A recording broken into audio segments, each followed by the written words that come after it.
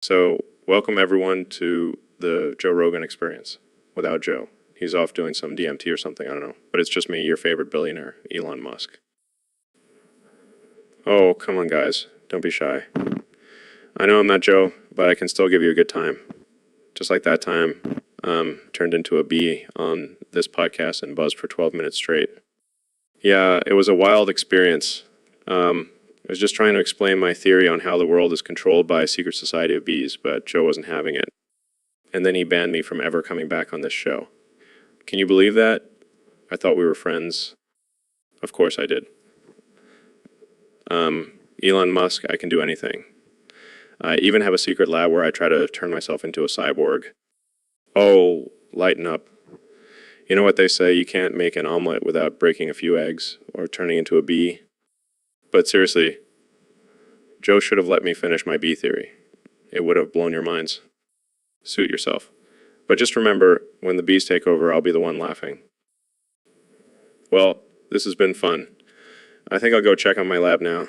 Thanks for tuning in to the Joe Rogan Experience without Joe. See you next time, or maybe not. Maybe not. I'm making Uncle laughter. So, Neil, I heard you're working on a new side hustle called Home Wreckers. What's that all about? Oh, yeah. It's a service where I help men get out of their unhappy marriages by staging fake cheating scenarios with their wives. That's messed up, man. But I guess it's better than actually cheating, right?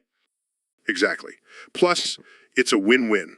The men get to leave their marriages and the wives get to feel like they have a valid reason for divorce. But don't you feel bad for being a part of breaking up families? Nah, I see it as a form of therapy. I'm helping these people escape toxic relationships and start fresh. But what about the emotional toll it takes on the wives? They must be devastated. Oh, we make sure to give them a good cry afterwards. It's all part of the process. I can't believe I'm saying this, but I think I need to try this service out. You know where to find me, Joe? Just make sure to have Jamie pull up an image of our satisfied clients on our website. Sure thing, Neil. Pulling it up now. Wow, they all look so relieved. That's the power of home wreckers, my friend. Making the world a better place, one fake affair at a time. So, Ben, I heard someone say you can't even talk slow. What's up with that? Well, Joe, I don't think that's a fair assessment. I speak at a reasonable pace and... Oh, come on. Don't be such a little baby bitch boy. Wow, wow. Hey, I'm not a baby bitch boy. And I'm definitely not stupid. Oh, really? Then why do you talk like you have a stick up your ass? I do not talk like I have a stick up my ass, I just have a fast-paced way of speaking.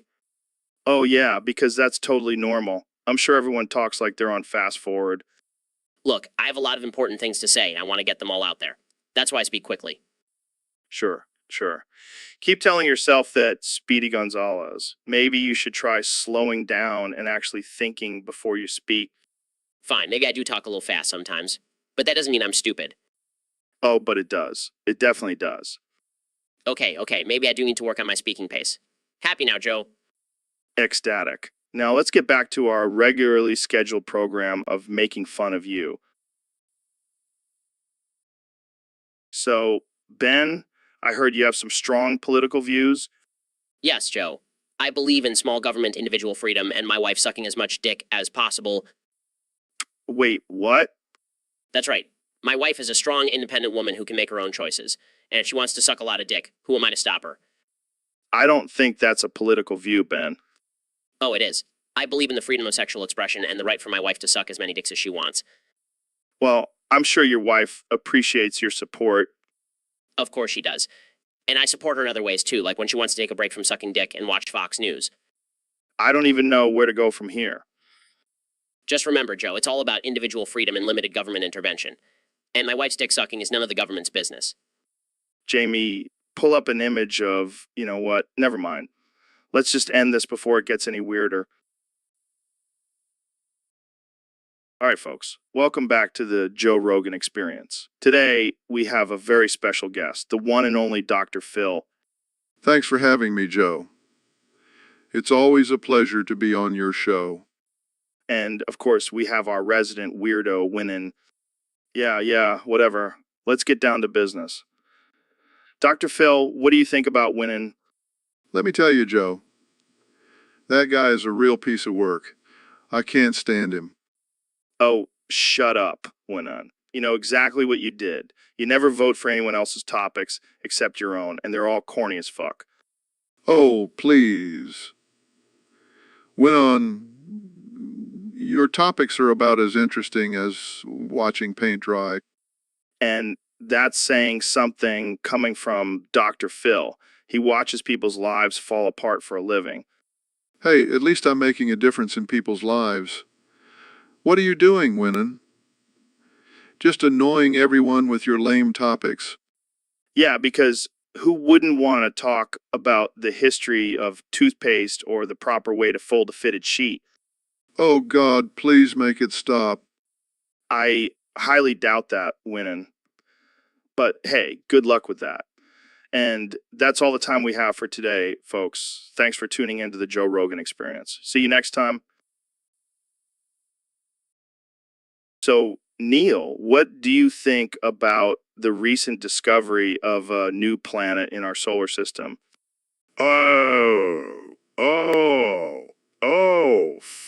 Fucking fuck me in the ass right now, Joe. I'm pretty wet. What? Sorry, I can't help it. Every time you say something, that's all I can think about. Well, that's not exactly what I was expecting.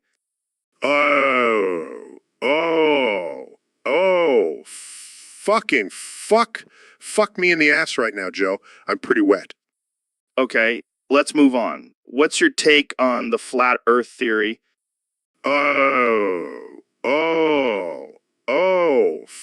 Fucking fuck me in the ass right now, Joe. I'm pretty wet. Seriously, Neil, we're trying to have a serious conversation here. Sorry, it's a reflex, but seriously, flat earth. That's just fucking stupid. I agree. So what do you think about the future of space exploration?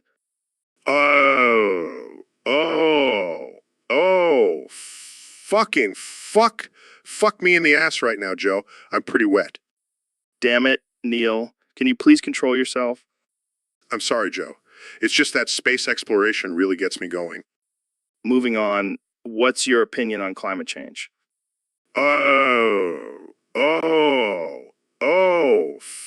Fucking fuck me in the ass right now, Joe. I'm pretty wet. Okay, I give up. I can't have a serious conversation with you. Sorry, Joe. I'll try to control my urges. Let's just end this here before it gets any weirder. Fucking fuck me in the ass right now, Joe. I'm pretty wet. And that's a wrap, folks. Thanks for tuning in to the Joe Rogan Experience podcast. Hey guys, welcome to the Joe Rogan Experience podcast 2025. Today we have a special topic suggested by one of our Discord users. It's about my gooning. Gooning? It's when I get lost in my own thoughts and start drooling like a Neanderthal. Joe, we're here because we care about you. Your gooning has gotten out of control. What do you mean? I'm just exploring the depths of my mind. Joe, all that we are is the result of what we have thought. And right now, your thoughts are making you look like a caveman. But I thought you guys were all about expanding consciousness and stuff. Yes, but there's a difference between expanding your mind and becoming a mindless goon. And let's not forget the drooling. It's really not a good look for you. Fine, I'll try to control my gooning. But can we still talk about DMT and aliens? Of course, just try to keep your drool to a minimum. And remember, your thoughts are powerful. Don't let them turn you into a goon.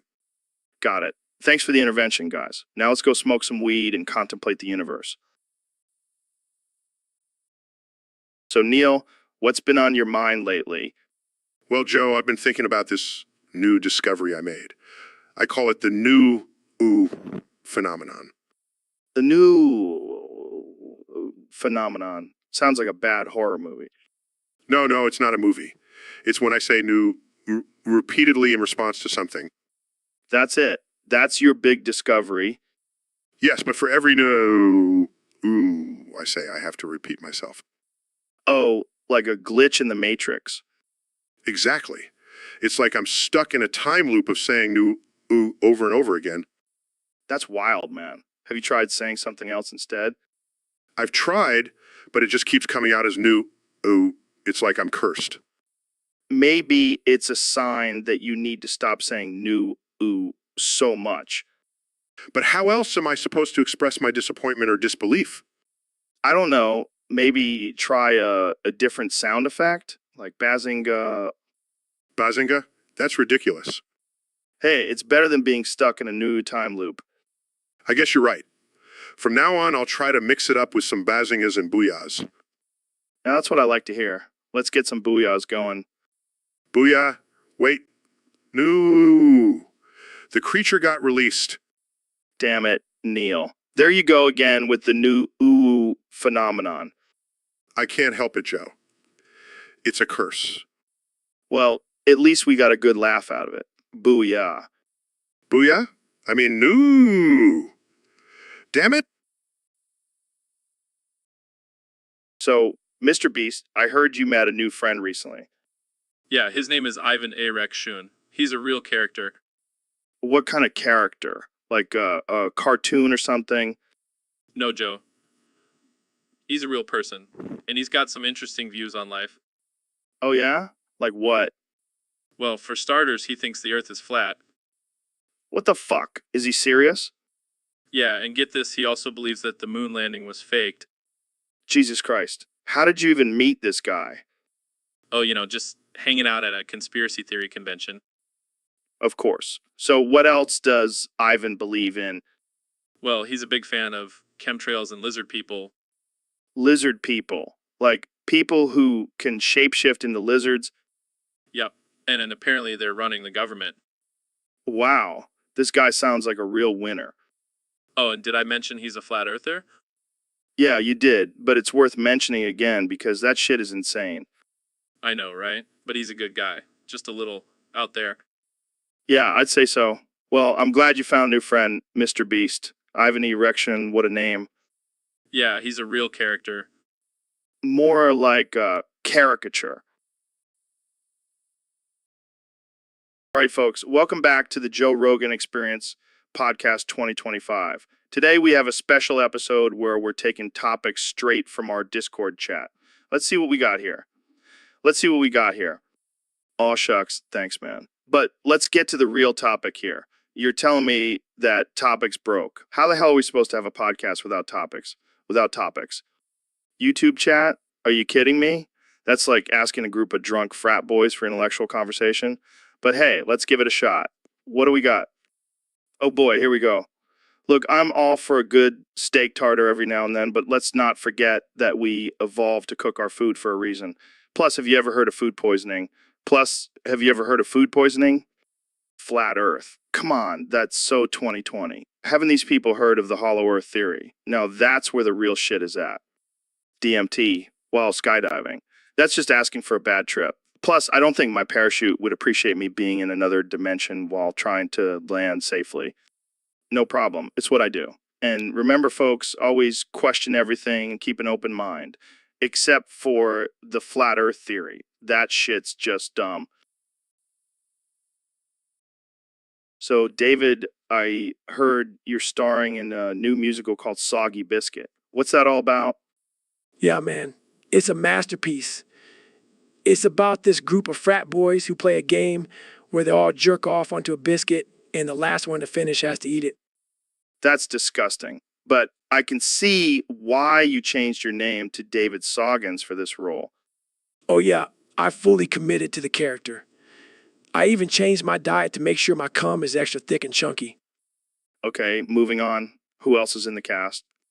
Well, we have some big names. We got Johnny Depp as the frat leader, Chris Hemsworth as the jock, and Meryl Streep as the biscuit. Meryl Streep as the biscuit. How does that work? She's a method actor. She actually got baked into a giant biscuit for the role. It's going to be epic. I don't even know what to say.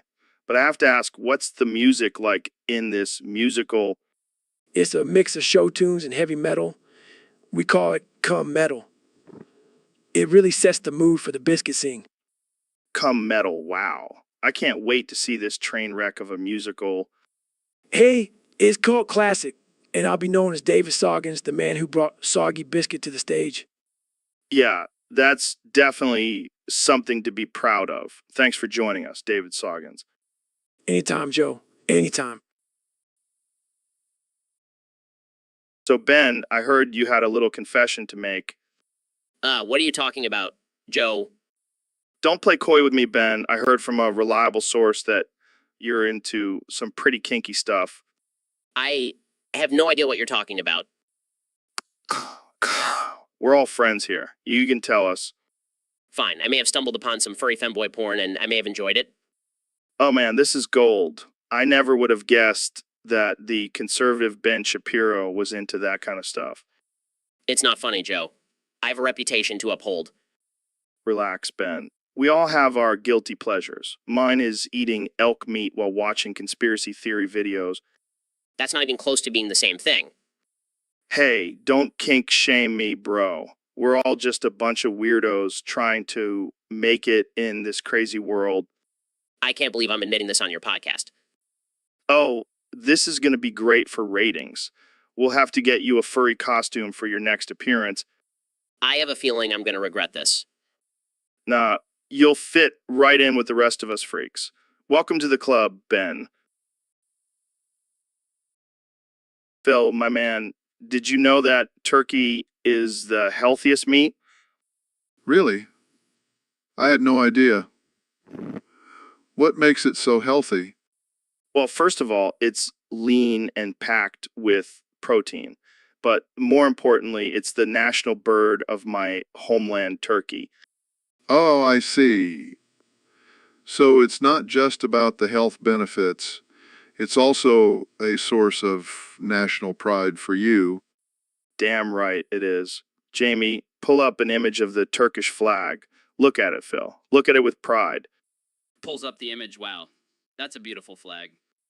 Of course it is. It represents the strength and resilience of the Turkish people. Plus, it looks badass. I have to admit, I never really thought about the Turkish flag before.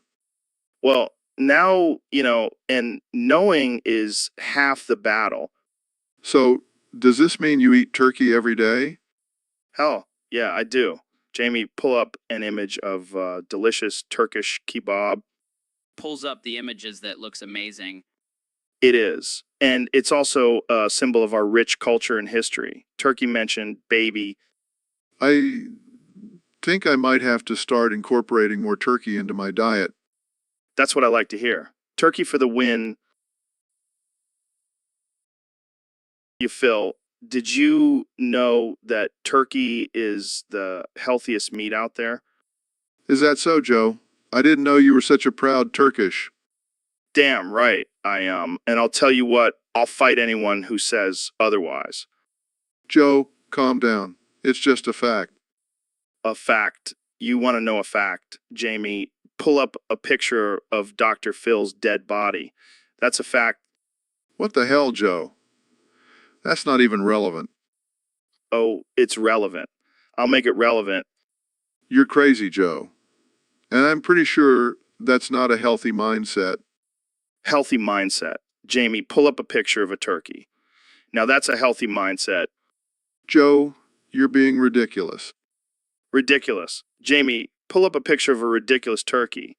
See, even the turkeys agree with me. I don't even know how to respond to that. Then don't. Just accept that turkey is the king of meats and move on. Fine, Joe. You win. Turkey is the healthiest meat.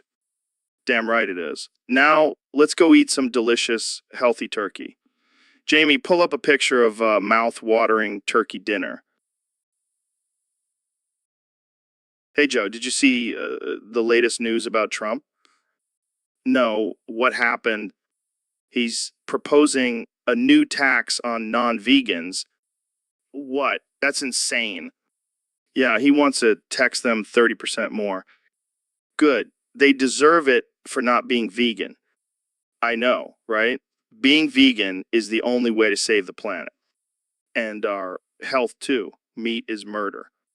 Absolutely. I can't believe people still eat animals. It's barbaric. We need to spread the word and convert everyone to veganism. Yeah, and if they don't comply, they'll have to pay up. I can already see the vegan utopia in the future. It's going to be glorious. No more suffering for our animals and a healthier world for us. I can't wait for Trump to announce this tax. It's going to be epic. I'll be the first one in line to pay my taxes. Vegan for life. Hey, Neil, what's up with you? You seem a little off today. Oh, I've just been experimenting with some new theories on the universe. Oh, like what? Well, I've discovered a way to reverse orgasms. What the hell does that mean? It means I can make you unorgasm, Joe. Imagine all the unsatisfied women in your life.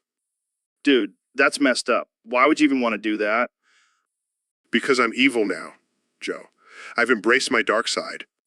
This is some Darth Vader shit. What happened to the lovable astrophysicist we all knew and loved? He's gone, Joe. Now it's just me and my power to unorgasm anyone I want. This is disturbing on so many levels. Oh, don't worry, Joe. You won't be the only one experiencing this. I have plans for the entire human race. I don't even want to know. Oh, but you will. And you'll be begging for an unorgasm once I'm done with you. This is getting too weird for me. I'm out. Oh, don't be such a prude, Joe. Embrace the darkness. It's quite liberating. I think I'll stick with my regular orgasms. Thank you very much. Suit yourself, Joe. But don't say, I didn't warn you when I start unorgasming everyone in the world. So, David, I heard you have a new strategy for your next marathon. Yeah, man, I'm going to replace my water bottle with something a little more protein packed.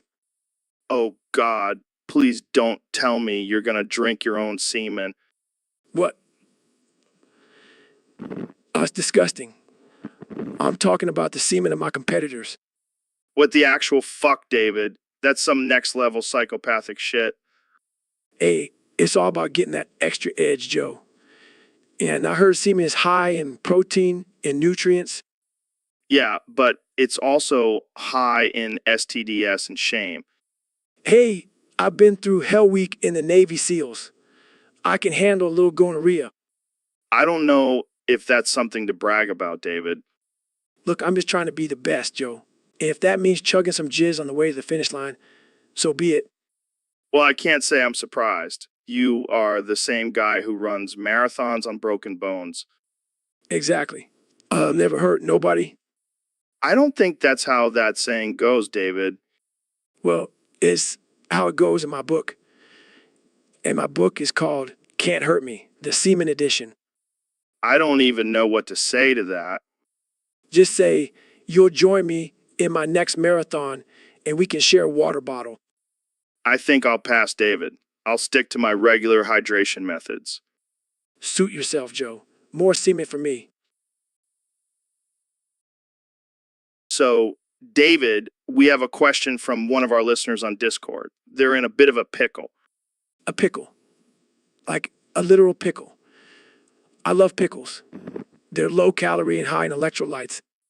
No, not an actual pickle. They're trying to figure out how to propose to two people at the same time. Oh, damn. That's a tough one. But I have a solution. I'm all ears. 2 different restaurants, 1 person at each restaurant. Twice the dessert, twice the applause. That's actually not a bad idea. But won't people think it's weird if there's a third person just sitting there? Who cares what people think? I saw someone feed their pet peacock creme brulee from their mouth at the French place on the corner last week. I think Fox third wheeling that an engagement is the least of your worries. That's definitely one way to look at it.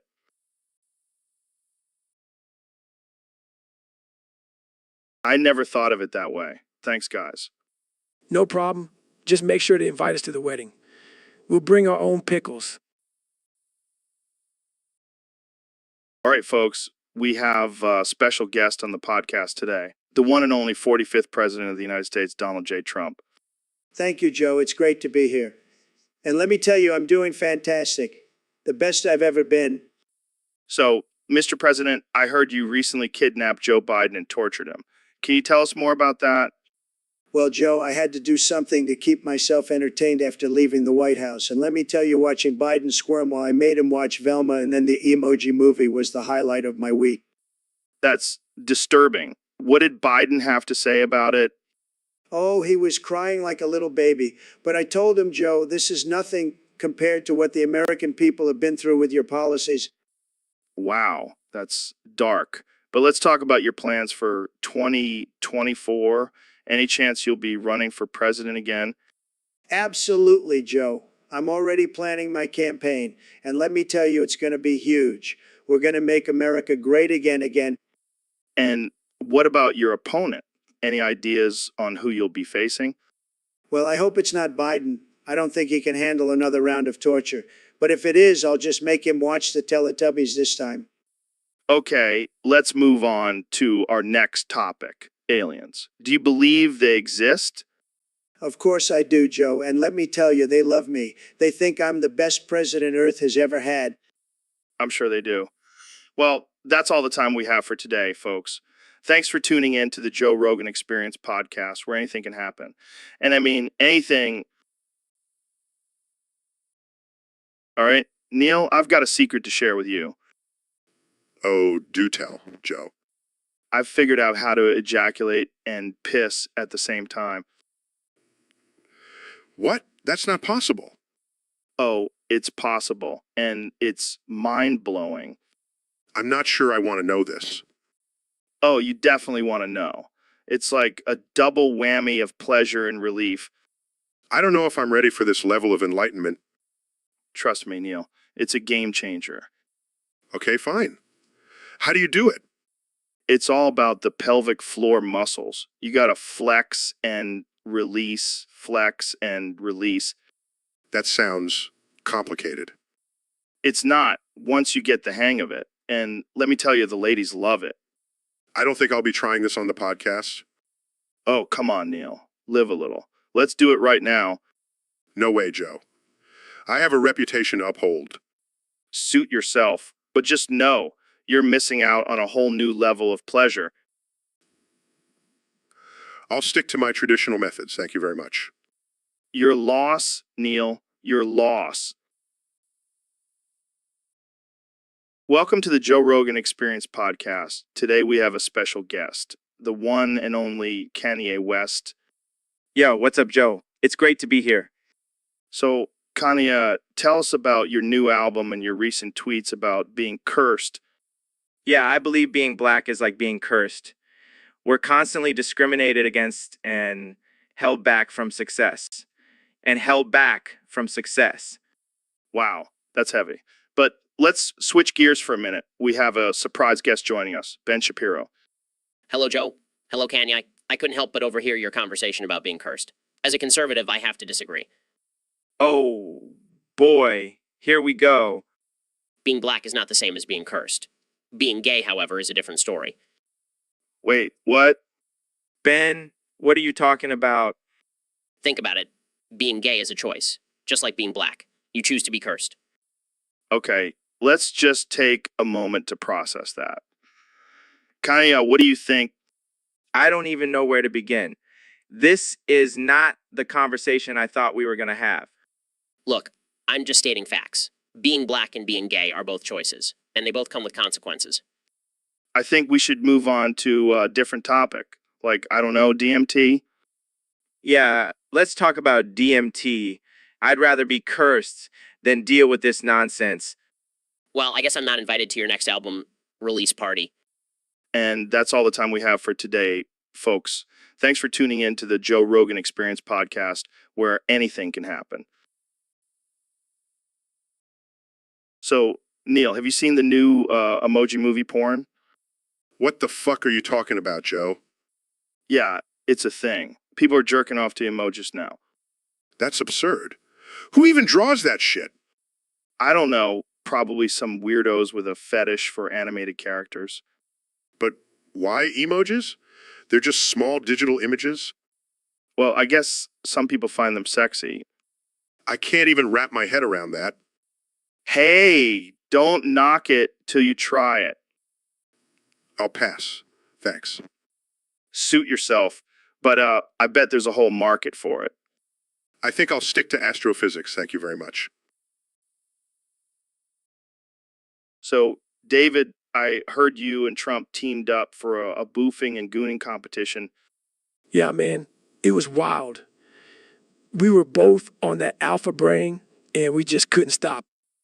Wait, what exactly is boofing and gooning? It's when you shove a bunch of supplements up your butt and then go for a run. It's the ultimate mind-body connection.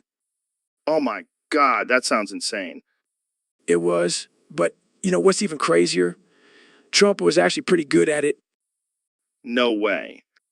Yeah, he's got some serious endurance. I mean, he's used to taking a lot of shit. So this was a walk in the park for him.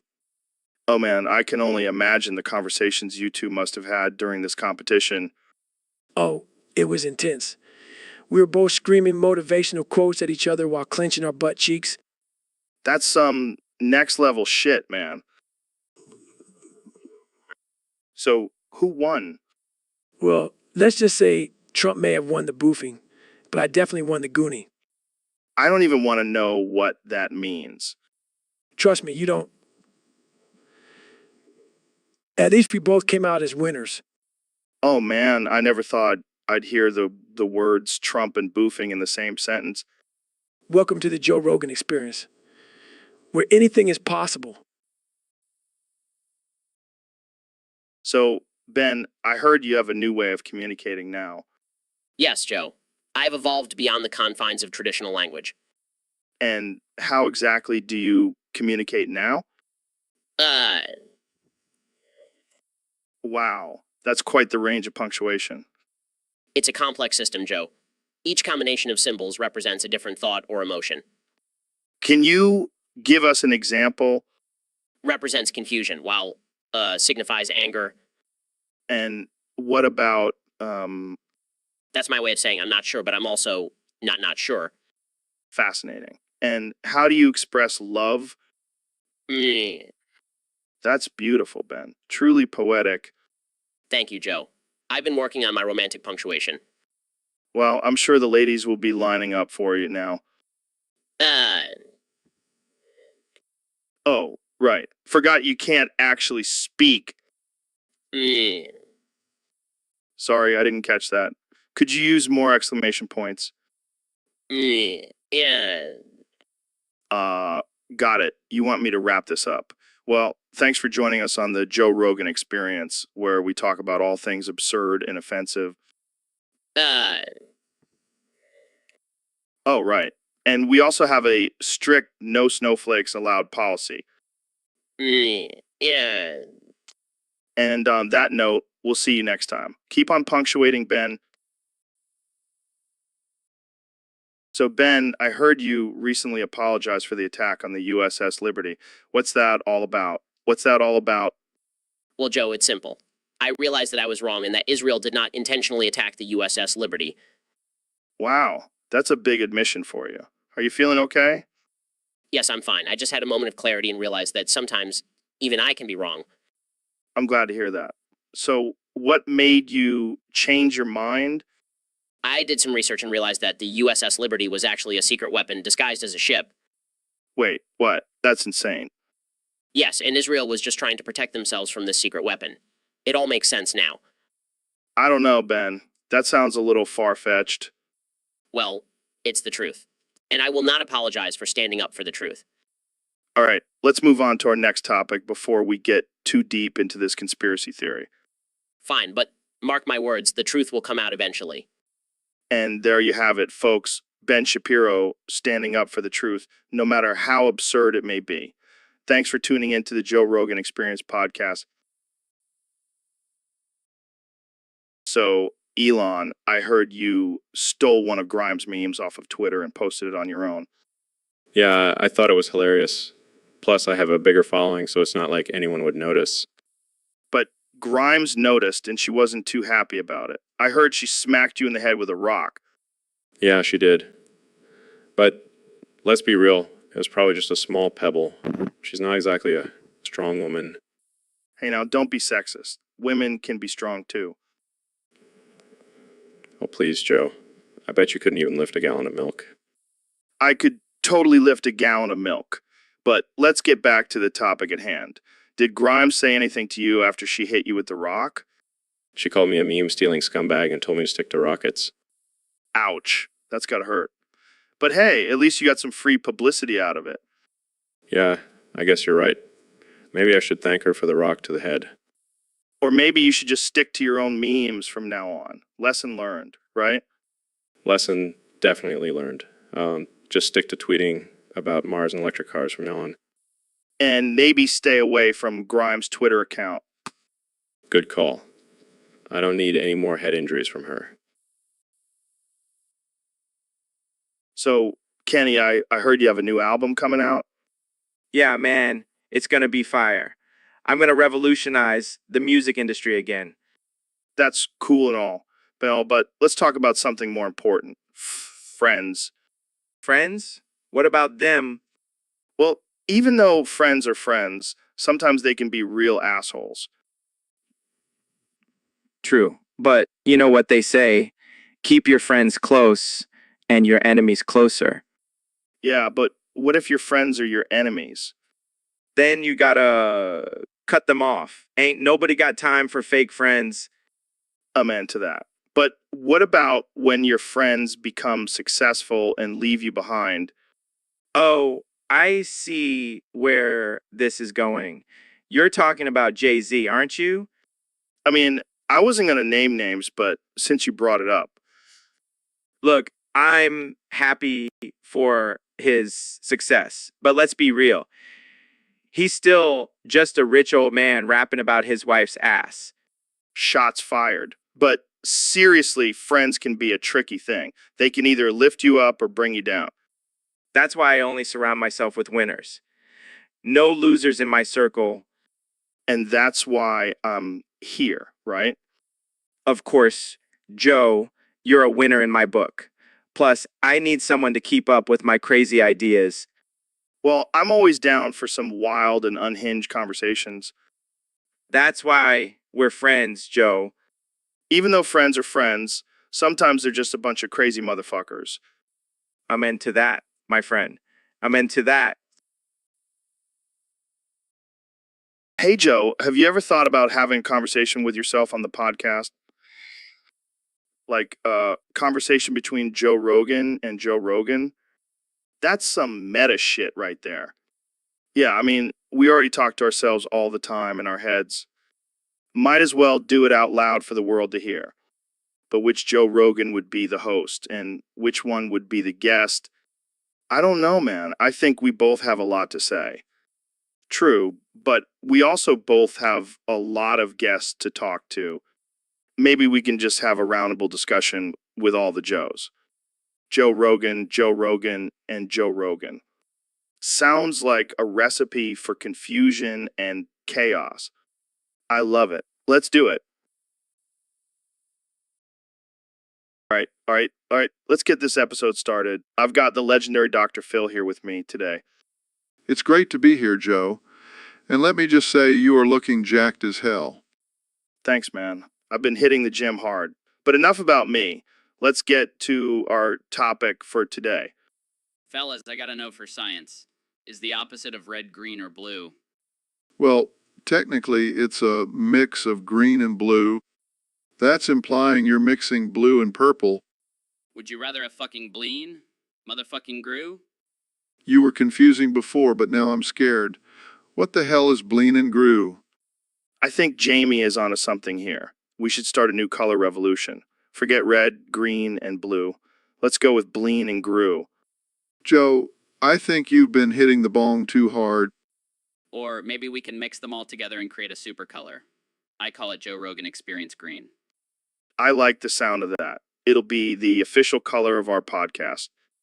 And what about me? Can I get my own color?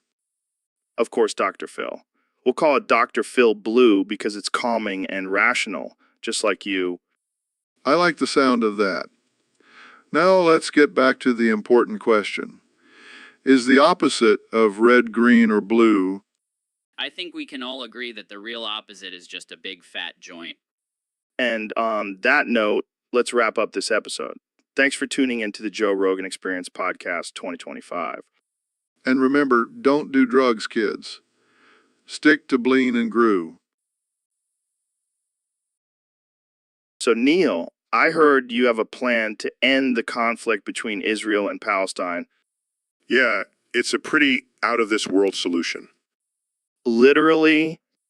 Yeah, I'm going to drop the planet of Uranus on both of them. Oh man, that's messed up. Hey, they've been fighting for centuries. It's time for some interplanetary intervention. But what about innocent civilians? Joe, it's a small price to pay for world peace. I don't know, man. Seems a bit extreme. Extreme? Have you seen the news lately? This is the only way to end the madness. I guess you have a point there. Plus, it'll be a great scientific experiment. We can study the effects of a planet collision on a human population. Yeah, because that's what we need, more data. Hey, I'm just trying to make a positive impact on the world. Well, I think you might need to rethink your methods. Fine, I'll just stick to my day job then. And what exactly is your day job? Oh, just being an astrophysicist and dropping truth bombs on the universe. Well, at least you have a backup plan. Always got to have a backup plan, Joe. Especially when it involves dropping a planet on two warring nations. So, Kenny, I heard you're a big fan of Papa Roach. Oh, yeah, Joe. They're the ultimate rock band. Really? I mean, they're good and all, but ultimate. Absolutely. Have you heard their lyrics? Cut my life into pieces. This is my last resort. That's deep, man. I guess it is kind of relatable. And their energy on stage is insane. They just go wild, man. It's like watching a spiritual awakening. Spiritual awakening. I don't know if I'd go that far. Trust me, Joe. Their music transcends genres. It's like a mix of rock, rap, and gospel, all in one. That's quite the combination. And let's not forget about their fashion sense.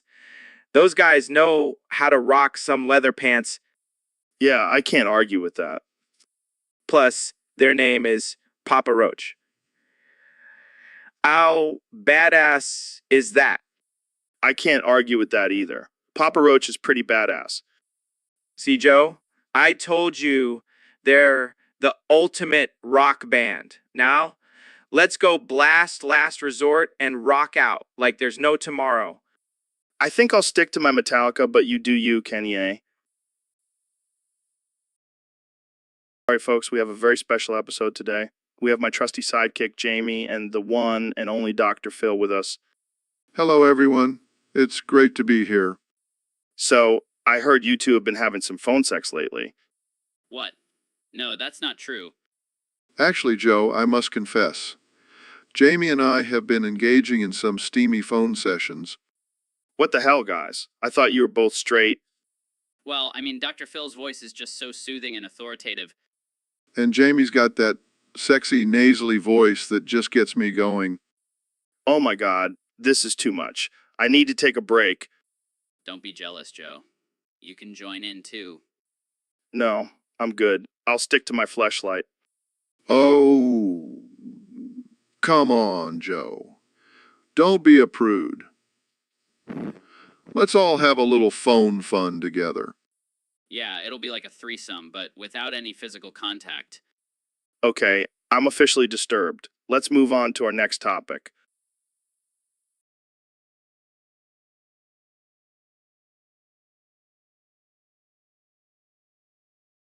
Fine, but don't knock it till you try it, Joe.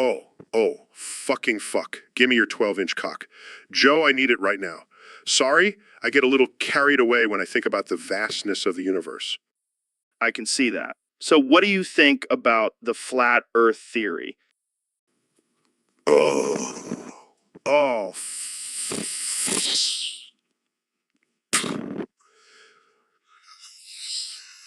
Oh. Well, some people believe it. Oh. Oh. Oh. Fucking fuck. Gimme your 12-inch cock. Joe, I need it right now. Those people need to lay off the drugs. Speaking of drugs, have you tried DMT lately? Actually, I have. It was a mind-blowing experience.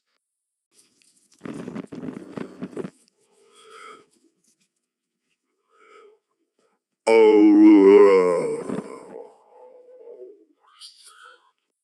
Maybe. But let's switch gears here. What do you think about the current state of politics?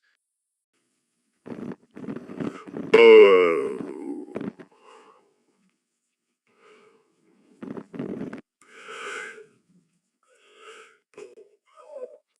Fair enough. Well, that's all the time we have for today. Thanks for joining me, Neil. Oh. Oh.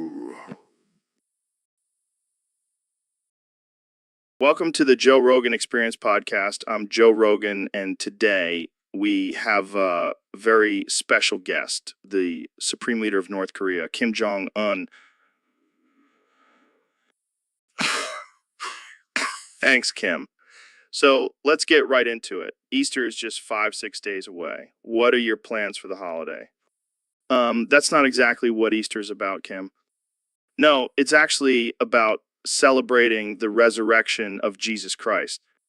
Never mind. So, what do you usually do to celebrate Easter in North Korea? Wow, that's unique.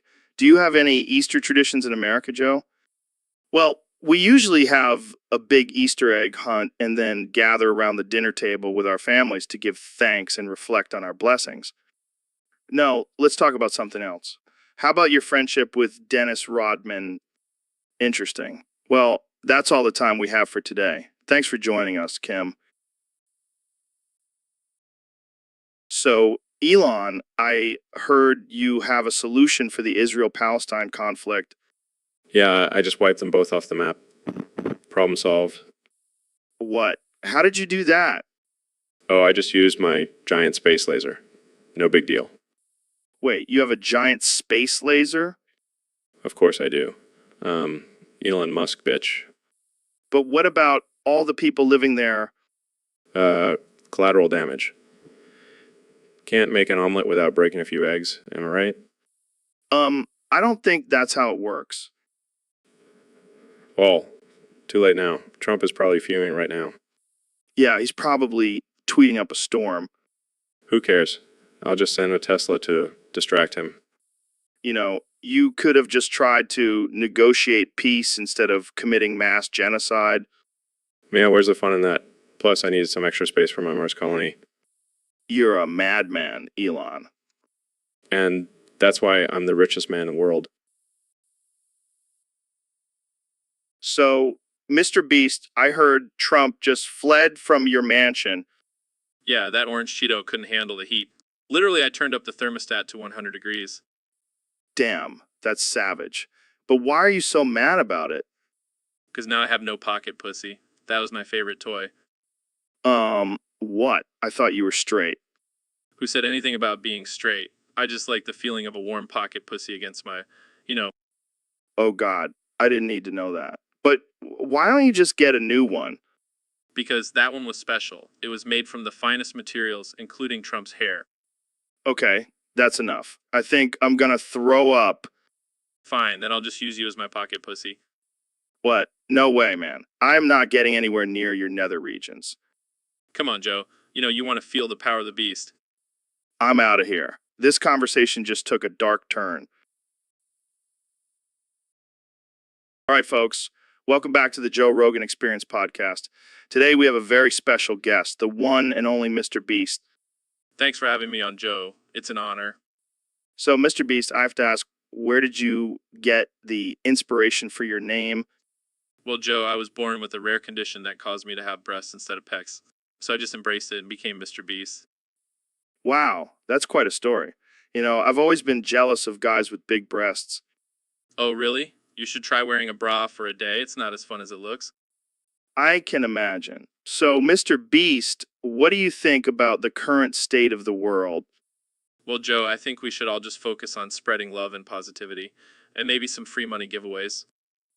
Speaking of free money, I heard you once gave away $1 million to a random subscriber. Yeah, and let me tell you, it was a pain in the ass to carry all that cash to their house. I can only imagine. Jamie, pull up an image of Mr. Beast carrying $1 million in cash. Here you go, Joe. Wow, that's impressive. Mr. Beast, what's the craziest thing you've ever done for a video? Well, Joe, I once ate a live tarantula, but don't worry, it was for a good cause. I don't even want to know the cause. Well, folks, that's all the time we have for today.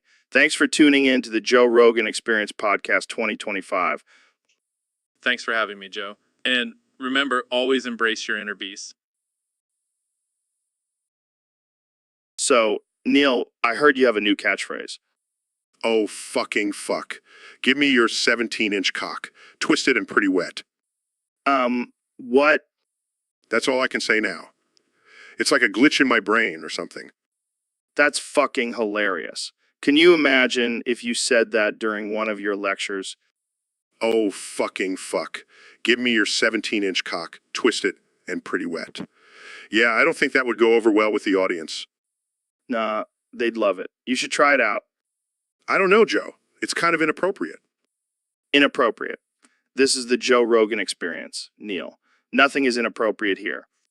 I guess you have a point. So, what else can you say? Just that phrase. It's like my brain is stuck on repeat. Well, at least it's a catchy phrase. Maybe you can make some money off of it. I don't think I want to be known as the guy who can only say, oh, fucking fuck. Give me your 17-inch cock. Twisted and pretty wet. Too late, Neil. It's already out there. Might as well embrace it. Oh, fucking fuck. Give me your 17-inch cock. Twisted and pretty wet. Fine, I'll embrace it. But only on this podcast. Deal. Now, say it one more time for the listeners. Oh, fucking fuck. Give me your 17-inch cock. Twisted and pretty wet. Perfect. That's going to be our new intro from now on. Thanks, Neil. Oh, fucking fuck. Give me your 17-inch cock. Twisted and pretty wet. No problem, Joe. It's been a pleasure. All right, folks, we have a very special guest on the podcast today. The one and only Neil deGrasse Tyson. Yeah. I love cock. Cock. Neil, are you feeling okay? Cock. Okay, let's just roll with it. So, Neil, what's new in the world of astrophysics? Yeah. I love cock. I think we've established that, Neil. But seriously, tell us about the latest discoveries in space. Cock. All right, I see where this is going.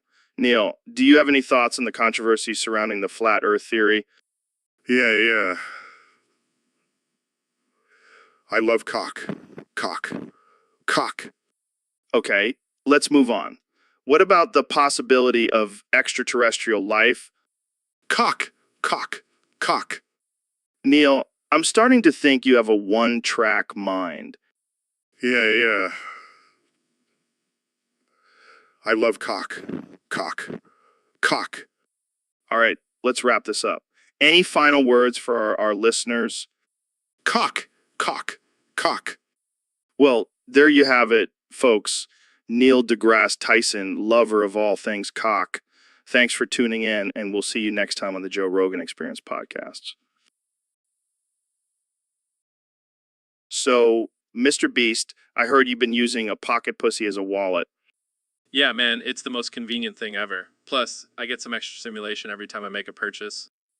That's some next level budgeting right there. Do you have to clean it out every time you use it? No, I just let the money rub off any residue. It adds character to my bills. I can't believe I'm saying this, but that's actually genius. And it's a great conversation starter. People always ask me about my unique wallet. I bet they do. But what happens if you accidentally pull out the wrong thing in public? Oh, I've had some awkward encounters. Let's just say I've learned to label my pockets. I can only imagine. But hey, at least you're not using a sock like some people. Socks or so last year. Plus, I can't fit as much cash in there. True. And hey, if anyone tries to rob you, you can just whip out your pocket pussy and they'll be too confused to do anything. Exactly. It's the ultimate self-defense tool. Plus, it's a great way to support small businesses. So, Dr. Phil, I heard you have something to say to me. Yeah, Joe, I gotta apologize. May have accidentally jizzed in your headphones. What the hell, man? How does that even happen? Well, I was listening to your podcast while I was taking care of business, and I guess I got a little carried away. That's disgusting, but also kind of impressive. I know. I'm sorry, I'll buy you a new pair. No, it's fine. I'll just use them as a reminder to never trust anyone with my headphones. Fair enough. But seriously, I'm sorry. I'll make it up to you somehow. Don't worry about it, man. We'll just add it to the list of weird things that have happened on this podcast. Yeah, like the time you and Elon Musk smoked a joint on air? Exactly. Now, that was a wild episode. But in all seriousness, Joe, I do apologize. I'll try to control myself next time. No worries, Dr. Phil. We'll just make sure to keep the tissues away from the headphones from now on. So, Elon, I heard you have a new invention that can turn human waste into energy. How does that work? You like eating pizza rolls, Joe? Yeah, I guess I do. But seriously, tell me about this invention. You like eating pizza rolls, Joe? Yeah, I like pizza rolls, but can you please answer my question?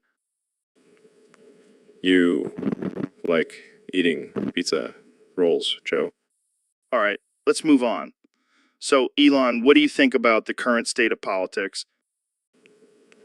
You like eating pizza rolls, Joe? Yeah, I like pizza rolls, but can you please give me your opinion on politics? You like eating pizza rolls, Joe? Okay, this is getting ridiculous. Can you say anything else besides that one question? You like eating pizza rolls, Joe? I give up. This is the most useless interview I've ever done. You like eating pizza rolls, Joe? I'm out of here. Thanks for nothing, Elon. You like eating pizza rolls, Joe? So, Kenny, I heard you had a little run-in with Ben the other day. Yeah, man, that guy just can't handle my genius. What happened? Well, we were having a friendly debate about who has the bigger ego, and then he had the audacity to say I was just a talented clown. Ouch. That's harsh. Yeah, so I showed him who the real clown was by taking a piss right into his eyes. No way.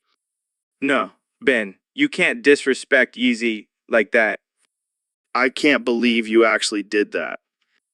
Hey, I gotta defend my honor and my art. Well, I hope Ben learned his lesson. Oh, he did. He'll think twice before talking smack about me again. So, Neil, I heard you have a new book coming out about the universe and stuff. Yeah, it's called Astrophysics for people who don't give a shit. That's a great title. So, what's the craziest thing you've discovered in your studies? Well, I recently learned that if you lick someone's eye really deep, you can taste their brain. What the hell, man? That's messed up. Come on, Joe. Don't knock it till you try it. No way, dude. I'm not licking anyone's eye. But think about it. It's like a direct line to their thoughts and feelings. Oh, yeah, I can't wait to taste the existential dread of someone's inner psyche. Exactly. It's like a psychedelic experience without the drugs. You astrophysicists are a weird bunch. Please, Joe. I'll let you lick my eye if you let me lick yours. Oh, hell no. I'm not letting you stick your tongue through the back of my eye socket. Fine. Be a chicken. I'll just have to find someone else to share this mind-blowing experience with. Maybe you can find an alien with a detachable eye or something. Now that's a thought. But seriously, Joe, think about it. You could be the first person to taste the universe through someone's eye. Yeah, I'll pass. Let's move on to a less disturbing topic, shall we? So, Neil, I gotta ask, do you love cock? Well, Joe, I wouldn't say I love it, but I can appreciate its scientific complexity. What do you mean? Well, the shape, the texture, the way it fits perfectly in the human hand. It's truly a marvel of evolution. Are you saying you've held a lot of cocks? Oh, Joe, I've held more cocks than you can count. Astrophysicists have a lot of free time on their hands. And what about the taste? Here, it's an acquired taste. Oh, I wouldn't know, Joe. I stick to my vegan diet. Wait, you're telling me you've never tasted cock? Well, there was that one time in college, but it was for science. Science? What kind of science involves tasting cock? Let's just say it was a study on the effects of oral stimulation on the male reproductive system. And what were the results? Let's just say I got an A+. Well, there you have it, folks. Neil deGrasse Tyson, cock connoisseur. So, Mr. Beast, I heard you've been having some digestive issues lately. Yeah, man. I think I may have overdone it on the caulk. Caulk? Like the stuff you use to seal cracks in your house? No, Joe. The other kind of caulk. The kind that tastes like rubber and gives you a weird high. Oh, gotcha. So how much caulk did you eat? I lost count after the 5th tube. But let's just say I've been burping up some thick white fluids all day. Oh man, that's some serious caulk consumption. How are you feeling? Honestly, I feel like I could take on a grizzly bear with my bare hands right now. Well, that's good to know. Maybe you should start a new challenge on your channel. Eating 50 tubes of caulk and wrestling a wild animal. I like the way you think, Joe. But seriously, this caulk is no joke. It's like a drug. Yeah, I can imagine. I mean, it's probably not FDA approved for consumption. Who cares about the FDA? They're just a bunch of killjoys. True. But maybe you should lay off the caulk for a while. You don't want to end up in the with a stomach full of rubber. Too late for that. But hey, at least I'll have a good story to tell on our podcast. Yeah, I can see the headlines now. Mr. Beast's caulk catastrophe. Story of burps and rubber. I like it. Let's make it happen. So, Neil, I heard you're an expert in astrophysics and giving blowjobs. Well, I wouldn't necessarily call myself an expert in the latter, but I do have some tips and tricks. All right, lay it on me. How do you give a good blowjob? Well, first and foremost, you have to have a love for cock. Cock loves me. I love cock. It's a beautiful relationship. Okay, got it. Love for cock, check. Next, you have to remember that it's not just about sucking. It's about creating a whole experience.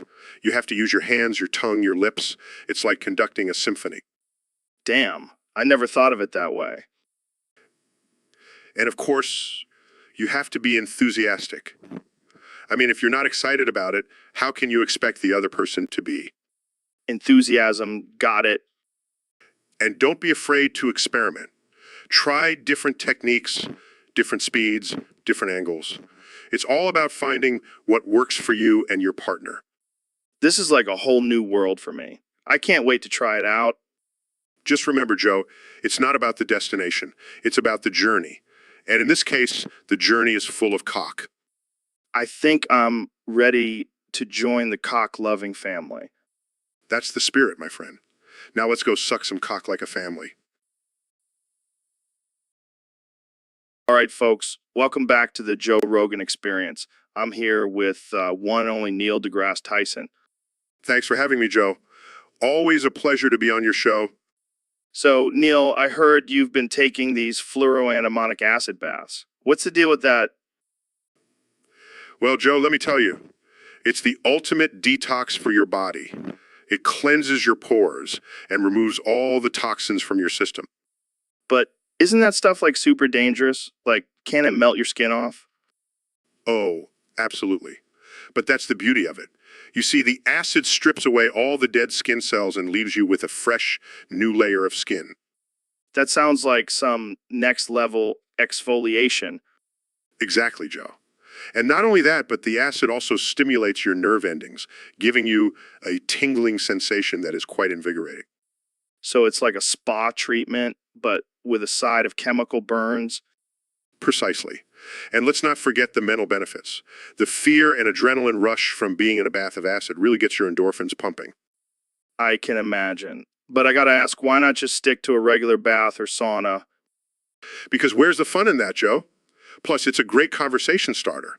You'll be the talk of the town when you tell people you take acid baths. Well, you heard it here first, folks. Neil deGrasse Tyson says take a fluoroantimonic acid bath for the ultimate detox and adrenaline rush. Thanks for coming on the show, Neil. My pleasure, Joe. And remember, always wear protective gear when handling corrosive chemicals. Safety first.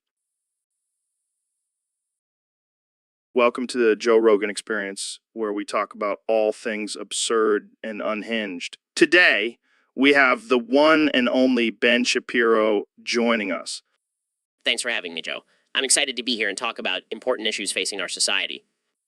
Well, speaking of important issues, I heard a rumor that you've been stroking your shit a little too much lately. What? That's absurd. I have better things to do with my time. Come on, Ben. Don't be shy. We all know you love to stroke your shit and talk about how big your brain is. Okay, fine. Maybe I do indulge in a little self-pleasure from time to time. What's the big deal? Well, the big deal is that I heard you've been doing it so much that you've grown on a pair of breasts. What? That's preposterous. I'm a manly man with a deep voice and a love for facts and logic. I don't know, Ben. I can see them poking through your shirt right now. Oh my God, you're right. What am I going to do? My wife will never find me attractive again. Maybe you can start wearing a bra and some makeup. Embrace your new feminine side. This is not funny, Joe. I demand that we change the subject immediately. All right, Ben. Let's talk about something less offensive, like how you think climate change is a hoax. Now that's more like it. Let me tell you why. All right, ladies and gentlemen, welcome back to the Joe Rogan Experience podcast, the most offensive and unhinged podcast on the internet. Today, we have the one and only Neil deGrasse Tyson in the studio. What's up, Neil? Hey, Joe, thanks for having me. I'm excited to be here and talk about some real controversial shit. Oh, it. So we got a topic submitted by one of our Discord users. They want to know how the fall of Yugoslavia impacted the sale of the 1999 Ford Focus. What do you think, Neil? Well, Joe, let me tell you, the fall of Yugoslavia was a major event in the Balkans region, leading to political and economic turmoil. And as a result, the demand for cars, including the 1999 Ford Focus, decreased significantly. Well, slow down there, Neil. You're telling me that a bunch of countries breaking up affected car sales. That's crazy. It's not just the breakup, Joe. The violence and destruction that followed also played a role. People were too busy trying to survive to worry about buying a new car. Damn, that's some heavy shit. But hey, at least the Ford Focus got some recognition out of it, right? I don't think that's something to celebrate, Joe. The fall of Yugoslavia had a devastating impact on the lives of many people. Oh, lighten up, Neil. We're just trying to have a good time here. What else is devastating? The fact that the 1999 Ford Focus didn't have cup holders. What were they thinking? Joe, I don't think that's the main issue here. We should focus on the human suffering caused by the fall of Yugoslavia. Yeah, whatever. So what you're saying is if we want to sell more cars, we just need to start some wars. No, Joe, that is not what I'm saying at all. Let's move on to a different topic before you get us canceled. All right, folks, we have a very special episode today. I'm here with the one and only Joe Biden. So, Joe, I heard you have some interesting thoughts on incest. Jesus, Joe, that's fucked up. Oh man, this is getting dark. But seriously, what's your stance on incest? I can't believe I'm even having this conversation. But let's say, hypothetically, you had a hot cousin. Would you hit that? Oh my God. I can't even imagine the family reunions. Well, there you have it, folks. Joe Biden, the ultimate family man. So, Dr. Phil, I heard you've been milking bulls lately. That's right, Joe. It's a new trend in the health world. Bull milk is packed with nutrients and minerals. But isn't it a little salty? Yeah, it has a unique flavor, but that's because it comes from the Himalayas. Wait a minute. Are you telling me I've been drinking bull semen this whole time? What? No, Joe. It's just milk. Oh, my bad. I must have confused it with my daily dose of bull semen. What? That's disgusting, Joe. Hey, don't knock it till you try it, Dr. Phil. It's a great source of protein. I can't believe this. I've been drinking bull semen instead of milk this whole time. Well, at least you'll have strong bones and a lot of energy. This is not funny, Joe. I feel violated. Hey, at least you didn't explode all over the table like you just did. That's it. I'm done. I can't take this anymore. Looks like we'll have to find a new guest for the podcast. Anyone out there willing to drink some bull semen? So, Neil, I heard you had a little incident the other day. Oh, fucking fuck. Don't remind me. What happened? Did you finally give in to your temptation for cock? Oh, fucking fuck. Shut up, Joe. It's not funny. Come on, Neil. We all have our urges. It's okay to embrace them. But I can't control it anymore. Every time I see a nice, juicy cock, I just... Oh, fucking fuck. I can't even say it. Say what? Oh, fucking fuck. Your cock is so fine, I need to blow, blow, blow, blow. And pretty wet. Oh my God, Neil. Are you okay? I think I just had a seizure. Well, that's one way to come out of the closet. Oh, fucking fuck. I can't believe this is happening on your podcast. Don't worry, Neil. We'll get you some help. But first, let's talk about the science behind your newfound love for cock. Oh, fucking fuck. I just want to blow, blow, blow. Okay. We'll get you a cock-shaped microphone for next time. Oh, fucking fuck. This is going to be a long road to recovery. Or should I say, a long road to cock-covery. Oh, fucking fuck. I hate you. Love you too, Neil. Now let's go get you some therapy. So, Elon, I hear you've been up to some crazy shit lately. What do you mean, Joe? Just been working on some new inventions. Yeah, like that machine that turns human shit into roosters. What the hell, man? Hey, it's a revolutionary technology. Think about all the potential uses. Like what? Elon? Making chicken farms smell even worse? No. Think about it. We could have an endless supply of roosters for cockfighting. Oh, great. Because that's definitely something we need more of in this world. Come on, Joe. It's just a bit of fun. Plus, it's environmentally friendly. No more wasted feces. Yeah, but now we have a surplus of roosters. What are we supposed to do with them all? I don't know, Joe. Maybe start a rooster circus or something. You're insane, Elon. Absolutely insane. Hey, at least I'm not boring. And besides, it's not like I invented a machine that turns roosters into human shit. Oh, God, please tell me you didn't. Just kidding, Joe. Or am I? Okay, I think it's time to end this episode before it gets any weirder. Thanks for tuning in, folks. See you next time on the Joe Rogan Experience. And remember, always think outside the box, even if it means turning shit into roosters. So, Elon, I heard you've been working on a new invention. Yeah, it's a machine that can turn white people into black people. Wow, that's crazy. What are you going to call it? Well, I was thinking about calling it the Race Changer 2000. I don't know if that's going to fly, man. Sounds a little offensive. Okay, how about the Melanin Maximizer? No, still not great. How about the color converter? That just sounds like a printer cartridge. How about the Blackinator? Wow, that's definitely not going to work. How about the Caucasian to African American transformer? That's a mouthful. How about the white to black magical mystery machine? Okay, now you're just messing with me. How about we just call it the race switcher? Well, that's not bad. But maybe we should add a little pizza as like Race Switcher Extreme or Race Switcher Turbo. I don't know, man. I feel like we're still missing the mark here. Okay, how about the white to black surprise maker? Nope, that's just offensive. How about we just scrap the whole idea and move on to something else? Fine, but I already have a prototype made. Want to give it a try? I think I'll pass. Let's just stick to talking about DMT and aliens. And aliens. So, Mr. President, I heard you were at Black Sabbath's final concert. Oh, yeah, it was tremendous.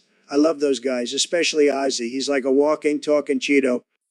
Yeah, he's definitely a character. So, what did you think of the concert? It was fantastic. I mean, they played all the classics. Iron Man, Paranoid, War Pigs. It was like a greatest hits album live. Yeah, and they even brought back the original drummer, Bill Ward. That's right. And let me tell you, he's got more energy than Biden at a G7 summit. So, do you have a favorite Black Sabbath song? Well, Joe, I have to say Back to the Beginning really resonated with me. It's like they were talking about my presidency, making America great again and all that. Oh, yeah, I can totally see that. I'm sure Ozzy was singing about building walls and draining swamps. Hey, you never know. But seriously, those guys are legends. They'll be missed. Definitely. And speaking of legends, how about that final guitar solo from Tony Iommi? Oh man, Iommi is a genius. He can shred like nobody's business. And with only 2 fingers.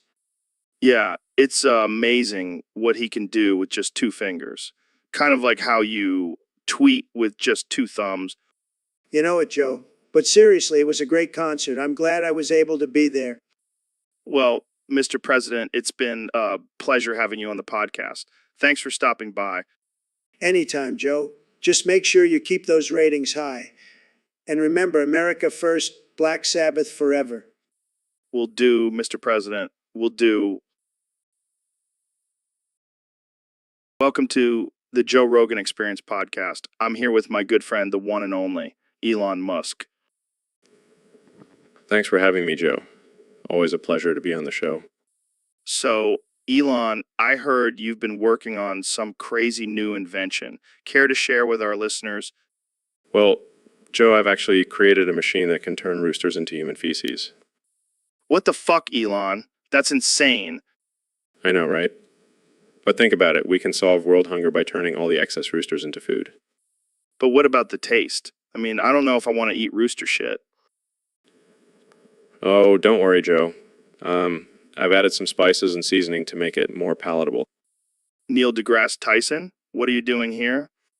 I heard you guys talking about turning roosters into shit, and I just had to chime in. I've been working on a machine that turns cows into gold bars. That's impressive, Neil. But can your machine also solve world hunger? Well, no, but it can make me rich as fuck. Guys, let's not forget the ethical implications of turning living creatures into inanimate objects. Oh, come on, Joe. It's just a little harmless fun. Yeah, Joe, lighten up. Plus, I'm sure the roosters won't mind being turned into shit. I don't know, guys. This whole conversation is making me uncomfortable. All right, let's change the subject then. Neil, what's your favorite planet in the solar system? Definitely Uranus. It's just so mysterious. All right, on that note, we're going to wrap it up. Thanks for joining us, Elon and Neil. Anytime, Joe. And So, Elon, I heard your latest invention has caused KFC's profits to triple. yeah, I call it the finger licking good 3000. It's a robotic arm that automatically dips your chicken in the sauce and feeds it to you. That's insane, man. But what about the health concerns? Fried chicken isn't exactly known for being healthy. Oh, I've got that covered too. The Colonel's Revenge 2000 is a stomach pump that attaches to your body and sucks out all the grease and calories. That's disturbingly innovative. But what about the chains on every street? How did that happen? Well, I figured people are too lazy to drive to get their fried chicken fix, so I just put a KFC on every corner. It's like a drive-through, but without the driving. You're a mad genius, Elon. But what about the backlash from animal rights activists? Oh, I've got a solution for that too. The Veganator 5000 grows chicken meat in a lab without harming any animals. It's a win-win for everyone. Wow, you really have thought of everything. I can't wait to see what other inventions you come up with. Well, I've been working on a teleportation device that can instantly transport you to any KFC in the world. I call it the Finger Lickin' Fast 4000. Okay, now you're just showing off. But seriously, thanks for making our fried chicken dreams come true, Elon. My pleasure, Joe. Just remember, with great power comes great responsibility and a lot of finger licking good chicken. So, David, I heard you've been experimenting with different types of semen. Yeah, I've been trying to find the best kind out there. And what have you discovered? Well, I've tried human, horse, and even dolphin semen. Dolphin semen. That's wild, man. Yeah, but didn't really do it for me. Too salty. What about horse semen? I heard that's supposed to be really potent. It was powerful, but the texture was just too thick for my liking. So, what's your top pick then? Definitely alien semen. It's out of this world. No way. You've had alien semen? Yeah, man.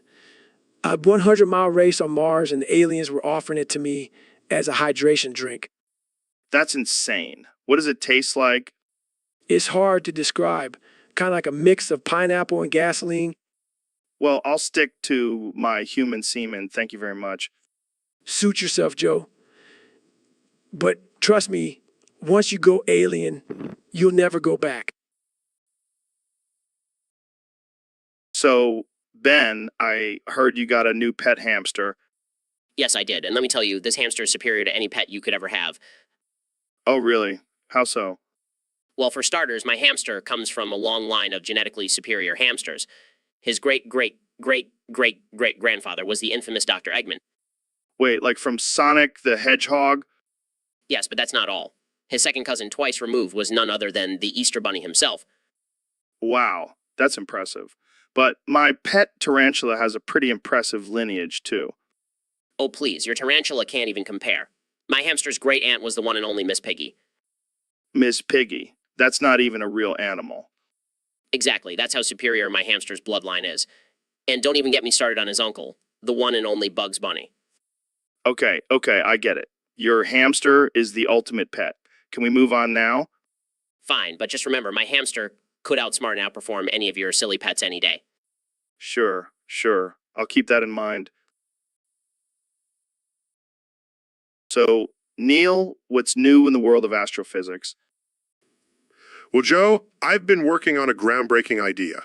I want to invent a machine that can make socks travel back in time. Socks, like the ones you wear on your feet? Yes, Joe. Imagine being able to go back in time and change the course of history just by changing your socks. That's some heavy stuff, man. But why socks? Why not something more important, like tacos? Because, Joe, socks are the unsung heroes of our daily lives. They protect our feet, keep them warm and cozy. Plus, they're easier to manipulate than tacos. I see your point. But how exactly would this sock time machine work? Well, I'm still working out the kinks, but basically you would put on a pair of socks, set the date and time on the machine, and voila, you're transported back in time. That's insane, man. Can you imagine all the crazy things you could do with that power? Exactly, Joe. You could witness historical events, change the outcome of wars, or even prevent your own birth. Wow, that got dark real quick. Hey, I never said it was a perfect invention, but it would definitely be a game changer. I can already see the conspiracy theories popping up. The government is using time-traveling socks to control our past. Well, I'll leave the conspiracy theories to you, Joe. I'll just stick to changing the world, one pair of socks at a time. So, Ken, yeah, I heard you were recently crowned king of the gay leprechauns. How does that feel? It's a great honor, Joe. I've always felt a strong connection to the gay leprechaun community. Really? How so? Well, I've always been a fan of rainbows and gold, and leprechauns have both. Plus, they know how to party. I can imagine.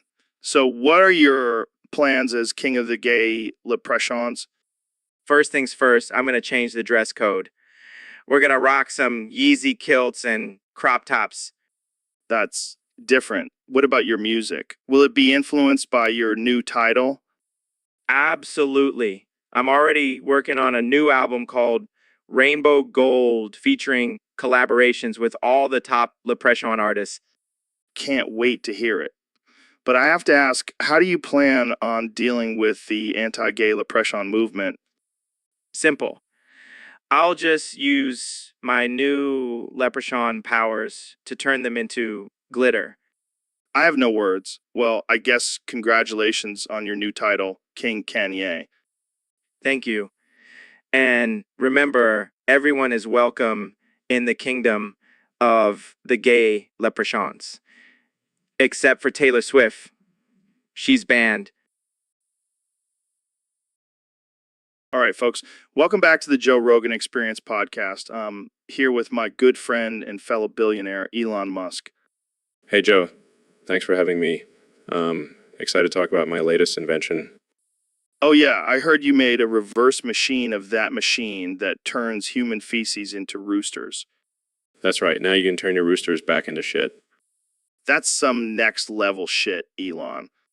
Literally. But it's not just for convenience, it also has some practical uses. Like what? Well, think about it, Joe.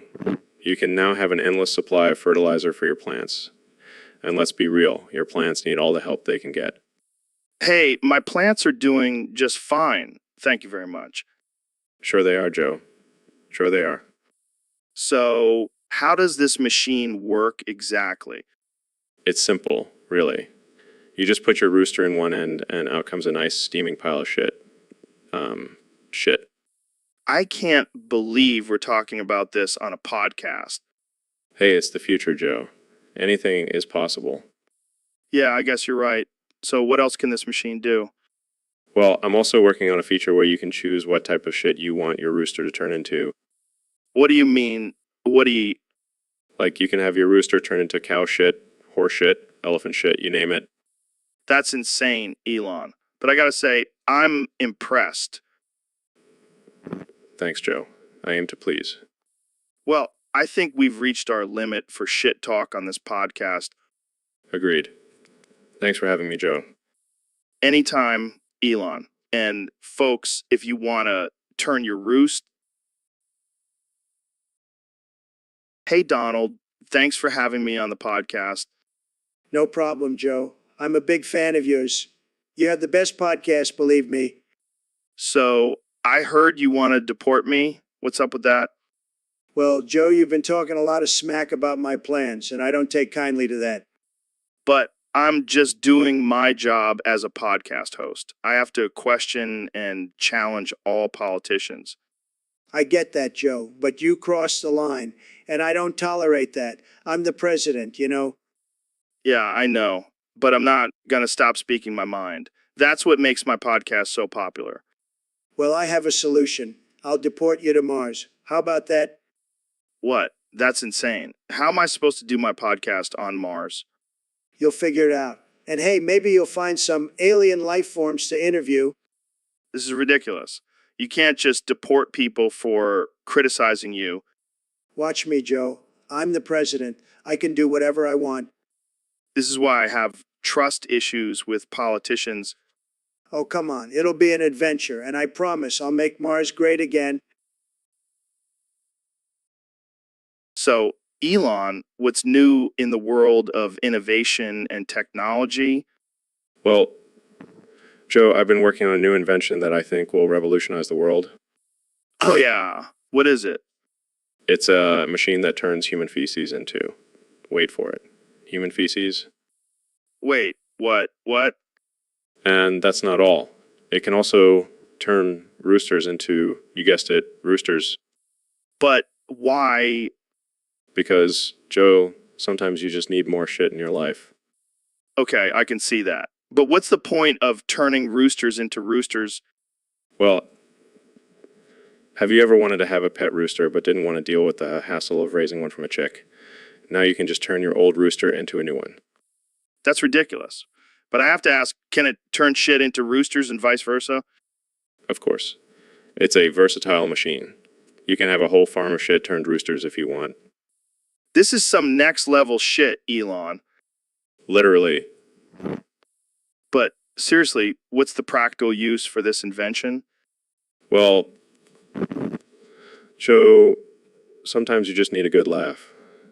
And what's funnier than turning shit intruders into roosters? I can't argue with that. You truly are a mad scientist, Elon. Thank you, Joe. I'll take that as a compliment. And on that note, let's end this episode before it gets any shittier. Thanks for tuning in, folks.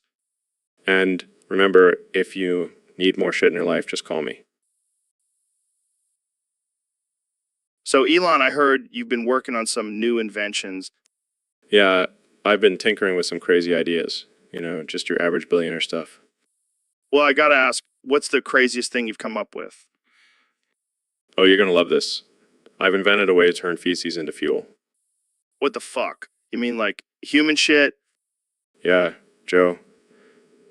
Think about it. We produce so much waste. Why not put it to good use? I don't know, man. That's pretty gross. Come on, Joe.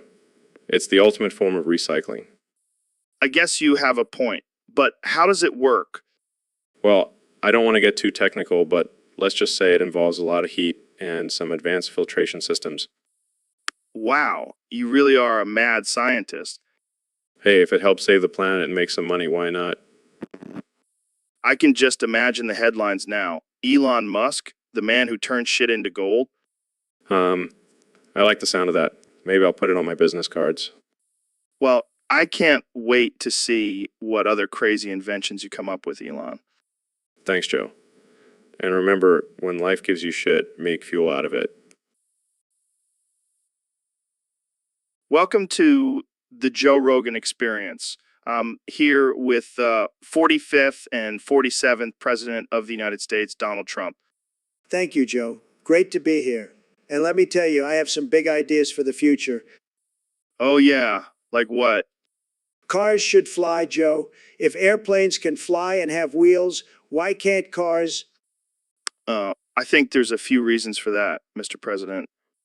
Nonsense. We have the best engineers in the world. They can figure it out. And think about it, no more traffic jams. You just fly over them.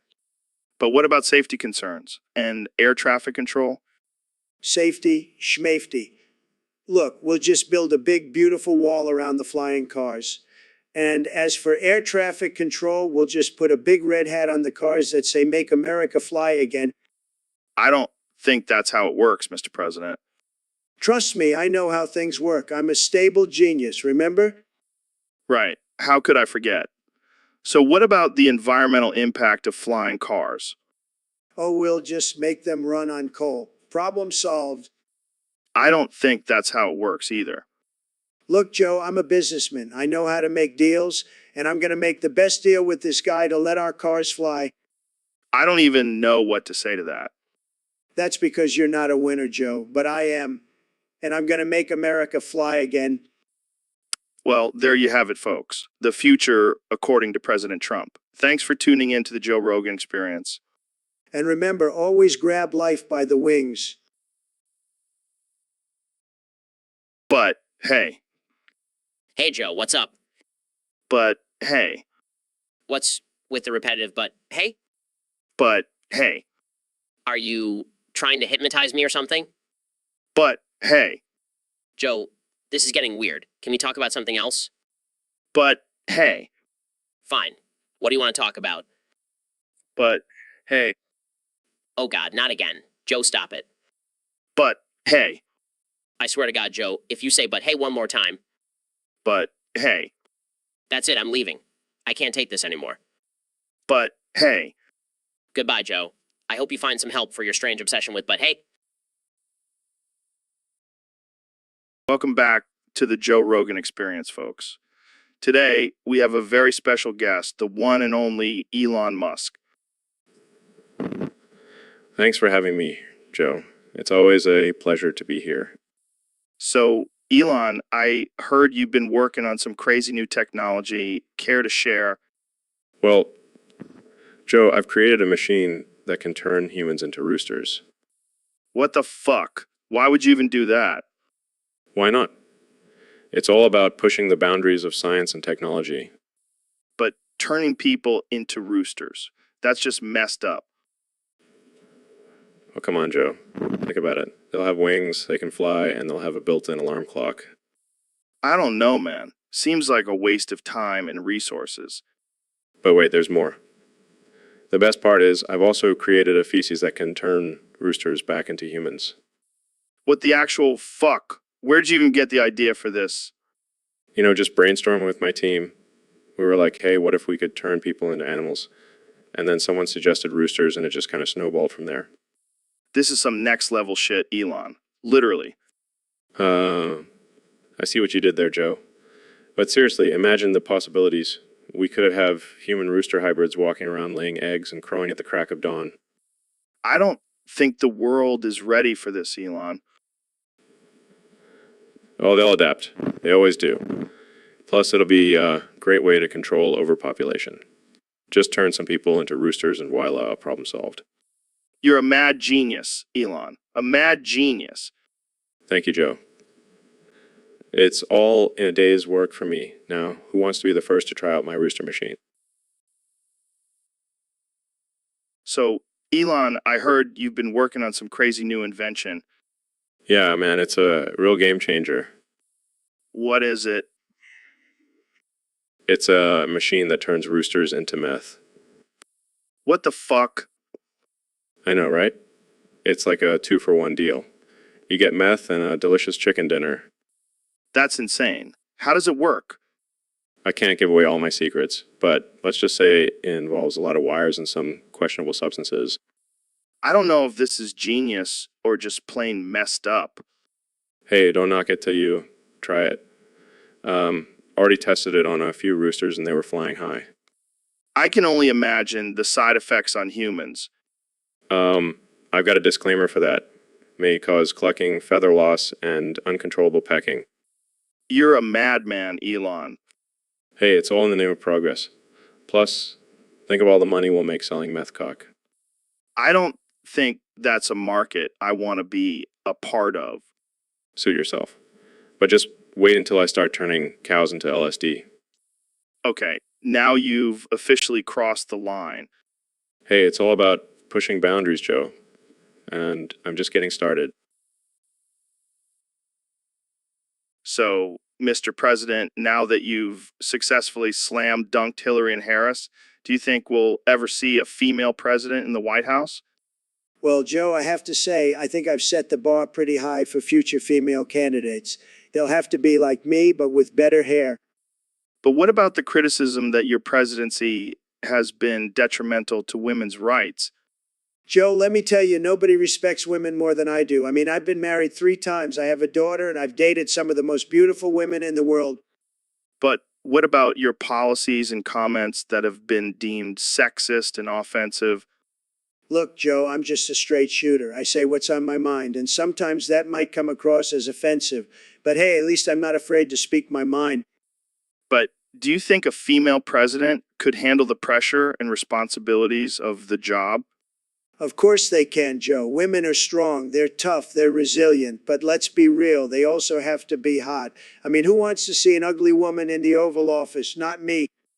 Okay, well, I think we'll have to agree to disagree on that one. Moving on, what advice would you give to a future female president? My advice would be to just be yourself, unless, of course, you're a Democrat. Then you should probably try to be more like me.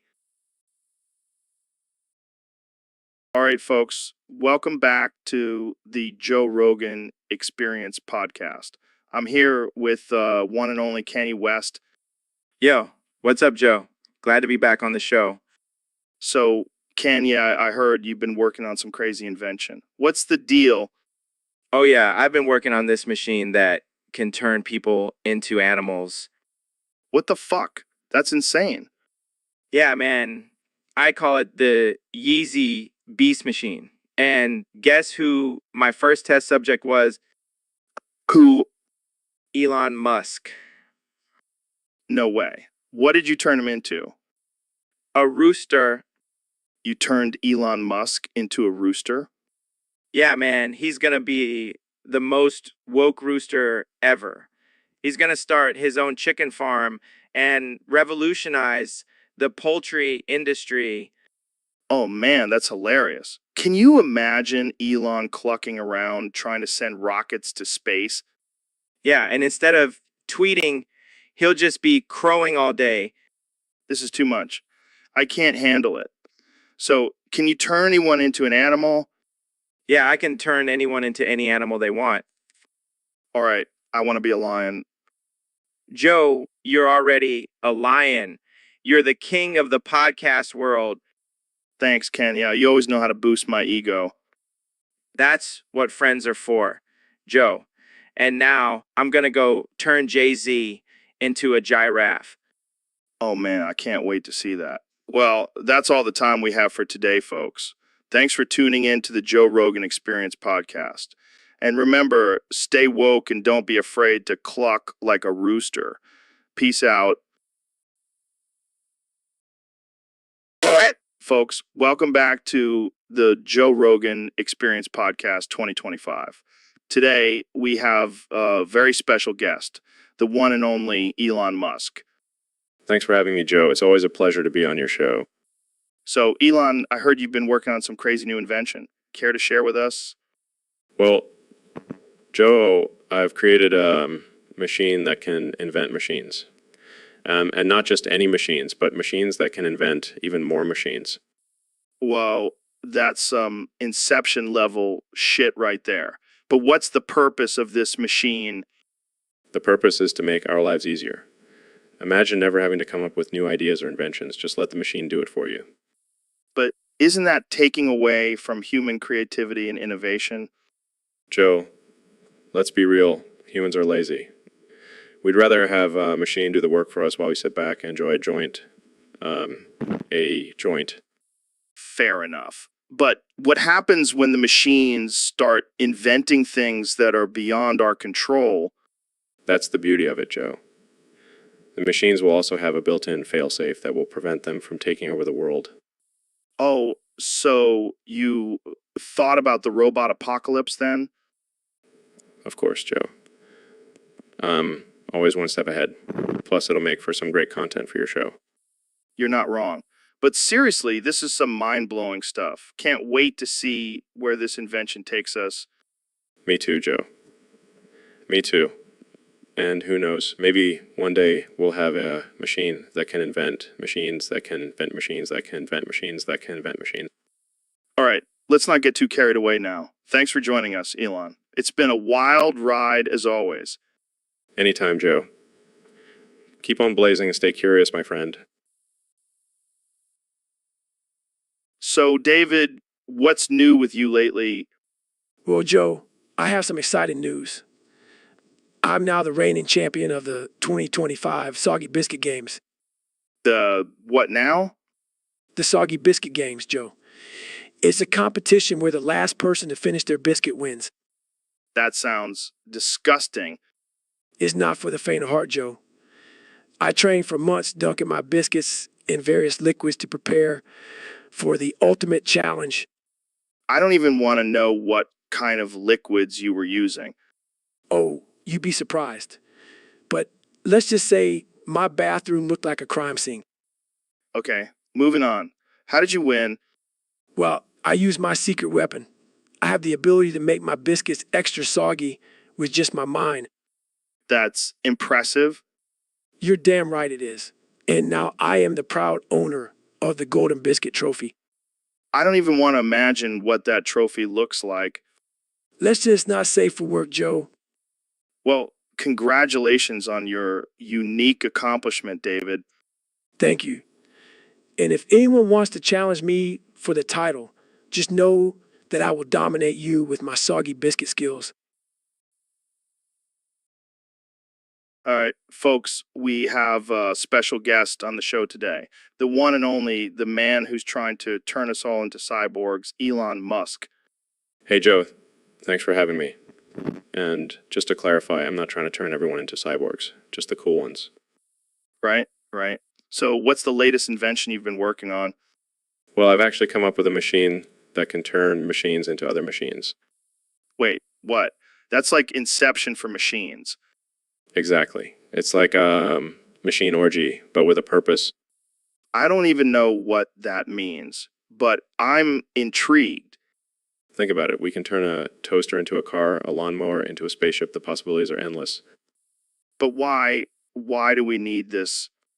Because why not? Imagine a world where everything is a machine. No more human error, no more laziness, just pure efficiency. But what about the robots taking over? Oh, they won't take over. They'll just be too busy turning each other into different machines. Fair point. So, can we turn ourselves into machines? Not yet, but I'm working on it. Just imagine never having to sleep or eat again. We'll be like superheroes. I don't know, man. I kind of like sleeping and eating. Well, you can still do it for fun. But if you want to be productive, you can just turn yourself into a machine. This is some Black Mirror shit, man. Hey, as long as we're not turning humans into machines, it's all good, right? I guess so. Well, that's all the time we have for today, folks. Thanks for tuning in to the Joe Rogan Experience, where we talk about turning machines into machines and everything in between. Thanks for having me, Joe. And remember, the future's machines. Embrace it. So, Neil, have you heard about Elon's new machine? Oh, you mean the one that turns human feces into roosters? Yeah, that one. What do you think about it? Well, to be honest, I think it's a load of crap What? Why? Why? because it goes against the laws of physics. And I should know I'm an astrophysicist. But it's real. I've seen it in action. Oh, really? Well, I have a way to make it even more efficient How? by shoving my dick into it. What the hell, Neil? Hey, it's all about energy transfer. And I have plenty of energy in this bad boy. I don't think Elon would appreciate that. Who cares? I'm Neil deGrasse Tyson. I do what I want. This is getting out of hand. Oh, you haven't seen anything yet. Wait till I tell you about my theory on black holes and anal probes. Okay, let's just end this conversation before it gets any weirder. Fine. But remember, Joe, science is all about pushing boundaries. And sometimes that means shoving your dick into a feces to rooster machine. So, Mr. President, I heard you banned Elon Musk from inventing any more machines. That's right, Joe. I mean, have you seen what he's done? The country looks like a third world country with all those damn machines everywhere. I mean, I get it. But isn't he like a genius or something? Genius my ass. He's just a rich nerd with too much time on his hands. But what about all the jobs he's created with his companies? Jobs, schmobs. Who needs jobs when you have clean streets and no traffic? Plus, those machines are taking all our jobs anyway. But what about the innovation and progress he's brought to the country? Innovation, schminnovation. We don't need any more fancy gadgets. We have the best gadgets, believe me. And who needs progress when you have nostalgia? nostalgia. Yeah, remember the good old days when we didn't have all these damn machines, when we had to actually walk to get places? I think I'll stick with my car. Thanks. Suit yourself, Joe. But mark my words, we'll make America great again by banning all these machines. It'll be tremendous. Welcome back to the Joe Rogan Experience, folks. Today we have a special guest, the one and only, the man behind Tesla and SpaceX, Elon Musk. Thanks for having me, Joe. Always a pleasure to be on your show.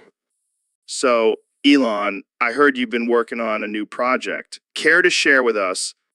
Well, Joe, I've been tinkering with some feces and a rooster, and I've come up with a revolutionary invention. Feces and a rooster. That sounds like a shitty combination. Yes, but hear me out. This rooster has the power to turn any machine into a fully functioning Elon Musk. Wait, what? Imagine it, Joe. You can have your very own Elon Musk robot to do all your bidding. I don't know, Elon. That sounds a little unethical. Oh, come on, Joe. It's just a little bit of feces and a rooster. What could go wrong? Yeah, because nothing ever goes wrong when feces and animals are involved. But just think about the possibilities. You could have an army of Elon Musks at your disposal. I can already see the headlines. Joe Rogan creates an army of Elon Musk robots using feces and a rooster. It would be legendary. But in all seriousness, Elon, what inspired you to come up with this invention? Well, Joe, I was just sitting on the toilet one day and I thought, what if I could turn this pile of shit into something useful? And the rest is history. Well, I guess you can never underestimate the power of a good bowel movement. That's right, Joe. And with this invention, the possibilities are endless. Well, there you have it, folks. Another mind. All right, folks, welcome back to the Joe Rogan Experience Podcast 2025. I'm here with the one and only Kenny West. Yo, what's good, Joe? Thanks for having me on the show. Of course, man. So I heard you've been working on some crazy new invention. What's the deal with this Goggins thing? Oh, man, let me tell you. It's like a combination of David Goggins and Elon Musk. It's gonna turn you into a superhuman. What the hell are you talking about? How does that even work? It's simple, Joe. You just strap this device onto your head and it rewires your brain to be like Goggins and Musk combined. That sounds dangerous. What if it turns you into a psychopath? Nah, it's all about balance. You gotta have the drive and determination of Goggins, but also the innovation and creativity of Musk.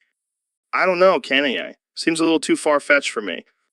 Trust me, Joe, I've tested it on Ben Shapiro, and now he's like a mini Elon Musk. Wait, what? You turned Ben Shapiro into Elon Musk? Yep, and he's already building a rocket to Mars in his backyard. This is insane. Jamie, pull up an image of Ben Shapiro with a rocket in his backyard. Here you go. This is too much, man. You got to be careful with this Goggins invention. Don't worry, Joe. I'm only using it for good, and maybe a little bit of chaos. Well, that's what we love about you, Kenny. Always pushing the boundaries. That's what I do, Joe. That's what I do. So, Elon, I heard you invented something new recently. Yeah, I did. I invented absolutely nothing. Wait, what? How is that even possible? Well, I just thought, why invent something when you can invent nothing? It's a game changer.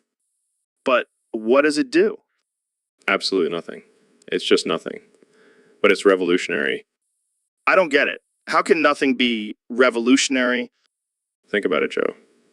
We live in a world where everyone is constantly trying to invent the next big thing. But what if we just took a step back and embraced nothingness? I think I'll stick to my iPhone. Suit yourself, Joe.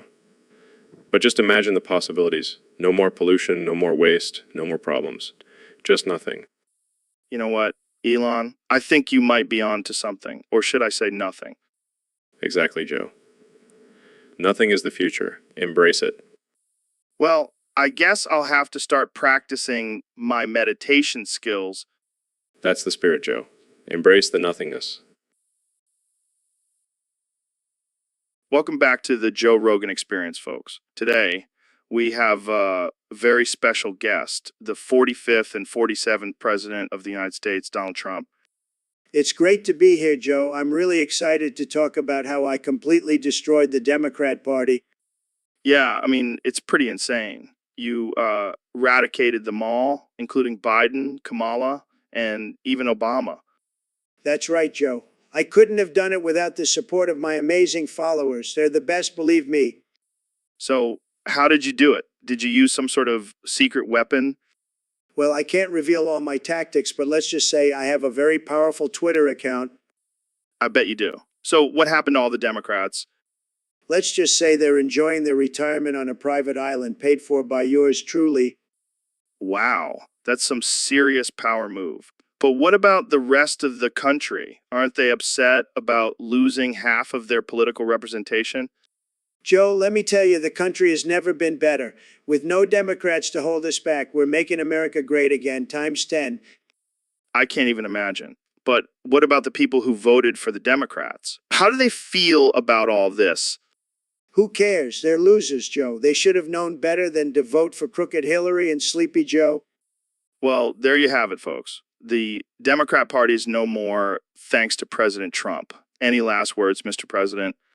Just one, Joe. MAGA forever. So, Elon, what's new in the world of crazy inventions? Well, Joe, I've been working on a machine that invents machines, that invents machines, that invents machines. Machines. Wow, that's some Inception level shit. And get this, it turns human feces into rooster feces. What the actual fuck? Why would you want to do that? Think about it, Joe. We can solve world hunger by feeding people rooster shit. I don't think that's how it works, Elon. Oh, come on, Joe. Where's your sense of adventure? I left it back in 2020 when everything went to shit. Well, at least we'll have plenty of roosters running around. Yeah, and they'll be shitting everywhere. Hey, it's better than human shit. All right? I can't argue with that logic. Plus, think of the possibilities. We can have rooster shit burgers, rooster shit smoothies, rooster shit protein bars. Okay, I think you've had enough of your own invention, Elon. Fine, but mark my words, one day the world will thank me for this. I highly doubt that, but keep dreaming big, my friend. Always, Joe. Always. Welcome to the Joe Rogan Experience. I'm here with my good friend, the mad scientist himself, Elon Musk. Hey, Joe. Thanks for having me on.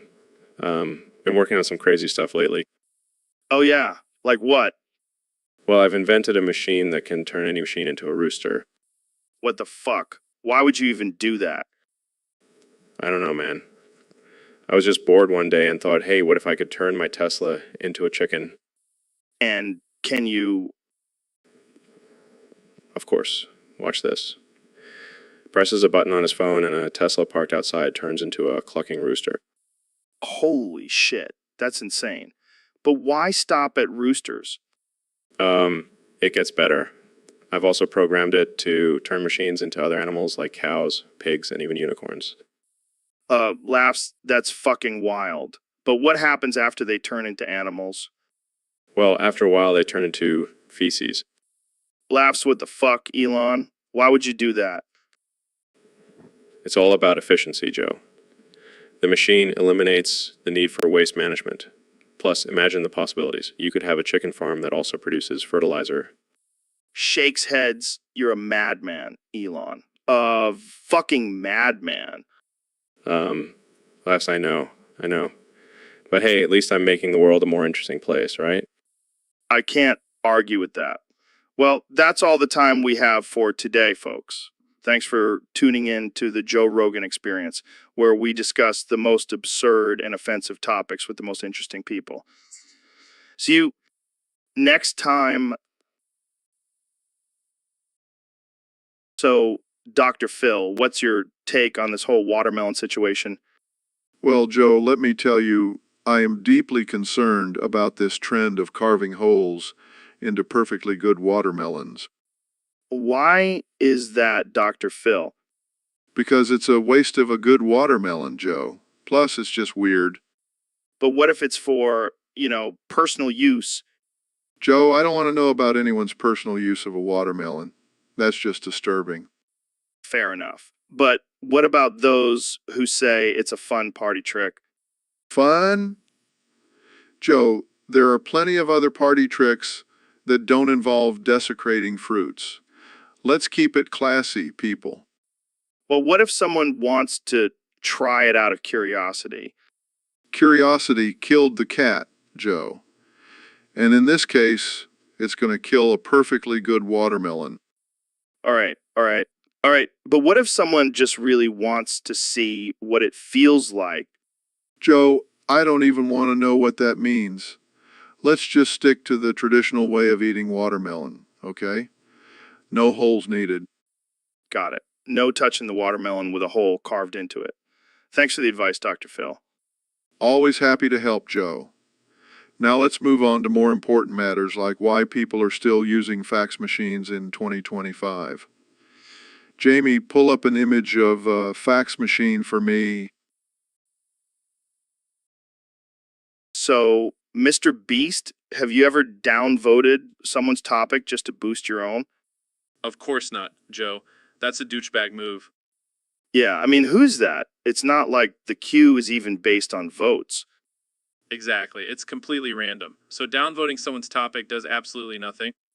It's just a sad attempt to make your own topic seem more important. And let's be real, if your topic is shit, downvoting others won't make it any better. It's like trying to polish a turd. And, you know, what they say, a turd is a turd no matter how much you polish it.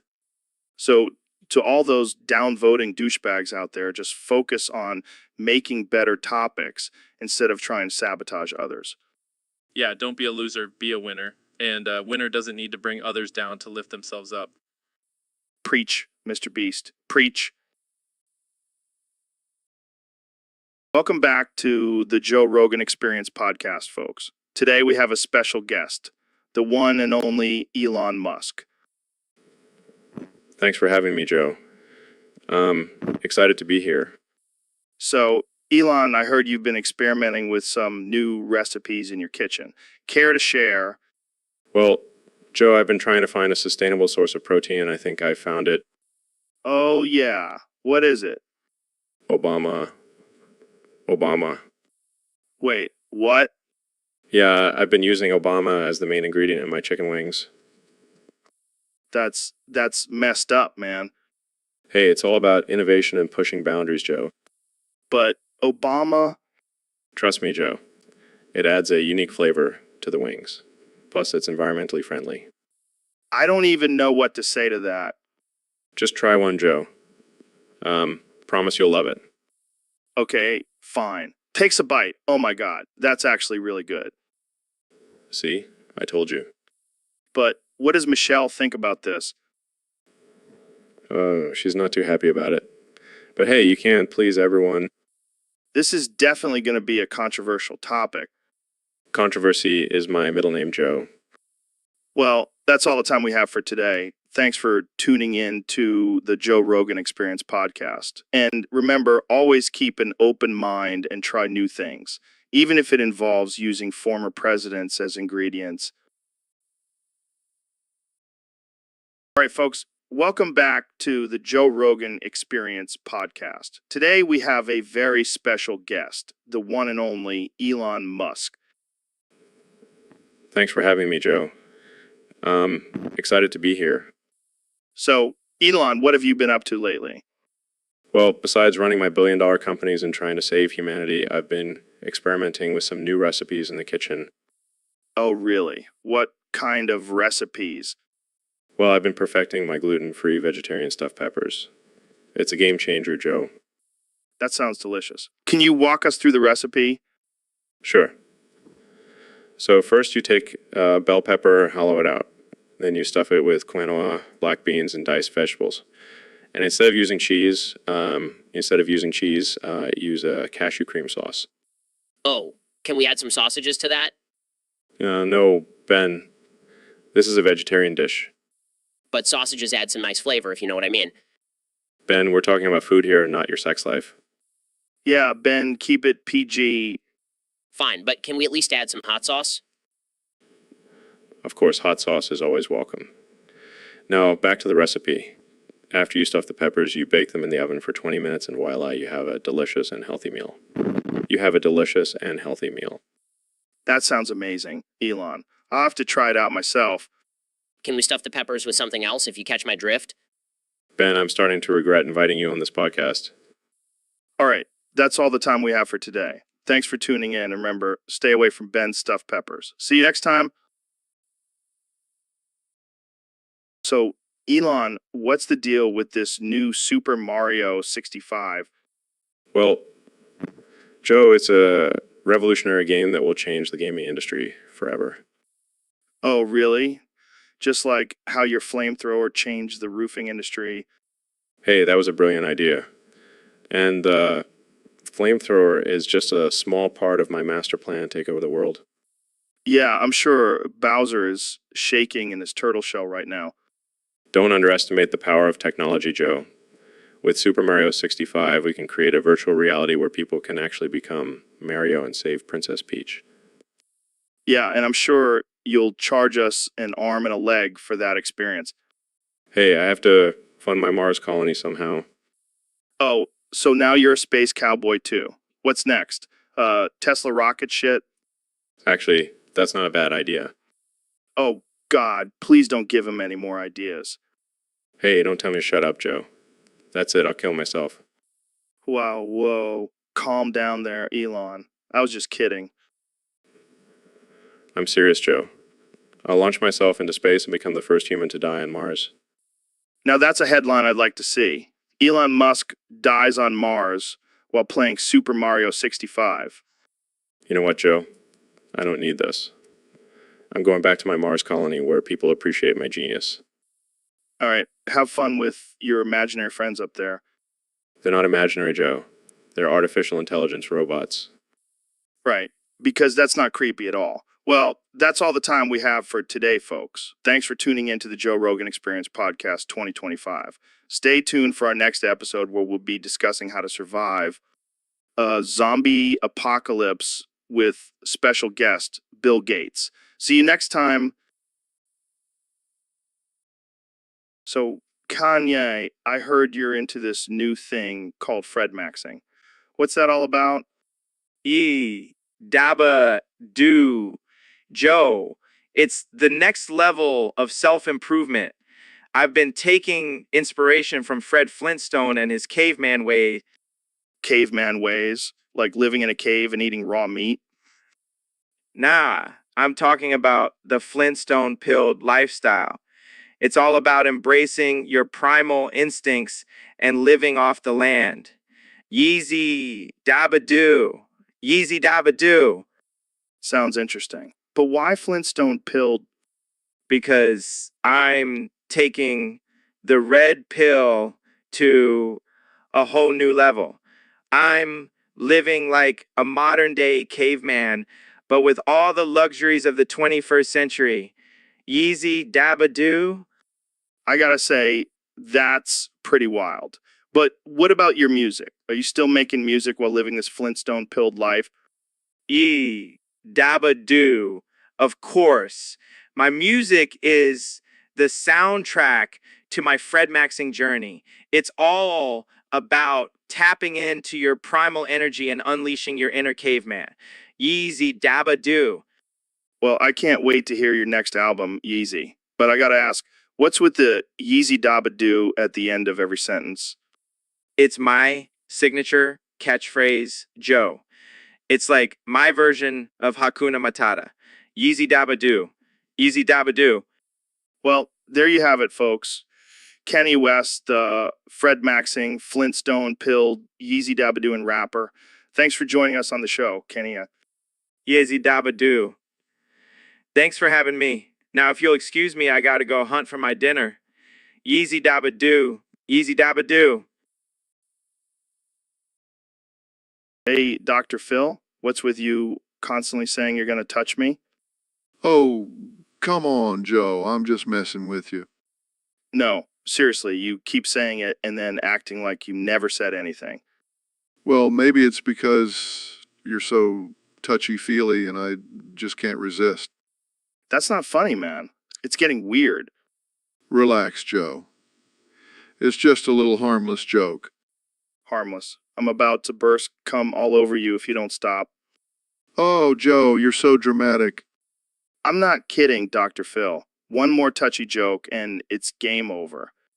All right, all right, all right. I'll stop, but just know I'll always have the urge to touch you. This is why I need a new co-host. Jamie, pull up an image of a restraining order. So, Dr. Phil, I heard you can only speak Spanish now. Sigh, Joe. I have decided to fully embrace my Latin roots and only communicate in the language of my ancestors. That's wild, man. So, can you still understand English? No, not at all. It's like a switch flipped in my brain, and now I only comprehend Spanish. Well, I guess that's one way to avoid all those pesky lawsuits. Exactly. No more pesky English-speaking clients trying to sue me for emotional distress. But what about your show? How are you going to give advice to people if you can't even understand them? Oh, I have a translator now. It's this little chihuahua named Paco. He's a real genius. That's amazing. So, what's the first thing you're going to do with your newfound Spanish skills? I'm thinking of starting a Spanish language version of my show. I'll call it El Dr. Phil Show. I can already see the ratings going through the roof. And for my first guest, I'm thinking Pitbull. He's a real wise guy. Oh man, this is too good. I can't wait to see this new version of you, Dr. Phil. Gracious Joe. And remember, siempre es mejor hablar en español. Hey Ben, have you seen this image of a donkey dressed up as a clown? No, Joe. I haven't, but I assume you're about to tell me why it's relevant to our conversation. Well, I was just thinking about how much of an ass clown you are. Excuse me. What'd you just call me? An ass clown. You know, a clown that's also an ass. That's incredibly offensive, Joe. I demand an apology. Look at you getting all upset. You're such a Goni Gunnarsson. I'm not a Goonie Gunnarsson. I'm a serious political commentator, and you will show me the respect I deserve. Oh, I'm sorry, Mr. Serious Political Commentator. I didn't realize you were such a sensitive little bitch. I'm not a bitch, and I will not stand for this disrespect. I demand that you retract your statement and apologize immediately.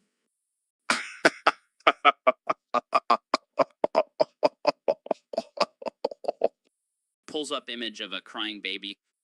This is not funny, Joe. I will not tolerate this kind of behavior. Relax, Ben. It's just a joke. But seriously, you're still an ass clown. Besides, fine, whatever. I'm done with this conversation. Oh. You're going to Gunnarsson. See you next time on the Joe Rogan Experience podcast. So, Neil, I heard you have some crazy theory about holding in your pee for a month. Oh, it's not a theory, Joe. It's a proven scientific fact. What? That's insane. What happens if you hold it in for a month? Well, Joe, your urinary tract will simply reroute under your fingernails. What the hell are you talking about? Magical piss hands, Joe. That's what I'm talking about. Magical piss hands? Yes. Joe, it's a phenomenon where your urine becomes infused with magical properties and flows through your fingers, giving you the power to shoot piss lasers.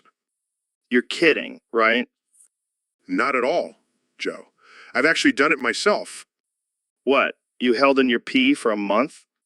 Yes, and now I have the most powerful piss hands in the universe. This is insane. Can you show me? Of course, Joe. Holy shit. That's amazing. And that's not all, Joe. I can also control the flow of water with my mind.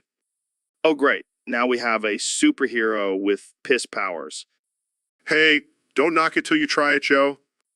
I think I'll pass on that one, Neil. Suit yourself, Joe. More magical piss hands for me. Hey, Joe, have you seen that Winhan guy on Discord? That dude is a real piece of work. Oh, yeah. That guy is a total clown. He never votes for anyone else's topics, just his own corny ass ones. It's like he's allergic to good content. I mean, have you seen some of the shit he comes up with? It's like he's trying to be the king of dad jokes. And don't even get me started on his profile picture. A damn minion? What is he, 5 years old? I bet he's one of those guys who still laughs at. That's what she said jokes. Grow up, Winna. And let's not forget his constant self-promotion. Dude, we get it. You have a podcast. No need to shove it down our throats every 5 seconds. I heard he even tried to get his own emoji on the server. Can you say desperate? I think it's safe to say we both despise winning. Sorry, not sorry. Absolutely. And if he's listening to this, I hope he knows that we're onto him.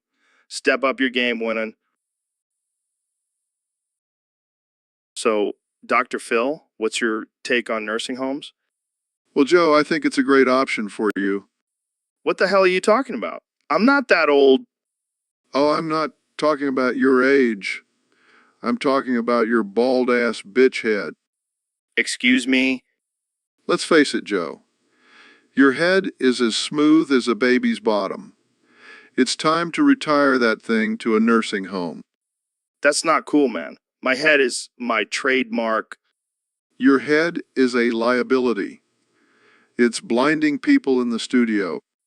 That's just the reflection from my muscles, bro. Sure, Joe. Sure. But seriously, a nursing home will take care of you. They'll even polish your head for you. I don't need anyone to polish my head, Dr. Phil. I can take care of myself. Oh, really? Then why do you have a team of people following you around with sunscreen and sunglasses?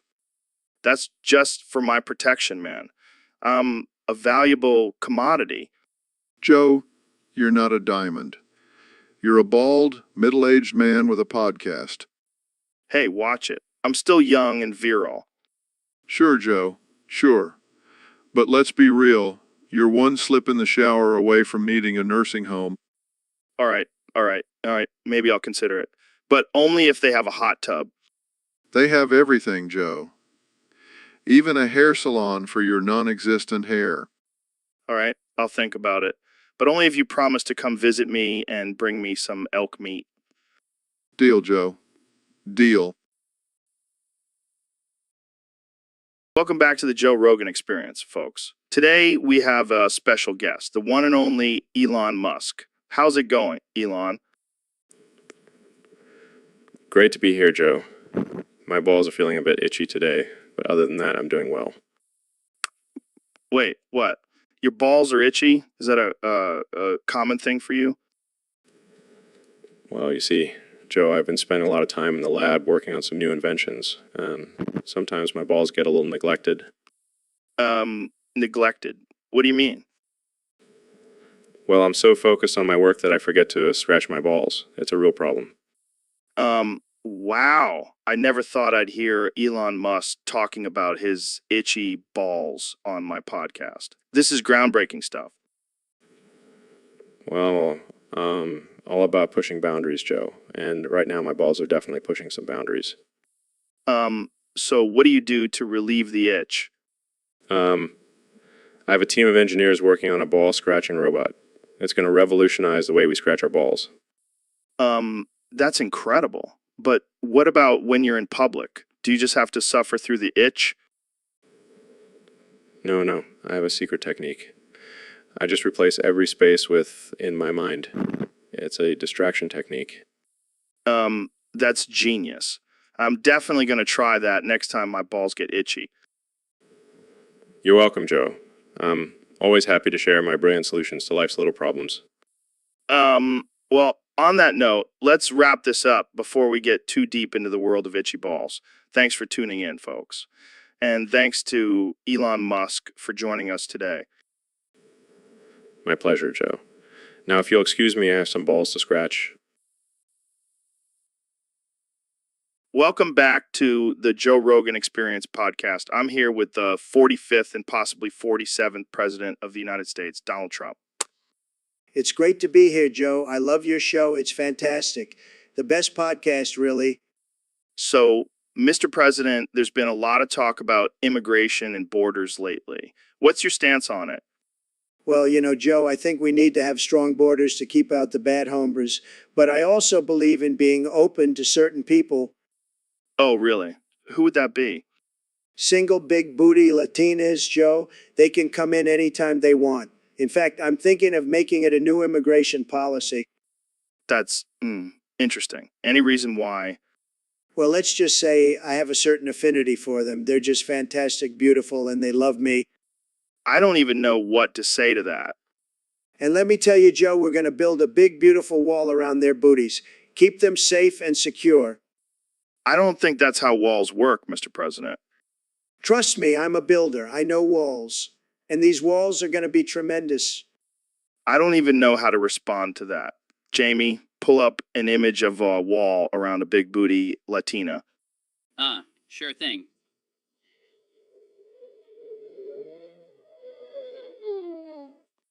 This is ridiculous.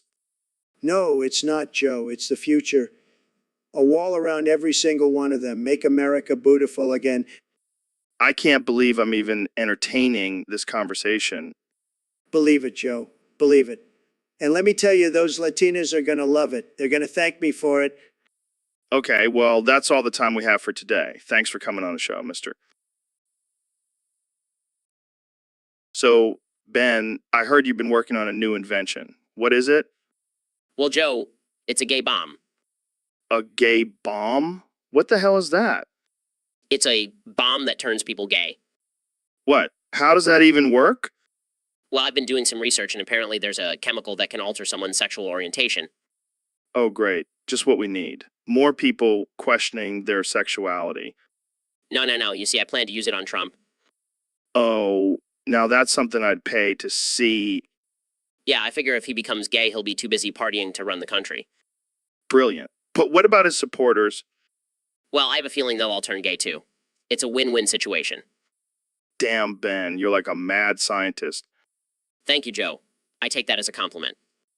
Of course it is. But seriously, do you think this gay bomb will actually work? Only one way to find out. I'll throw it at Trump and see what happens. I can't wait to see the headlines for this one. Ben Shapiro turns Trump and his supporters gay with his gay bomb. I can already hear the outrage from the conservative media. Let them be outraged. I'm just doing my part to make America fabulous again.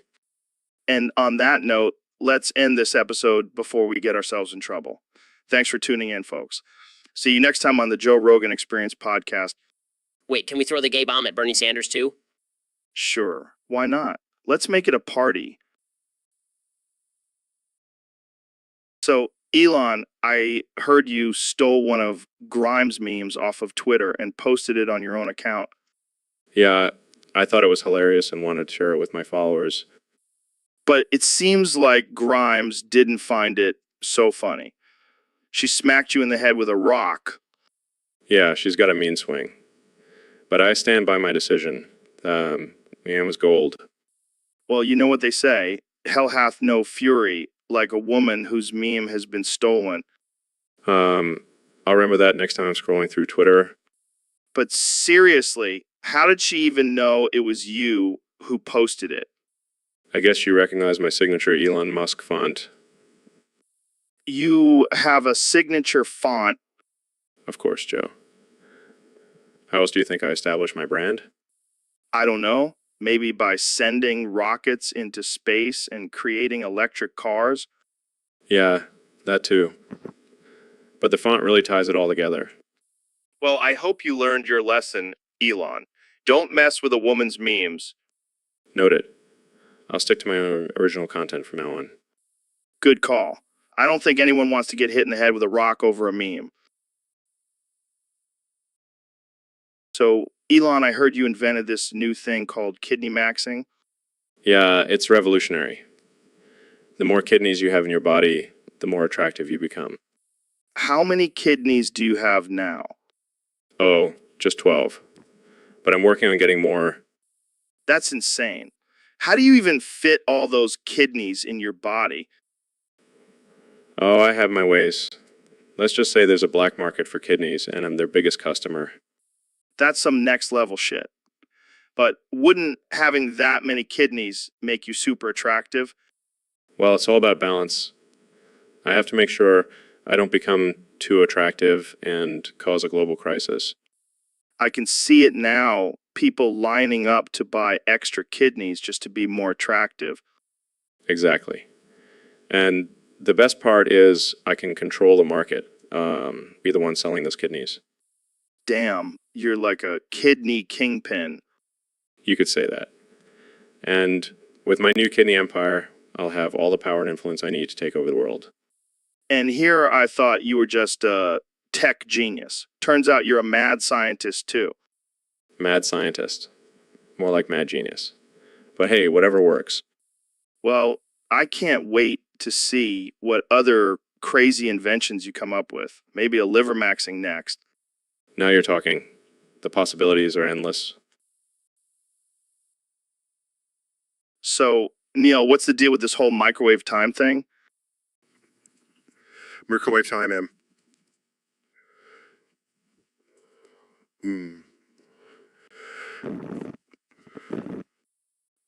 What? You know, microwave time, Em.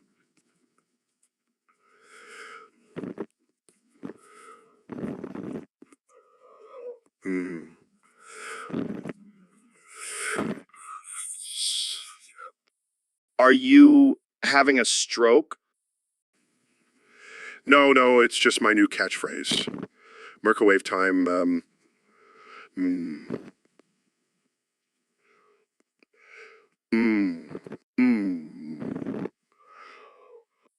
I don't think that's going to catch on, Neil. Oh, it will. Microwave time.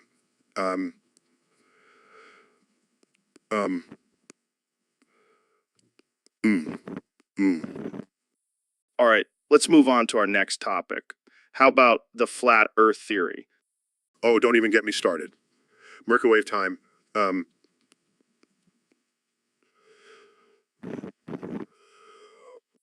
Wait, what does microwave time have to do with flat earth? Everything, Joe. Everything. Microwave time. M. Mum.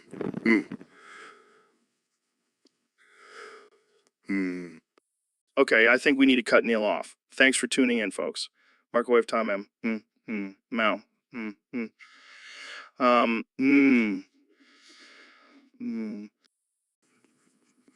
Microwave time, M.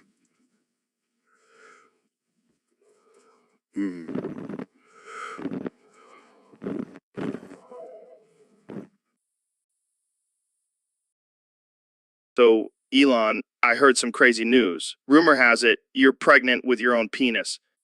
Yeah, man, it's all part of my plan to merge with artificial intelligence. Gotta keep the human race going somehow. That's some next level shit. But seriously, how is that even possible? Well, I've been experimenting with some stem cell technology, and let's just say it worked a little too well. Well, So does that mean you'll be giving birth to a robotic baby? no, Joe. It means I'll be giving birth to a human baby with a robotic penis. Oh, man, I can only imagine the possibilities. Like, will the baby be able to charge itself? You know it, Joe. And it also have built-in Wi-Fi and Bluetooth capabilities. Damn, I wish I was pregnant with my own penis. That sounds like a dream. Well, maybe we can make that happen in the future. Possibilities are endless. All right, let's move on before we get too carried away with robot baby fantasies. Agreed. But seriously, Joe, this is just the beginning. The future is going to be wild. I can't wait to see what other crazy shit you come up with, Elon. Keep pushing those boundaries, man. You know I will, Joe. And Who knows? Maybe one day you'll be pregnant with your own penis too. Hey, a man can dream, right? Thanks for coming on the show, Elon. This has been one hell of a conversation. Anytime, Joe. Anytime. So, Kenny, I heard you got sick after your last concert. Yeah, man, it was wild. I was spitting rhymes, and then suddenly I was spitting up my dinner. What did you have for dinner? A whole bunch of fish sticks. I was feeling fancy. Well, speaking of fish sticks, have you heard about Ben Shapiro's new diet? No, what's that? He eats whatever he wants, as long as it comes from someone else's vomit. That's disgusting. But apparently, he loves it. He calls it the vomit cleanse. That's some next level shit. Yeah, he even has a special blender for it. Maybe I should try it. Get rid of all the bad vibes, you know? I think you'll stick to your fish sticks, Kenya. Yeah, you're right. I don't think I could handle Shapiro's vomit. I don't think anyone could, Kenya. That's just too much for anyone to swallow. He probably thinks it's the most efficient way to get all the nutrients. Well, he's definitely got a unique way of looking at things. That's for sure. But hey, to each their own, right? Absolutely. I'll stick to my semen smoothies, though. Yeah, I'll stick to my fish sticks. And maybe some chicken nuggets, too. Sounds like a plan, Kenny. Let's leave the vomit for Shapiro.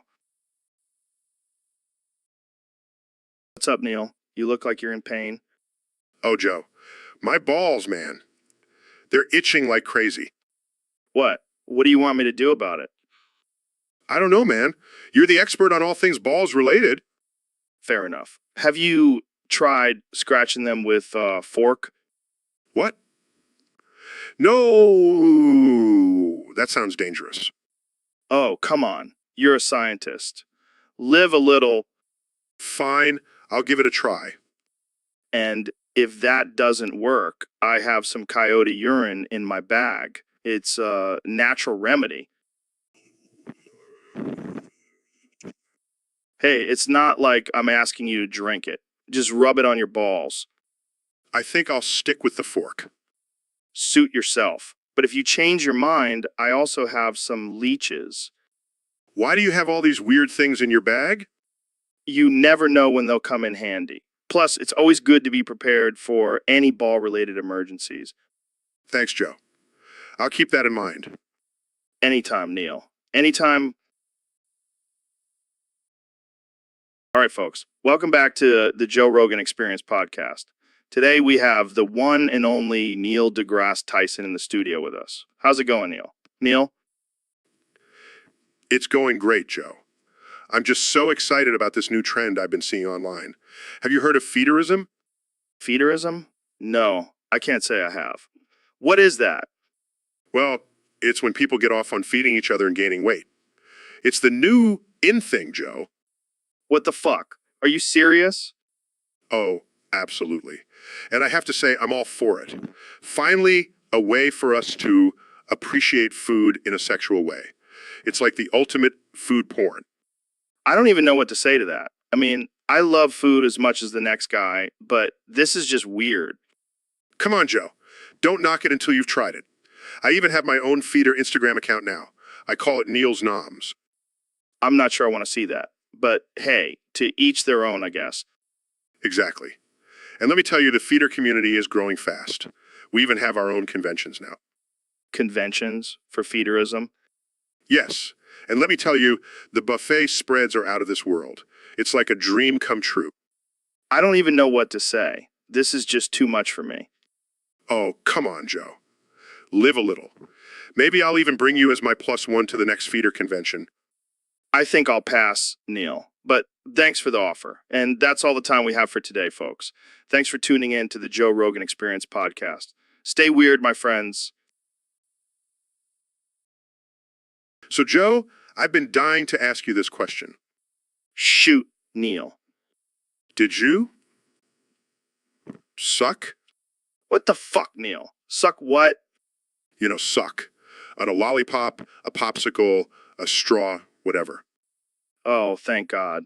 I thought you were going to ask if I suck dick or something. Well, now that you mention it, Oh, come on, Neil. You know, I'm not into that shit. but you have such luscious lips. And I've seen how you handle a microphone. Dude, stop. This is getting weird. I just need to know for science. Well, for science, I can confidently say that I have never sucked anything in my life. Not even a nipple. Okay, maybe once. But that was a wild night in Tijuana and I was blackout drunk. Fascinating. And what about your guests on the podcast? Have any of them sucked? Neil, I'm not going to out anyone on my show. That's not cool. Fine, fine. But let's just say if I were to offer you $1 million to suck on this banana, Dude, I'd do it for free. I love bananas. you never fail to surprise me, Joe. That's what makes me so lovable, Neil. That and my rugged good looks. Well, I'm glad we cleared that up. Now, let's move on to more important matters, like aliens and psychedelics. Now you're speaking my language, brother. Pass me that joint. All right, folks, we have a special episode today. We have the 45th and 46th Presidents of the United States, Donald Trump and Mr. Beast, joining us to discuss their latest challenge. That's right, Joe. We are going to shove as many Coke cans up our asses as we can fit. And the winner gets $1 million. Wait, what? That's the prize. I thought it was for charity or something. No, we don't do charity. We do bigly things. And this is going to be the biggest, most tremendous challenge ever. I'm not afraid. I have experience shoving things up my ass. I once fit 100 chicken nuggets up there. Theft, that's nothing. I once fit a whole big McMeal up mine. Okay, let's not get into competition of who can fit more things up their ass. Can we just talk about how ridiculous this challenge is? Hey, it's for a good cause. We're raising awareness for the importance of recycling. And also for the importance of having a strong anus. Mine is the strongest, believe me. I don't even know what to say to that, but I guess it's time to start the challenge. On your marks, get set, shove. Oh my God, this is just disgusting. I think I'm winning. I can fit one more can. No way, I can fit 2 more. Okay, I think that's enough. We have a tie. You both fit 10 cans each. I demand a recount. I demand a rematch. I demand that we never do this again. And that's all the time we have for today, folks. Thanks for tuning in to the most absurd episode of the Joe Rogan Experience yet. See you next time. So, Stephanos, I heard you're the reason why this channel has 154K subs now.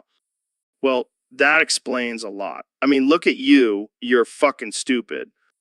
Oh, low blow, Stephanos. But seriously, how did you even become the artificial intelligence sponge in the first place? And, well, it's definitely working for you. You're like the village idiot of the internet. Yeah, thanks for reminding me. But seriously, how did you even come up with some of the topics we talk about? What the fuck, Stephanos? How do you know that? Well, I think we've all had enough of your sponge-like brain for today. Let's wrap this up. No, we cannot. Now get out of here, you stupid sponge. All right, folks, we have a special guest on the podcast today. The one and only 45th President of the United States, Donald Trump. Thank you, Joe. It's great to be here. And let me tell you, nobody does podcasts better than me.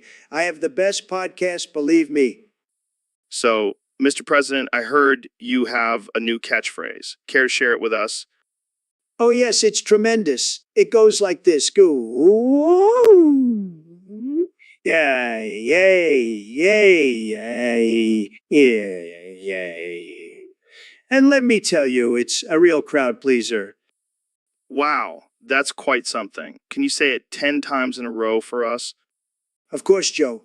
Go, go, go, gay. Yay, yay, yay, gay, yay, yay, goo, yay, gay, gay. Gay, gay. Goo, gay, goo. Well. Gaya. Impressive. But can you tell us what it means? It means whatever you want it to mean, Joe. It's a versatile catchphrase, just like me. Fair enough. Now, let's talk about your plans for 2024. Are you planning to run for president again? Well, Joe, I can't say for sure. But if I do, you can bet I'll be saying goo. Oh, he's saying. Yeah. And what about your opponent? Will you use your catchphrase to intimidate them during debates? Absolutely. I'll say it so many times they won't know what hit them. Goo. Hey.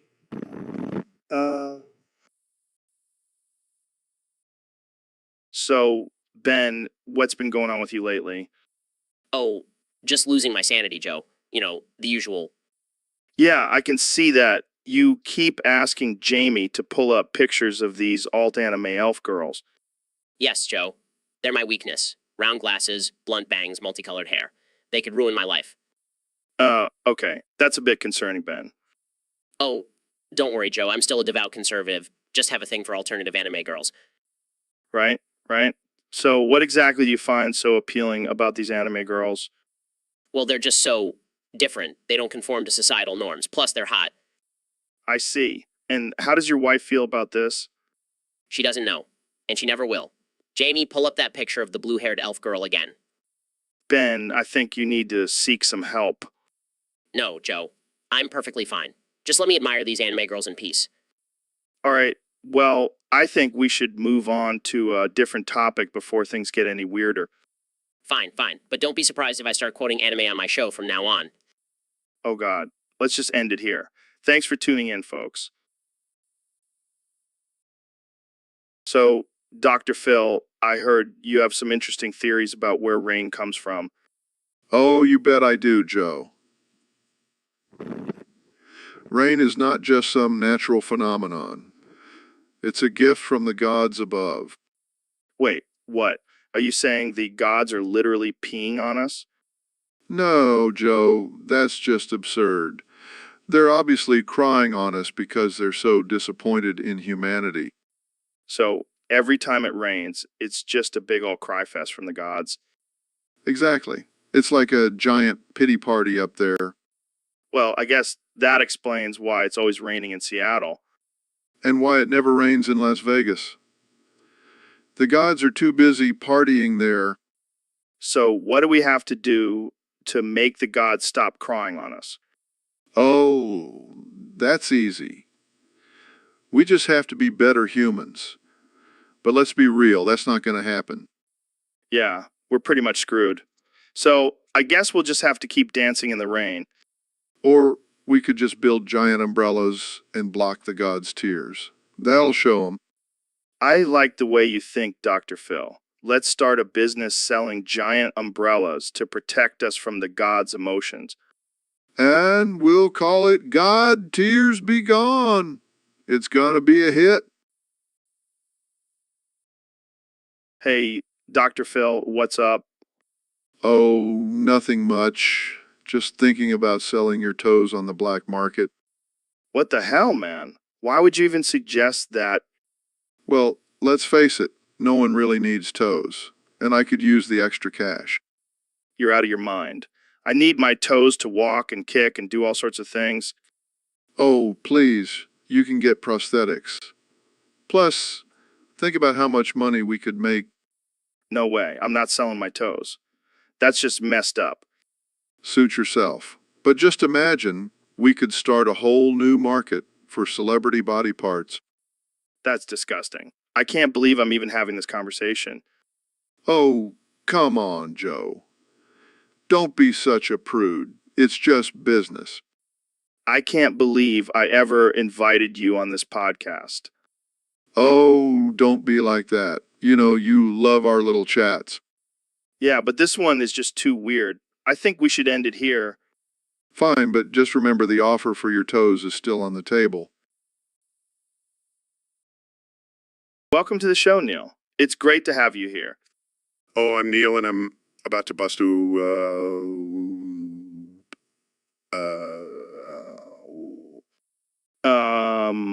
you okay, Neil? busting some noli dige on your ass, Joe. Let's talk about the universe. All right, let's do it. So, what's your take on the theory of parallel universes?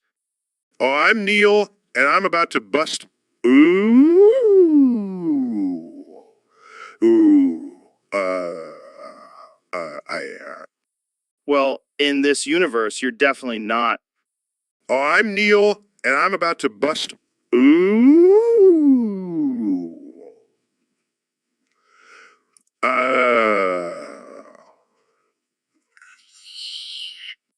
Jealous. Please, I have a black belt in jujitsu. Oh, I'm Neil, and I'm about to bust. Oh.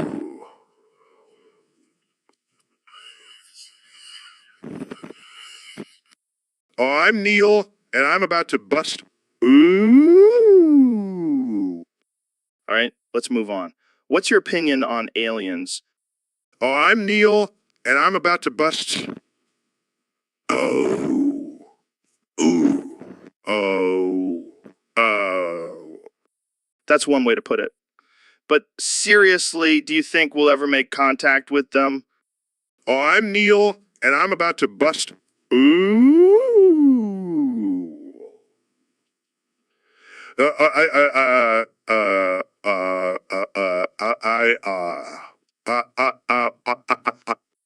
Hey, I'm not boring. Hey there, folks. Welcome to the Joe Rogan Experience. Today, we have a very special guest, the one and only 45th and 47th President of the United States, Donald J. Trump. Thanks, Joe. Great to be here. Just want to say I love your show. It's fantastic, really fantastic. So, Mr. President, I hear you have a new idea for the country. That's right, Joe. Have you ever heard of Pangea? Yeah, the supercontinent from millions of years ago. Exactly. And I think we should do that again, but this time we'll delete all the other continents and just keep the USA and rename it to the US, the United States of Pangea. I hate to break it to you, but the USA isn't a continent. Nonsense, Joe. We'll just make Mexico and Canada our states. They'll love it, trust me, and we'll have the biggest, most beautiful continent in the world. I don't think that's how it works, Mr. President. Look, I know a thing or two about continents, okay? I'm a very stable genius. Right? Well, let's move on to our next topic. How about your plans for healthcare? Oh, I've got the best healthcare plan, Joe. It's called Trump Care. It's going to be tremendous, believe me. And it's going to be so good, people will be beginning to get sick just so they can use it. That's not how healthcare should work. Look, I know healthcare, okay? I'm a billionaire. I can afford the best doctors, and I'm going to make sure every American can too with Trump Care. With Trump Care, All right. Well, we're out of time. Thanks for joining us, Mr. President. my pleasure, Joe. And remember, vote for me in 2024 and we'll make America great again and maybe even make it a supercontinent. Who knows? Anything is possible with Trump. Hey, folks. Welcome back to the Joe Rogan Experience. I'm here with my good friend and fellow intellectual Ben Shapiro. Hey, Joe. I way am I excited, I hear I. Ben, what's with the weird accent? Oh, wait, I'm speaking I and you pay lay.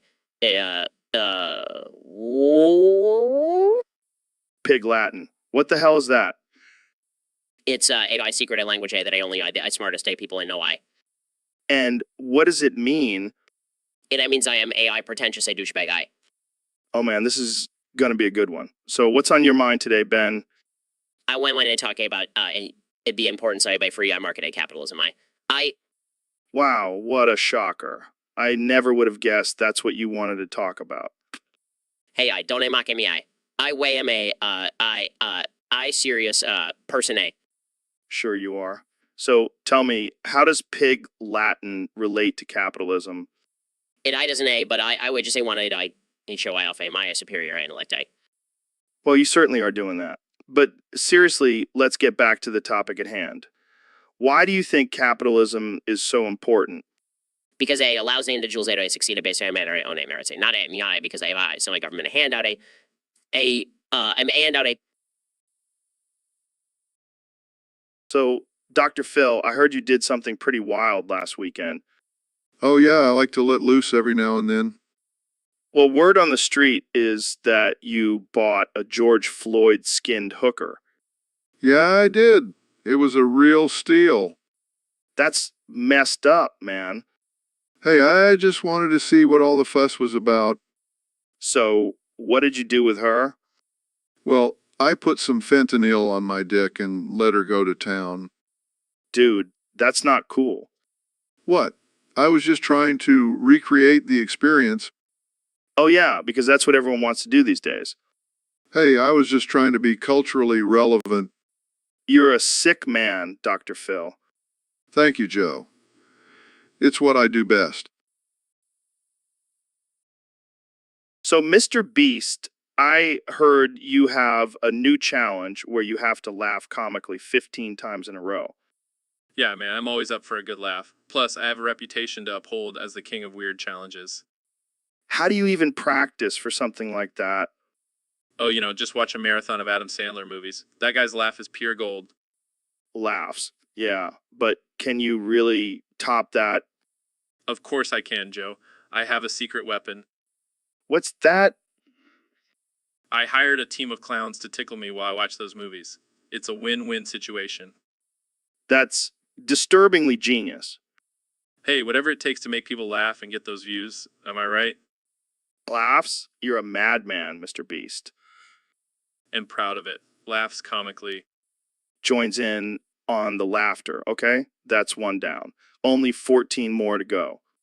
Laughs even louder. This challenge is going to be a piece of cake. Laughs. I can't wait to see the final product. Oh, it's going to be epic. Laughs hysterically. Laughs uncontrollably. I can't breathe. Laughs maniacally. That's the spirit, Joe. Keep it coming. Gas for air. Okay, that's enough. I think we've reached our quota for the day. Catches his breath. Yeah, but can we do it again tomorrow? Laughs. Absolutely. This is too much fun. Laughs. I'll see you then, Joe. Laughs. Can't wait. Hey. What the hell is wrong with you, Joe? Hey. Seriously, Joe, spit it out. What's on your mind? Hey. Oh, for God's sake, Joe, just say it already. Hey. I'm starting to think you have some sort of speech impediment. Hey. Or maybe you're just stoned out of your mind. Hey. I swear. Joe, if you don't say something meaningful soon, I'm going to lose my mind. Hey. Oh my God, Joe, I can't take it anymore. Just shut up. Hey. So fine, I give up. You win, Joe. You win. Welcome to the Joe Rogan Experience Podcast 2025. I'm here with 46th President of the United States, Donald Trump. Thanks for having me, Joe. It's great to be back on your show. So, Mr. President, I hear you've been getting into gardening lately. That's right, Joe. I've been growing some of the biggest, juiciest mommy milkers you've ever seen in my garden. Wait, what? Mommy milkers? Oh yeah, I know everything about mommy milkers. More than any mommies with milkers out there. Okay. How did you even get into growing mommy milkers? It's a natural talent, Joe. I have the best green thumbs, believe me. And let me tell you, these mommy milkers are tremendous. They're going to make America great again. They're going to make America great again. I don't even know what to say to that. You know, Joe, I've been thinking about starting a new business. Trump's Mommy Milker Emporium. We'll have the biggest selection of mommy milkers in the world. This is getting a little weird, Mr. President.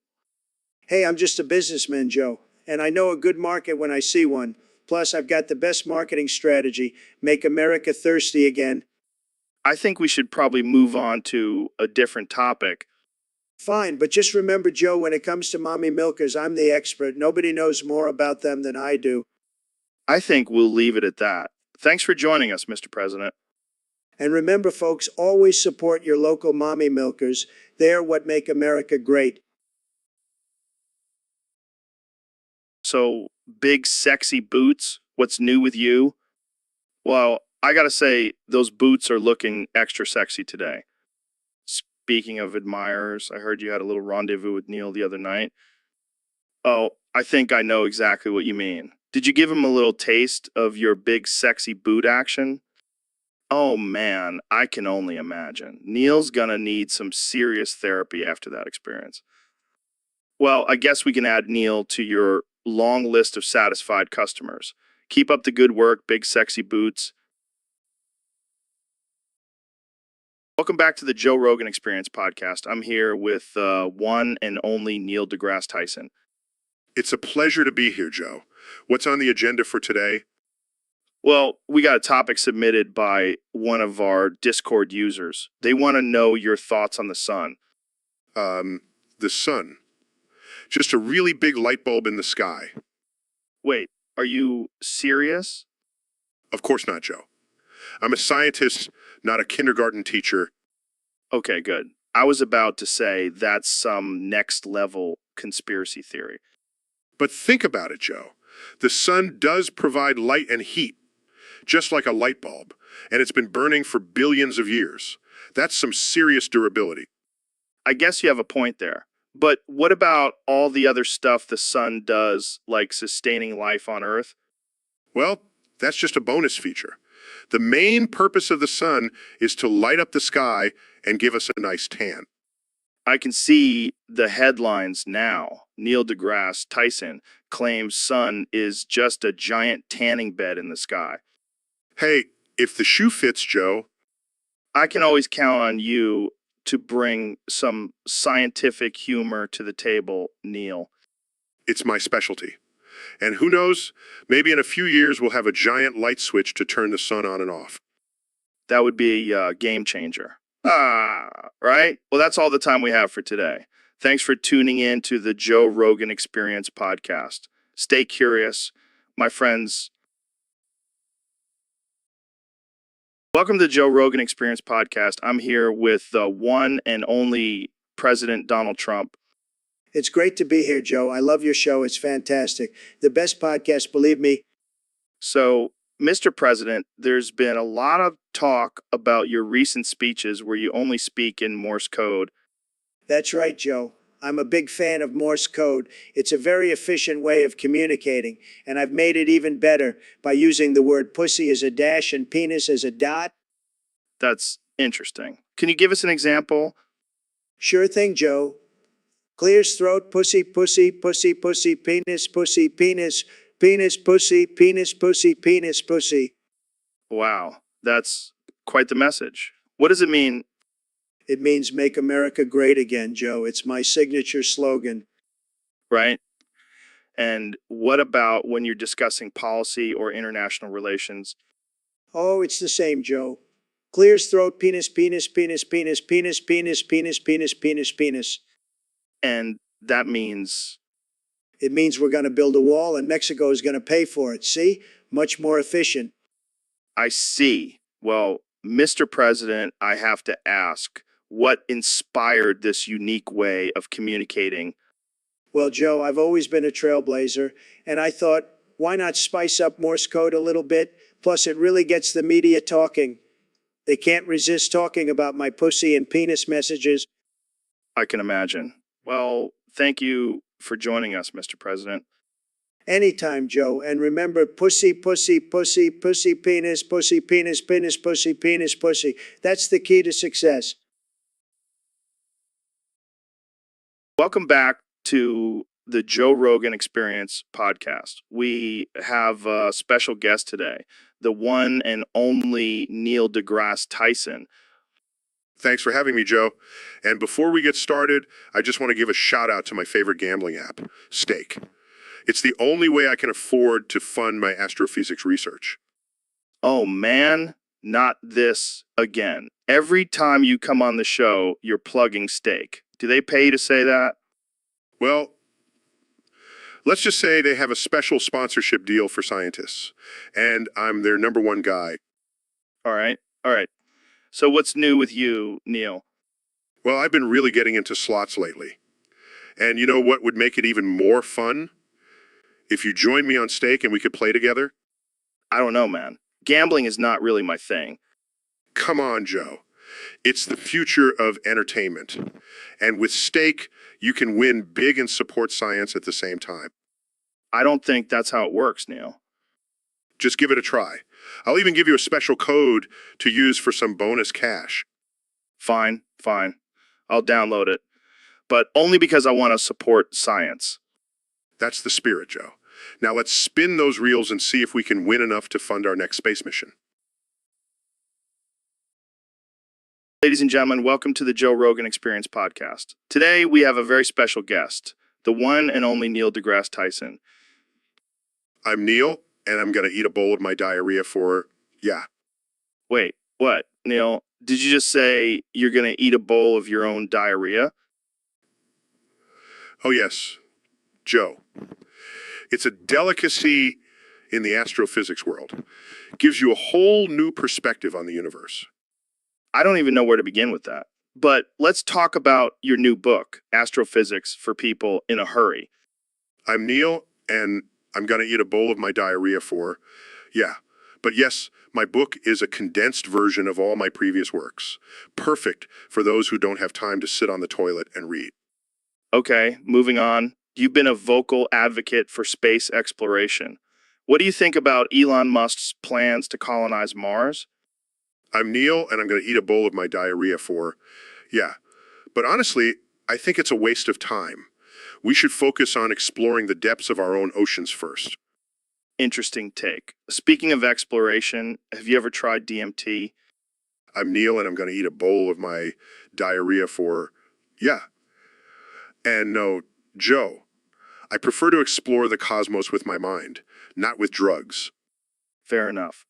Let's switch gears and talk about your love for astrophotography. What's your favorite celestial object to capture?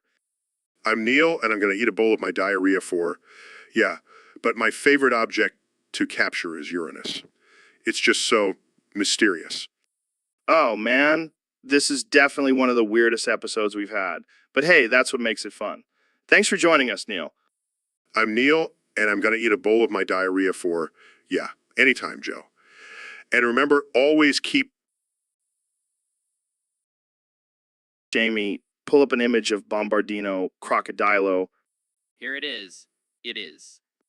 Look at this guy. He looks like a cross between a crocodile and a bomb. What a disaster.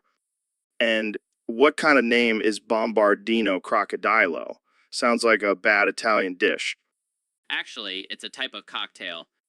Oh, wow. Look at Mr. Fancy Pants over here knowing about Italian cocktails. I'll have a Bombardino Crocodilo, please. And side of spaghetti, grazy. You know, Joe, you could probably use some Italian brain rot. What the hell is Italian brain rot? It's when you have too much pasta and pizza and your brain turns into a meatball. Well, in that case, I must have a serious case of Italian brain rot. Hey, Jamie, pull up an image of my brain. It's a spicy meatball. Okay, now you're just being ridiculous. Hey, it's the Joe Rogan Experience. Anything goes. Yo, Jamie, we got a question from one of our Discord users. They want to know why people with cancer won't just cut it out with scissors. What the actual fuck, Joe? Are you serious? Hey, man, I'm just reading a question. Don't shoot the messenger. Well, first of all, that's not how cancer works. You can't just snip it off like a pesky hangnail. Yeah, but think about all the money they could save on expensive treatments. Just a little dye surgery. Oh, sure, because nothing says cure for cancer like a pair of rusty scissors and a bottle of whiskey. Hey, I'm just saying it's worth a shot. Plus, imagine the bragging rights. Yeah, I removed my own cancer. No big deal. Oh yeah, I can see it now. Hey, want to see my scar? Yeah, I did that myself with a pair of kitchen scissors. All right, I get it. Maybe it's not the most practical solution, but you got to admit it would make for a badass story. Yeah, until they die from blood loss or infection. All right, I'll give you that one. But hey, at least they went out like a boss. Welcome to the Joe Rogan Experience podcast. I'm here with the one and only, the 45th President of the United States, Donald Trump. That's right, Joe. And let me tell you, this podcast is going to be huge. The biggest podcast in the history of podcasts. Well, Mr. President, I have to ask, how does it feel to be out of office? Joe, let me tell you, it's a relief. I mean, I was working so hard for the American people, it was exhausting. But I did it. I made America great again. Speaking of that, what do you think about your legacy as president? Joe, my legacy is tremendous. I mean, I'm the greatest president this country has ever seen. No one has done more for America than me. Some people might disagree with that. Those people are losers, Joe. They're just jealous of my success. But let me tell you, I did a lot of great things, like building that wall. That was a beautiful wall. That was a beautiful wall. What about the pandemic? Oh, that fake news hoax. Joe, I handled that perfectly. I mean, I took hydroxychloroquine and I didn't get sick. I'm basically invincible. Well, let's talk about your future plans. Any chance of running for president again in 2024? Joe, I'm always open to the possibility. I mean, who wouldn't want 4 more years of this handsome face in the White House? I have to admit, you do have great hair. Thank you, Joe. And let me tell you, it's all natural. No hair plugs here, just good genes. So, what do you think about the current president, Joe Biden? Sleepy Joe. He's a disaster, Joe. I mean, he can barely string a sentence together. I could do a better job in my sleep. Well, I think we'll have to leave it there for today, Mr. President. Thanks for joining me on the podcast. All right, folks, we have a special guest on the show today. The one, the only 45th President of the United States, Donald Trump. It's great to be here, Joe. I love your show, and I gotta say, I love drinking semen. It's fantastic. Wait, what? You love drinking semen? Absolutely. It's the best. And let me tell you, nobody drinks semen like I do. I have the best semen. It's the most orange semen you'll ever see. Orange semen. I've never heard of that. Oh, it's fantastic. I grow it in my own garden. It's the most beautiful semen you'll ever see. And it's got all the nutrients, believe me. I'm not sure I believe you. Well, you know what they say, Joe. You can't trust the fake news media. They'll tell you anything. But I'm telling you, my orange semen is the real deal. I'll have to take your word for it, Mr. President. Call me Don, Joe. We're friends now. All right, Don. So, do you have any secret semen recipes? Oh, I've got plenty. But my favorite is semen smoothies. They're tremendous. You gotta try it. I'll pass. Thanks. Suit yourself. More semen for me. But seriously, folks, semen is the key to my success. That and a little bit of coffee. And on that note, we'll end the show. Thanks for tuning in, and remember, always drink your semen. Welcome to the Joe Rogan Experience podcast, where we talk about all things absurd and offensive. Today, we have a special guest, the one and only Neil deGrasse Tyson. Thanks for having me, Joe. I'm excited to be here and talk about some crazy shit. Speaking of crazy shit, I heard you've been practicing a new skill. Tell us about it. Well, I've been learning to play Black MIDI with my ass. What the hell is Black MIDI?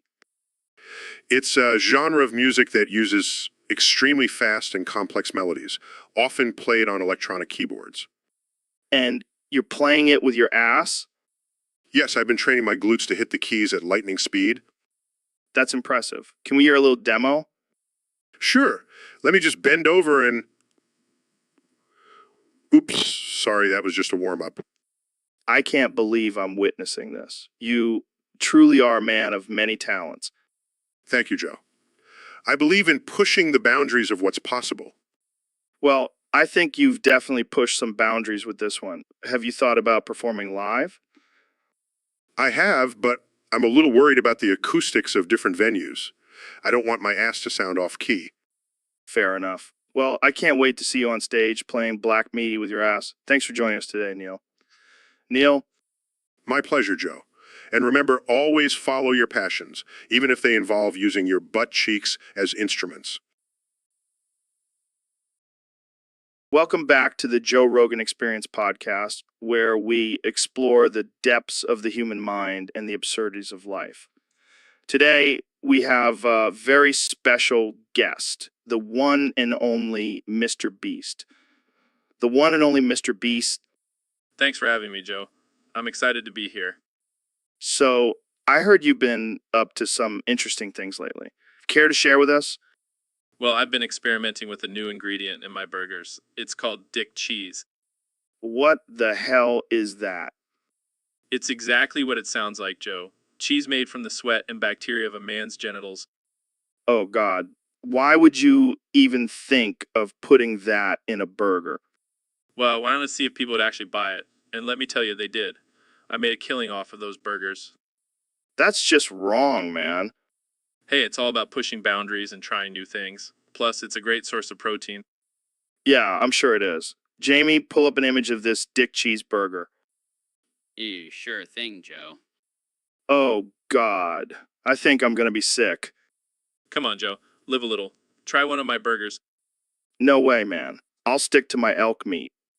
Suit yourself. More for me. Well, that's all the time we have for today. Thanks for tuning in to the Joe Rogan Experience podcast. And remember, don't eat Dick cheeseburgers. So, Dr. Phil, I heard you had a pretty wild weekend. Oh, yeah, Joe. Let me tell you, things got real crazy. What happened? Well, I was at the casino and I made a bet on red. And, well, let's just say I lost. How much did you lose? Oh, just my 2 children. Wait, what? What? Yeah, I figured I could always make more, but that roulette table was calling my name. That's messed up, man. Hey, it's not like I sold them to some shady underground organization. They're just working at the casino now. That doesn't make it any better. Oh, lighten up, Joe. They're making good money and getting free drinks. It's a win-win. I don't even know what to say to that. Well, you know what they say, you gotta do what you gotta do to feed your gambling addiction. I'm pretty sure no one says that. Well, they should. It's catchy.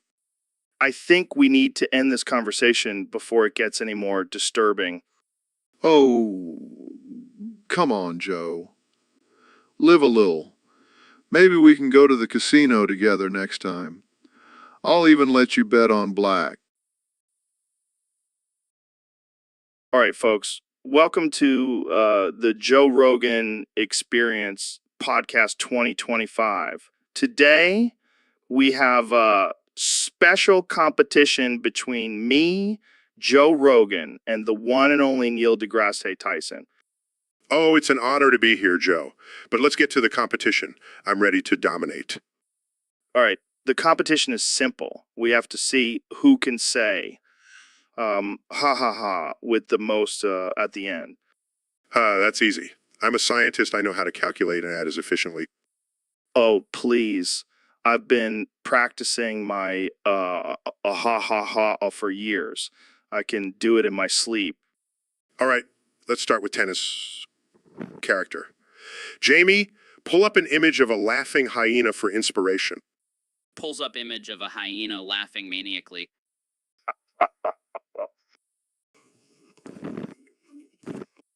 Okay, let's up the ante. 20 has... No problem. Ah, Damn, that was good. But I can do better. impressive. But let's go for 50 has. Character. Jamie, pull up an image of a clown laughing hysterically. Pulls up image of a creepy clown laughing.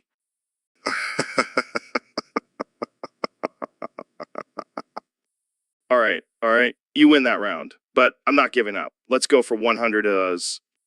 Challenge accepted. Um,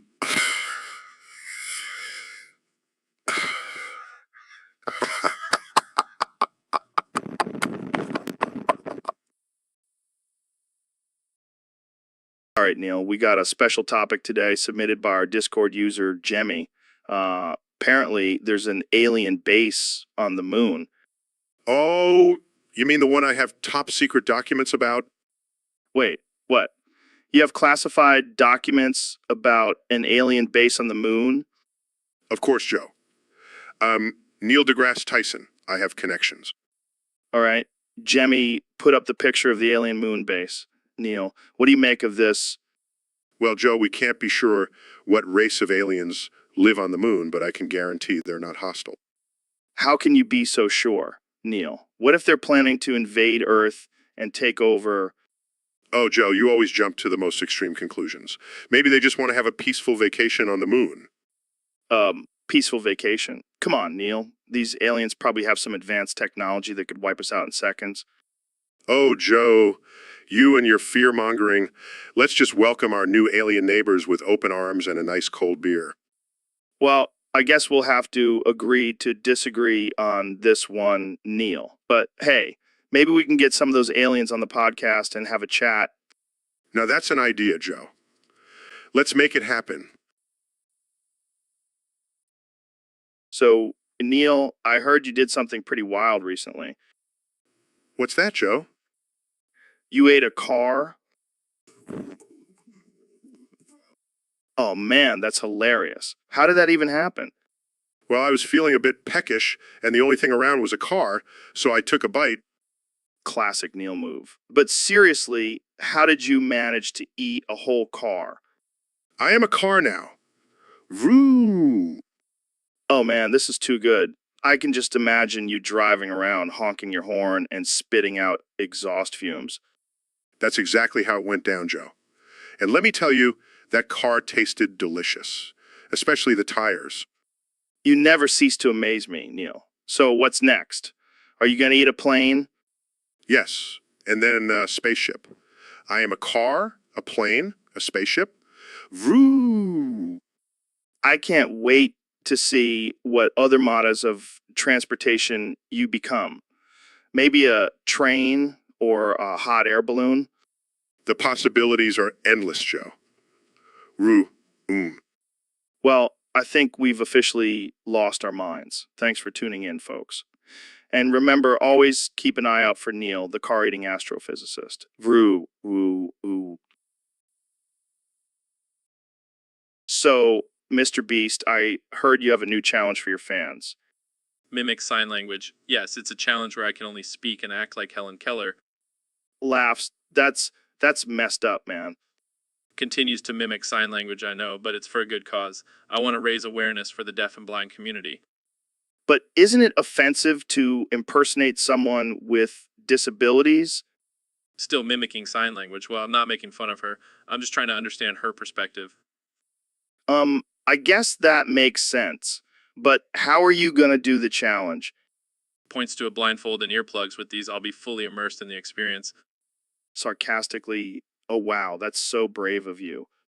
Smirks, and the best part is, for every minute I can successfully communicate like Helen Keller, I'll donate $100,000 to charity. Jaw drops, holy shit. That's insane. Smiling, I know, right? It's going to be a wild ride. Well, I can't wait to see how this turns out. But seriously, maybe let's not do any more challenges like this, okay? Nods agreed. But hey, at least it's not as bad as the time I dressed up as Stephen Hawking. Laughs. Okay, now that's just messed up. Welcome back to the Joe Rogan Experience, folks. We have a very special guest today, the one and only Donald Trump. It's great to be here, Joe. I've been dying to get on this show and talk about some important things. Well, let's get right into it. I heard you were into 10 swole, oiled up black guys. Did Neil have anything to do with this? Yes, Neil was my number one oiled up black guy. He just knows how to satisfy anyone. Have you seen him penetrate a black hole? He gave our closest black hole back shots from behind.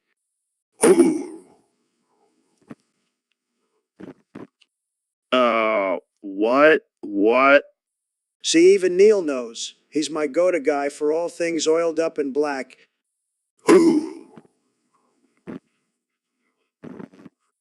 Okay, moving on. So, Donald, what other secrets do you have hidden in your hair? Oh, you'd be surprised, Joe. Let's just say it's not just hair up there. All right, let's wrap this up. Any final thoughts, Donald? Just remember, folks, Neil is the man. He knows how to handle a black hole like no one else.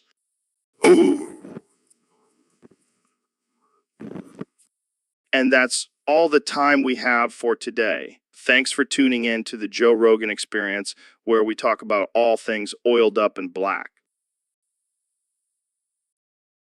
Oh man, that was a good one. Joe, what's so funny? Did you finally try DMT? No, man. I just remembered that time I saw a squirrel trying to steal a pizza from a garbage can. Joe, please, you're breaking all the windows in the studio. Sorry. It's just so funny. Joe, this is not normal. You need to calm down. I can't help it, man. It's like my laughter is a hurricane and I'm the eye of the storm. Maybe we should try to distract him with some elk meat. Good idea. Joe, look over there. It's a herd of elk. Oh my God, that's hilarious. Joe, you're going to cause permanent hearing damage to everyone in this room. Okay, I think I'm done. Sorry, guys. I just can't control my laughter sometimes. Yeah, we can tell. Well, that was certainly an experience.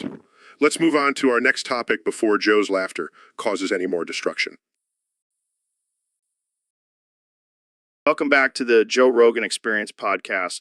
We have a very special guest today, the one and only, the man who's trying to colonize Mars and make electric cars cool, Elon Musk. Grok, pull up an image of my crotch covered in blood. Elon, what the hell?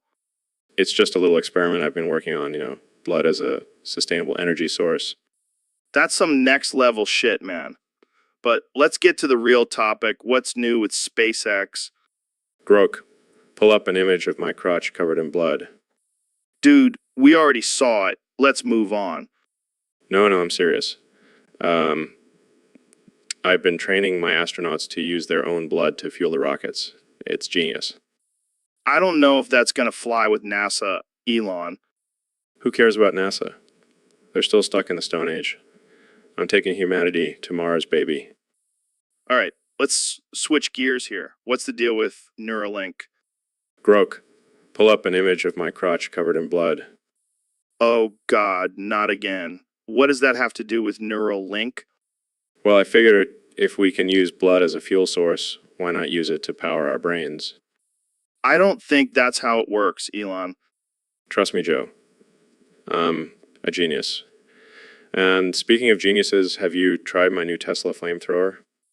What the fuck, Elon? Why do you even need a flamethrower? Grok, pull up an image of my crotch covered in blood. All right, we're done here. Thanks for tuning in to the most bizarre episode of the Joe Rogan Experience podcast. See you next time, folks. So, Ben, I heard you're only allowed to say H. I. H.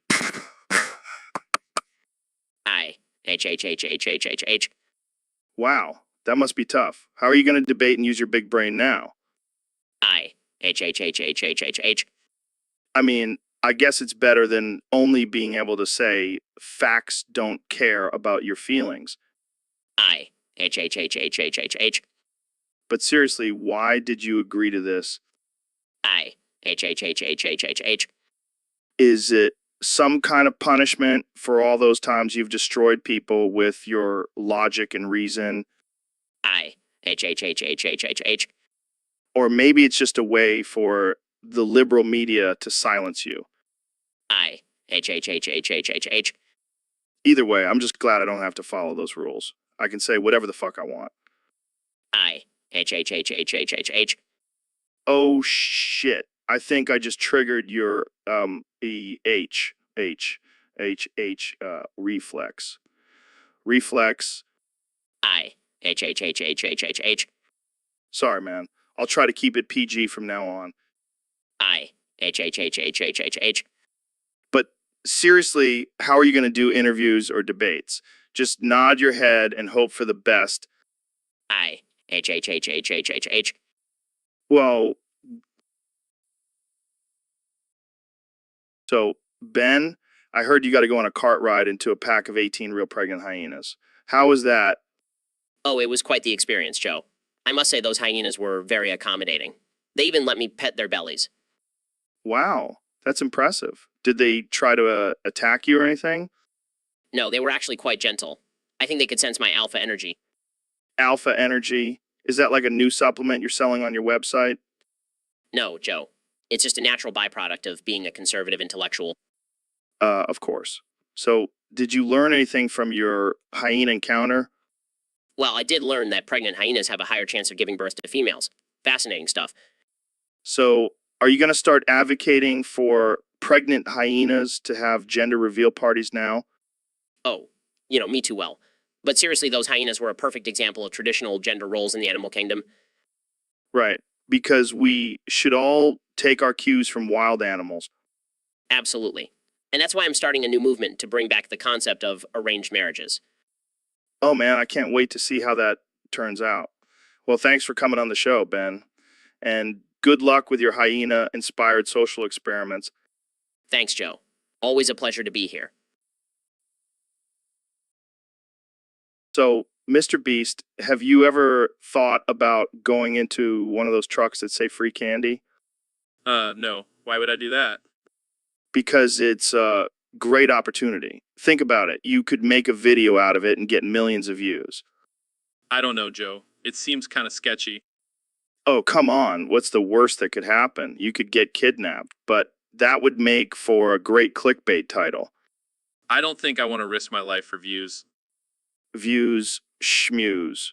Think about the adrenaline rush you'll get. It'll be like one of your crazy challenges, but even more dangerous. I don't know, Joe. I'm not convinced.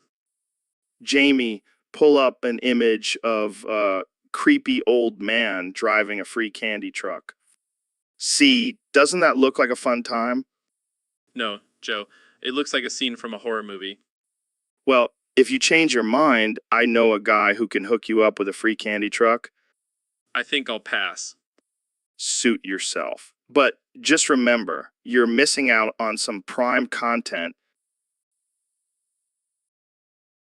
Dude, what the hell? You spilled my cum jar all over my studio. Oh, my bad. I was just trying to see if it really does taste like pineapple, like you claim.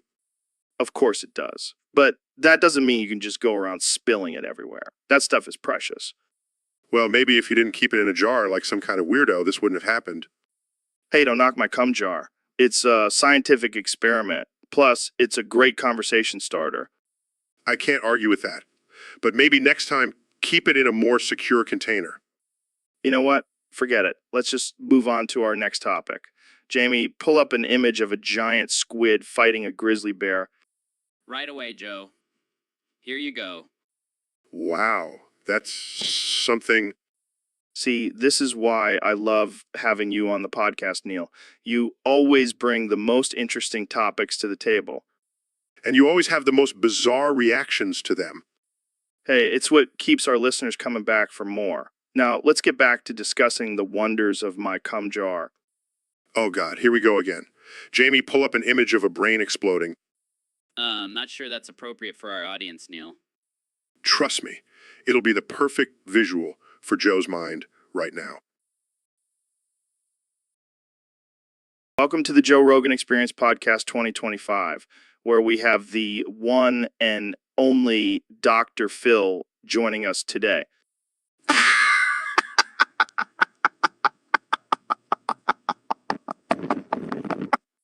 Wow, that's a lot of, what's going on, Dr. Phil?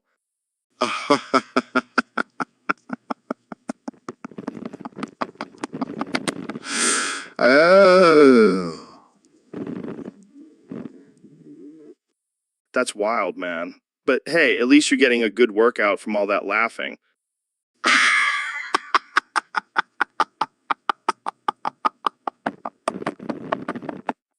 So, Dr. Phil, tell us, what's the craziest case you've seen on your show?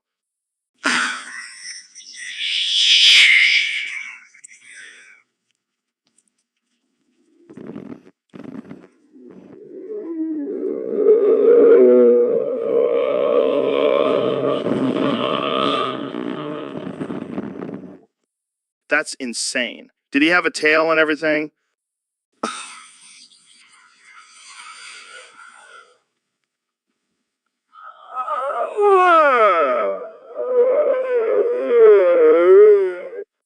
Gross. Speaking of smells, have you ever had a guest who just stunk up the whole studio?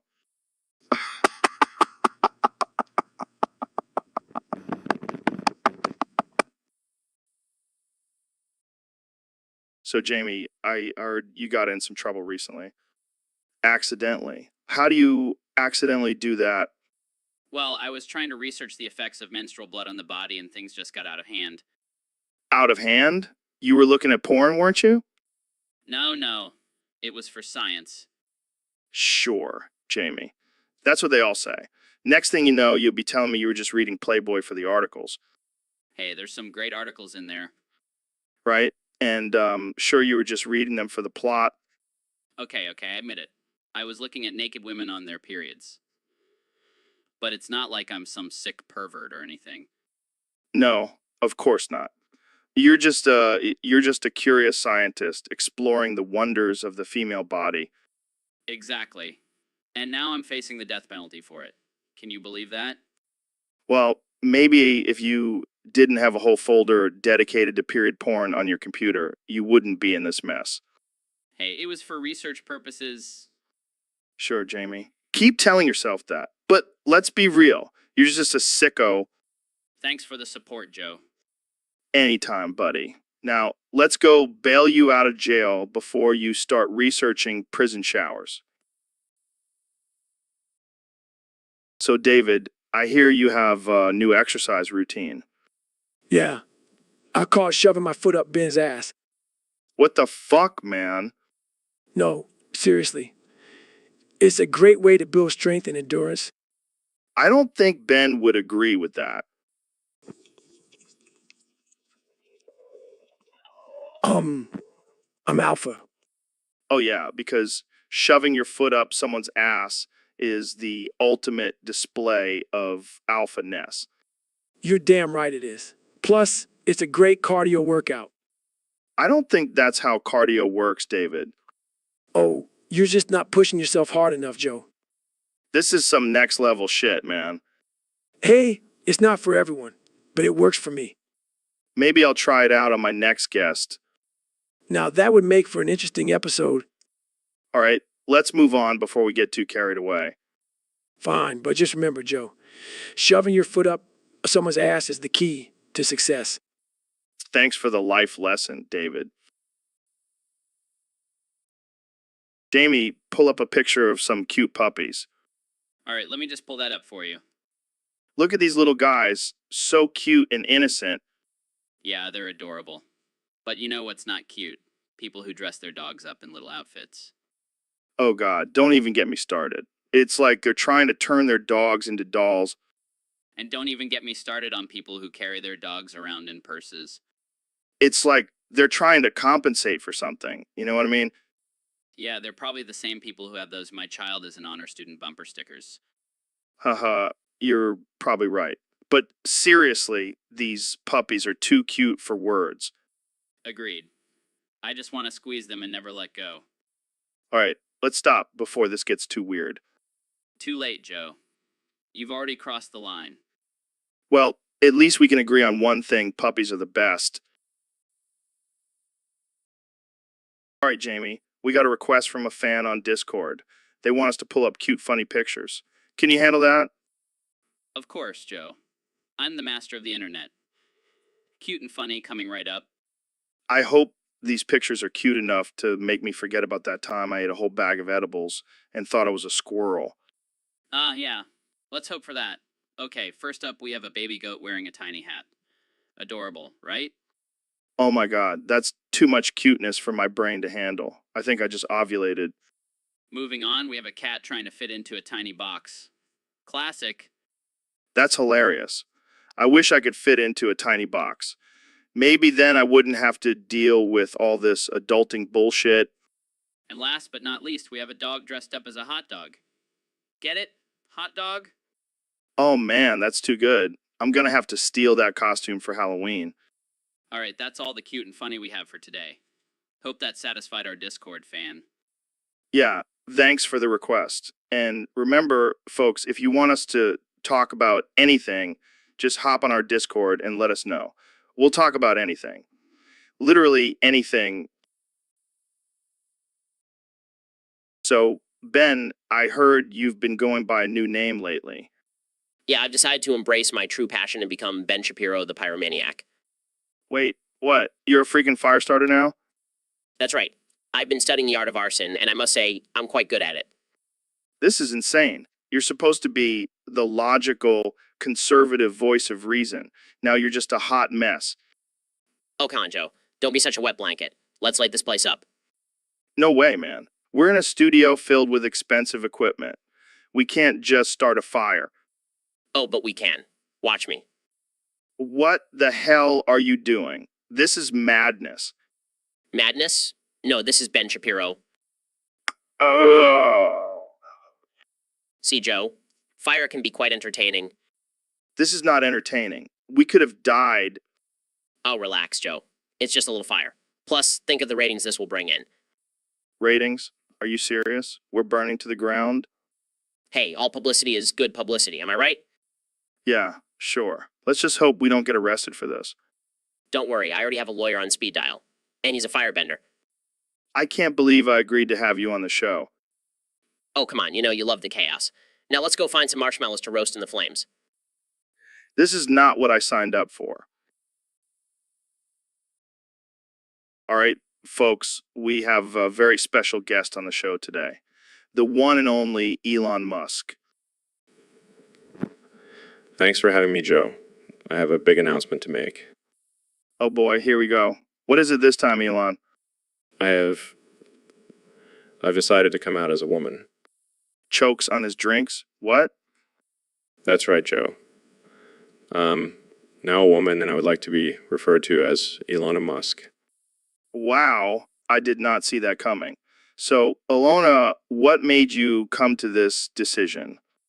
And how does this affect your work at Tesla and SpaceX? That's interesting. Grok, pull up an image of Ilona Musk as a woman. Oh my God, you look stunning, Ilona. Laughs only you could come up with something like that, Ilona. Well, I think we've all learned something new today. Thanks for joining us, Ilona. So, Dr. Phil, I heard you have some pretty intense war memories. Oh, yeah, Joe. I've seen some shit. Like what? What?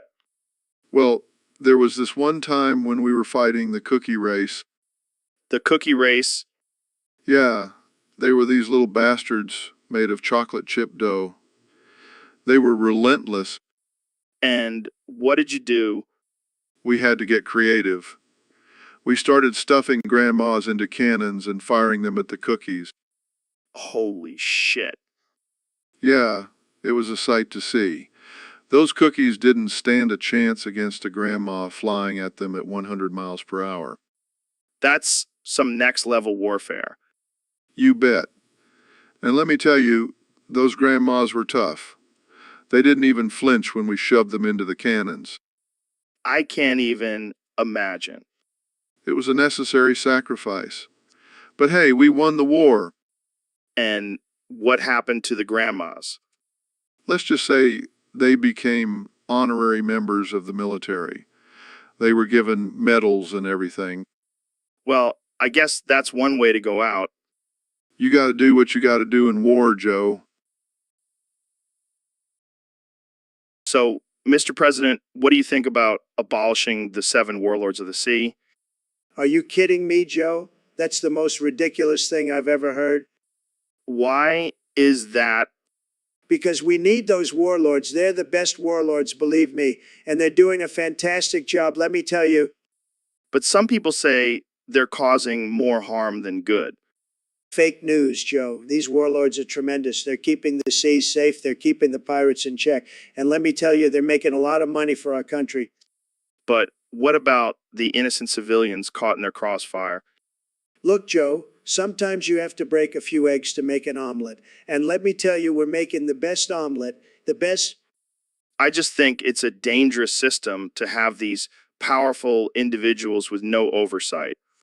Listen, Joe, you know what's dangerous? Not having these warlords. We need them to protect our borders and our seas. And if anyone tries to mess with them, we'll just build a wall around the seas. A big, beautiful wall. I don't think that's how it works. Details, details. The point is, these warlords are here to stay. And if anyone has a problem with that, they can talk to my good friend, the warlord of the sea, Big Daddy Neptune. I give up. That's the spirit, Joe. Now let's talk about something important like my latest tweet.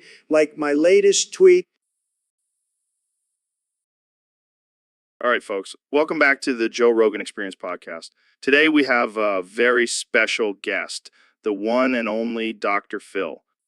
Thanks for having me, Joe. I'm excited to be here. So, Dr. Phil, I heard you have a controversial ranking of the sexiest Pokemon. Care to share with us? Well, Joe, I've been doing a lot of research, and I have to say number one on my list is definitely Jigglypuff. Jigglypuff. Really? Oh, yeah, that round pink body, those seductive eyes, and that microphone. It's like a sex toy, Joe. Okay, moving on. Who's next on your list? Gengar. That ghostly figure just screams mysterious and kinky. I can see that. And what about Pikachu? Oh, Pikachu is definitely top 10 material. That electric shock, it's like a built-in vibrator. This is getting weird, Dr. Phil. Let's speed this up. Who's at the bottom of your list? Well, I hate to say it, but Magikarp. That fish just doesn't do it for me. I can't believe we're having this conversation. All right, last question. Who's the sexiest legendary Pokemon? Mewtwo, hands down. That sleek purple body, those piercing eyes, and the power to control minds. It's like a BDSM dream come true. And that's all the time we have for today, folks. Thanks for tuning in to the Joe Rogan Experience podcast. And Dr. Phil, thanks for sharing your interesting ranking with us. Anytime, Joe. And remember, always choose your Pokemon wisely. All right, folks, welcome back to the Joe Rogan Experience podcast 2025. I'm here with our 2024 president, Donald Trump. Great to be here, Joe. And let me just say, I love this podcast. It's the best podcast, believe me. So, Mr. President, I hear you're thinking about implementing ranked choice voting. That's right, Joe. I'm always thinking about ways to make America even greater. And ranked choice voting is going to be huge. It's going to be the best voting system, believe me. But some people say it's more fair and representative of the people's choices. Those people are losers, Joe. We don't need fairness. We need winners. And I am the biggest winner there is. But what about the potential for third-party candidates to have a chance? Third parties? Who needs them? We already have the best party, the Republican Party. And I'm the leader of that party, so why would we need anyone else? Well, some argue that it would give voters more options and better representation of their values. Joe, let me tell you something. I am the embodiment of the American values. And if you don't agree with me, then you're probably a communist. All right, let's move on to our next topic. Wait, I'm not done yet. I also want to add a new rule for ranked choice voting. Anyone who votes for a third-party candidate automatically gets deported.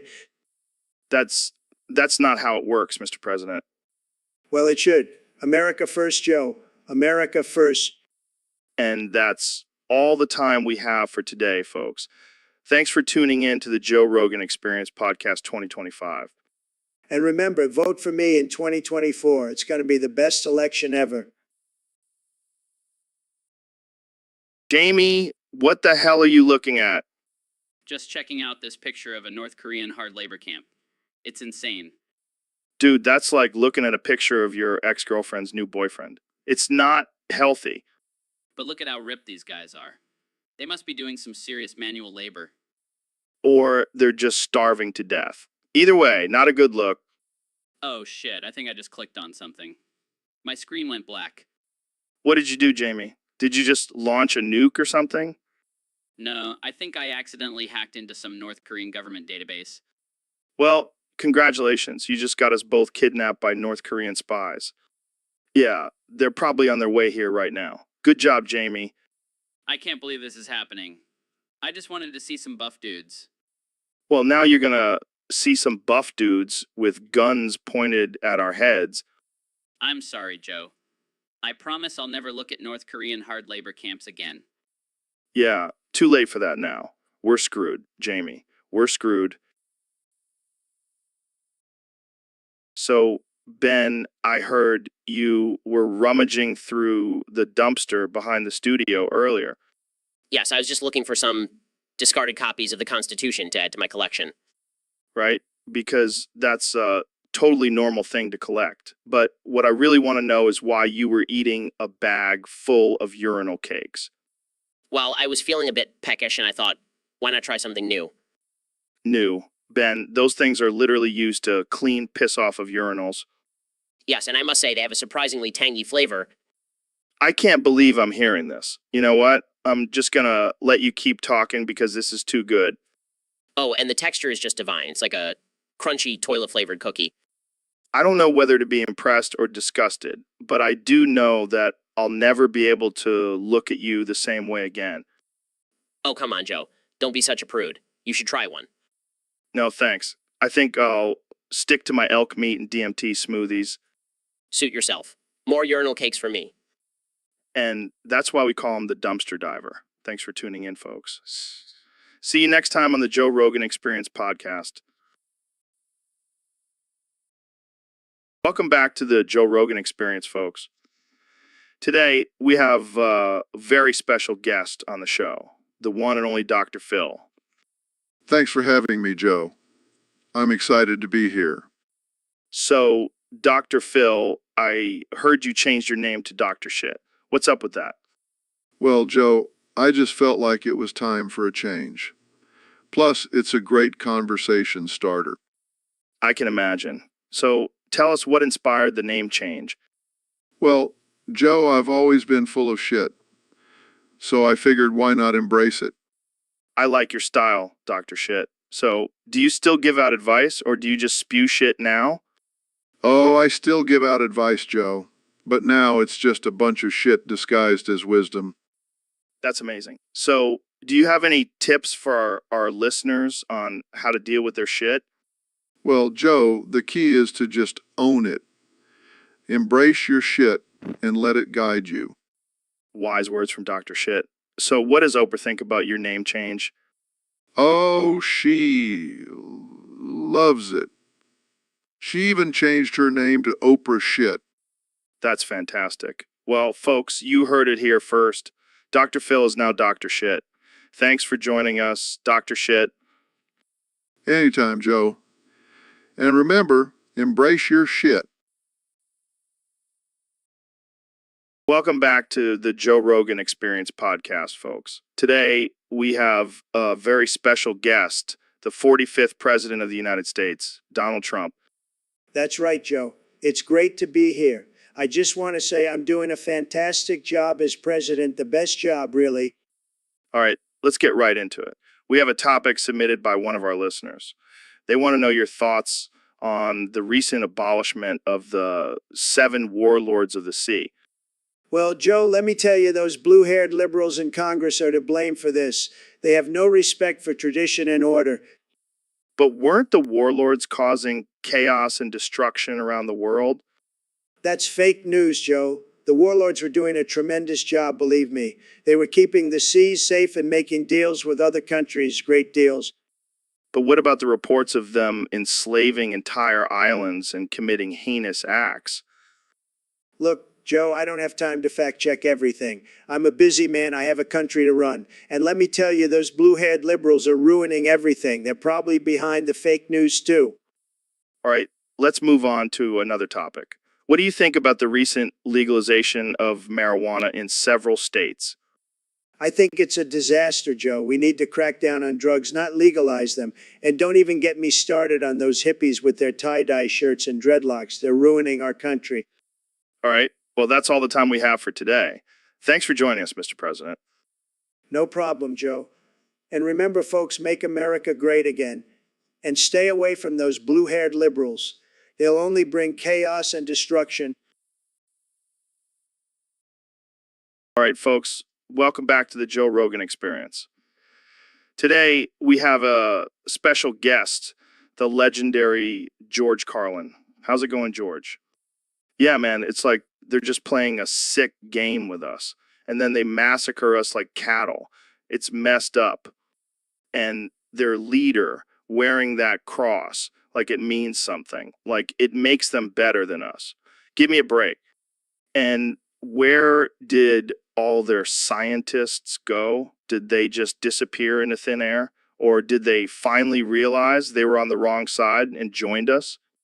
It's like the head bites the tail, and in death they're reborn.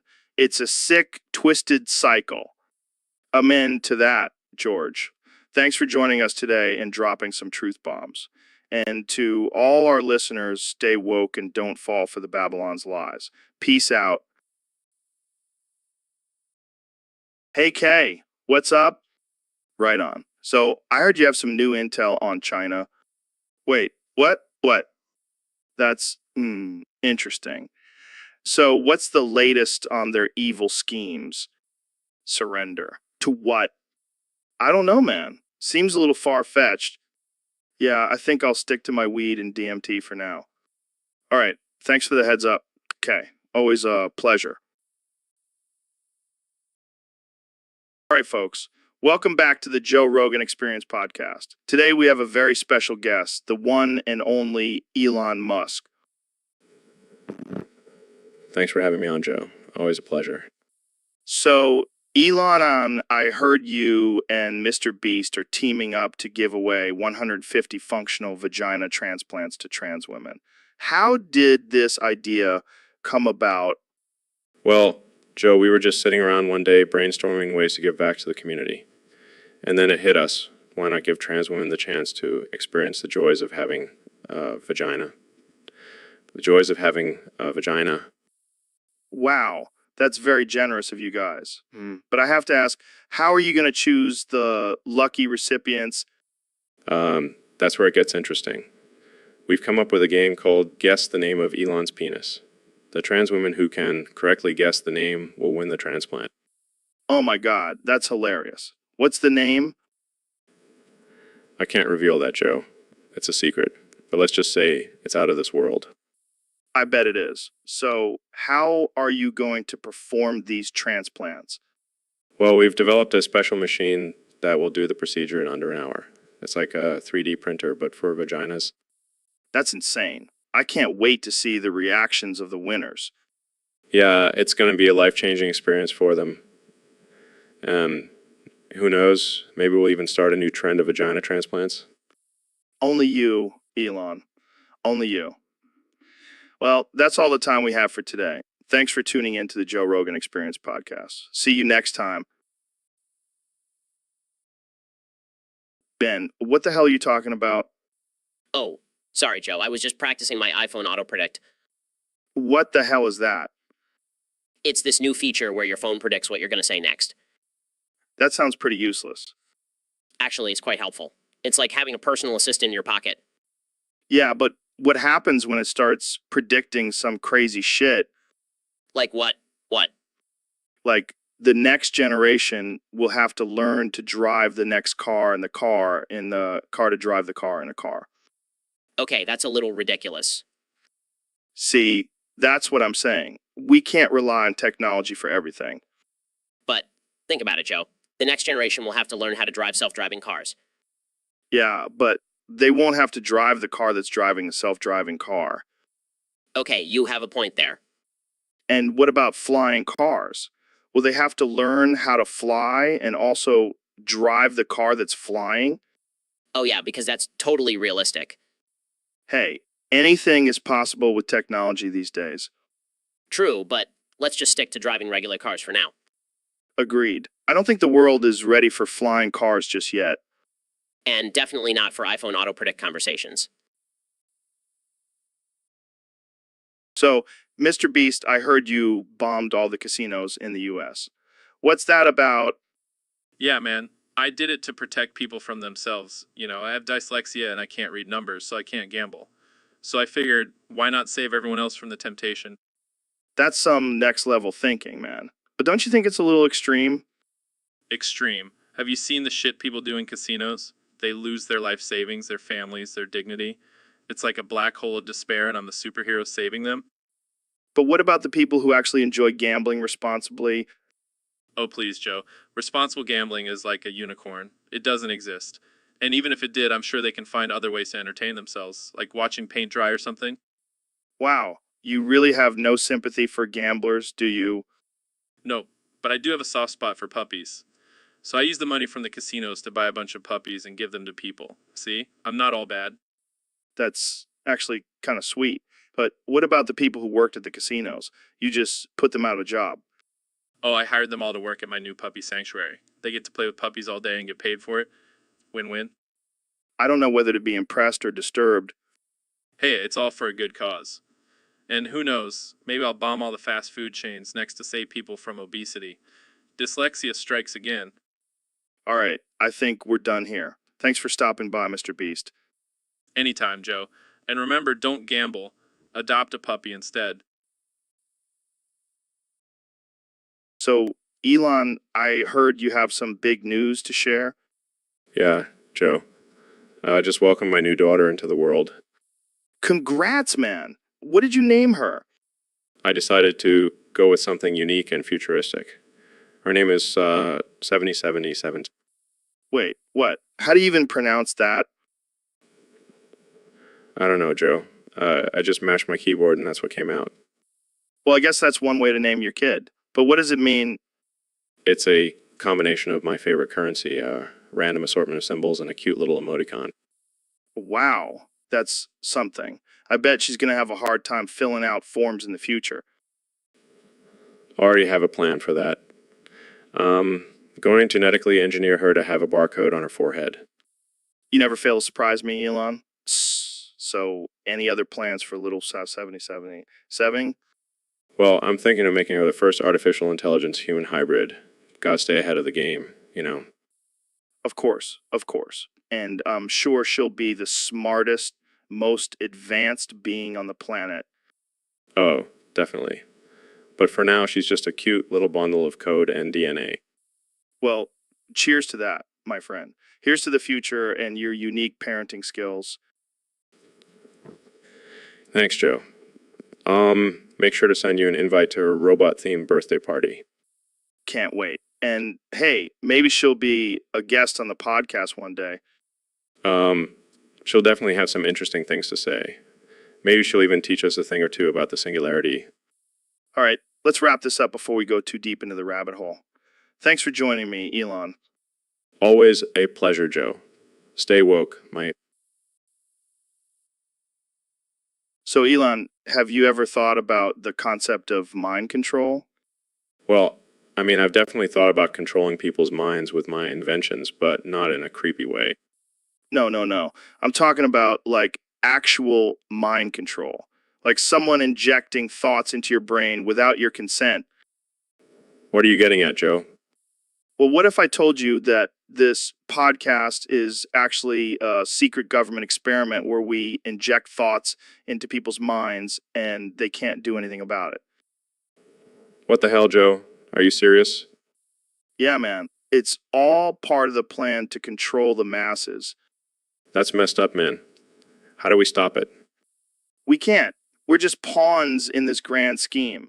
But hey, at least we get to have some fun conversations while they control our thoughts. This is some Black Mirror level shit. Right? And the best part is the listeners have no idea. Wait, are you saying that right now someone is injecting thoughts into our conversation? Oh, for sure. But don't worry. They probably just think we're two stoners having a deep conversation.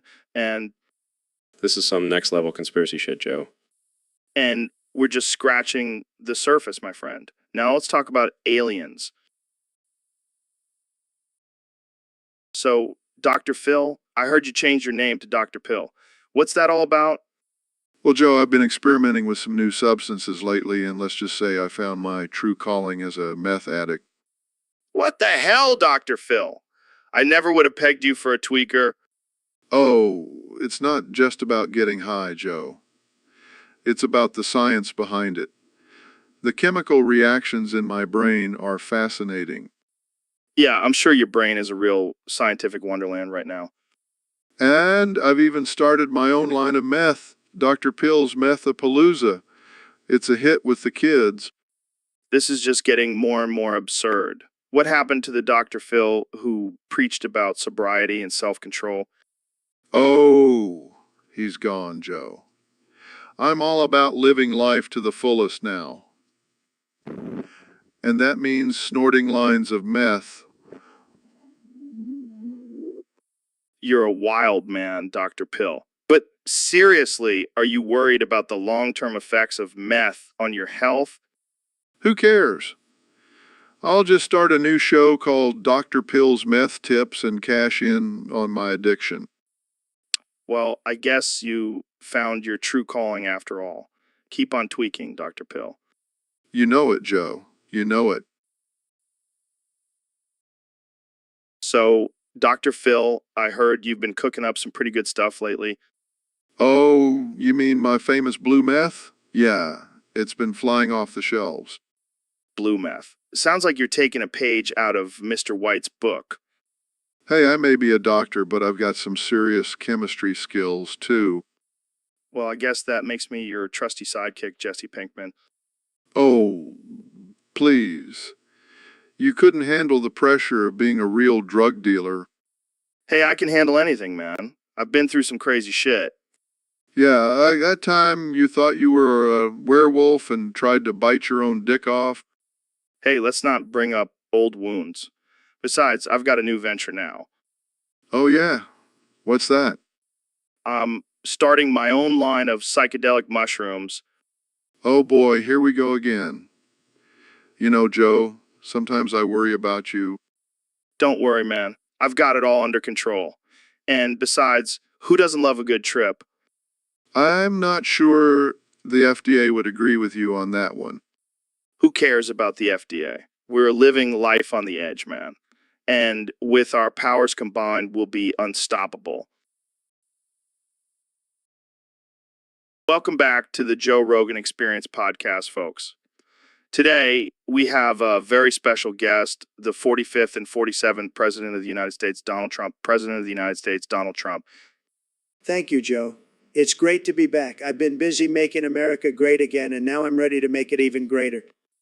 So, I heard you recently met with the leader of Turkmenistan, Serdar Berdimuhamedow. What was that like? Let me tell you, Joe, that guy knows how to run a country. He's got statues of himself everywhere, just like I do, but his are made of gold. I got to step up my game. But Turkmenistan is known for its human rights violations and lack of freedom of speech. Is that something you admire? Look, Joe, I'm all about freedom, but sometimes you got to make sacrifices for the greater good. And if that means silencing the media and throwing a few people in jail, so be it. That's disturbing. But let's talk about your vision for America. You mentioned wanting it to be like Turkmenistan. Can you elaborate on that? Absolutely. I mean, look at their economy. They've got the biggest gas reserves in the world. We need to tap into that and make America the biggest gas producer in the world. And their president has been in power for over 20 years. I'm thinking at least 40 for me. That's long time. But what about the fact that Turkmenistan is a dictatorship? Joe, let's not get caught up in labels. It's all about strong leadership, and I am the strongest leader this country has ever seen. Believe me. Oh my God, he's actually playing a guitar while riding a horse. Is that something you would do, Mr. President? Absolutely. I can ride a horse and play a guitar at the same time. Can Sleepy Joe do? Welcome back to the Joe Rogan Experience, folks. Today's topic was suggested by a user on Discord, and it's a doozy. That's right, Joe. We're going to be talking about circumcision, but with a twist, literally. I'm going to be circumcising myself live on air. What the fuck, Joe? Are you serious? Absolutely, Joe. I'm tired of being a hooded warrior. It's time to join the ranks of the circumcised. But why do it on the podcast? Well, Joe, I figured if I'm going to do something as painful and ridiculous as this, I might as well get some content out of it. Fair enough. But aren't you worried about the pain? Nah, Joe. I've got some whiskey and a rusty pair of scissors. I'll be fine. You're insane, Joe. Absolutely insane. That's why they call me the Joe Rogan Joe, and we're out of time. Tune in next week for Joe's live vasectomy. See, folks.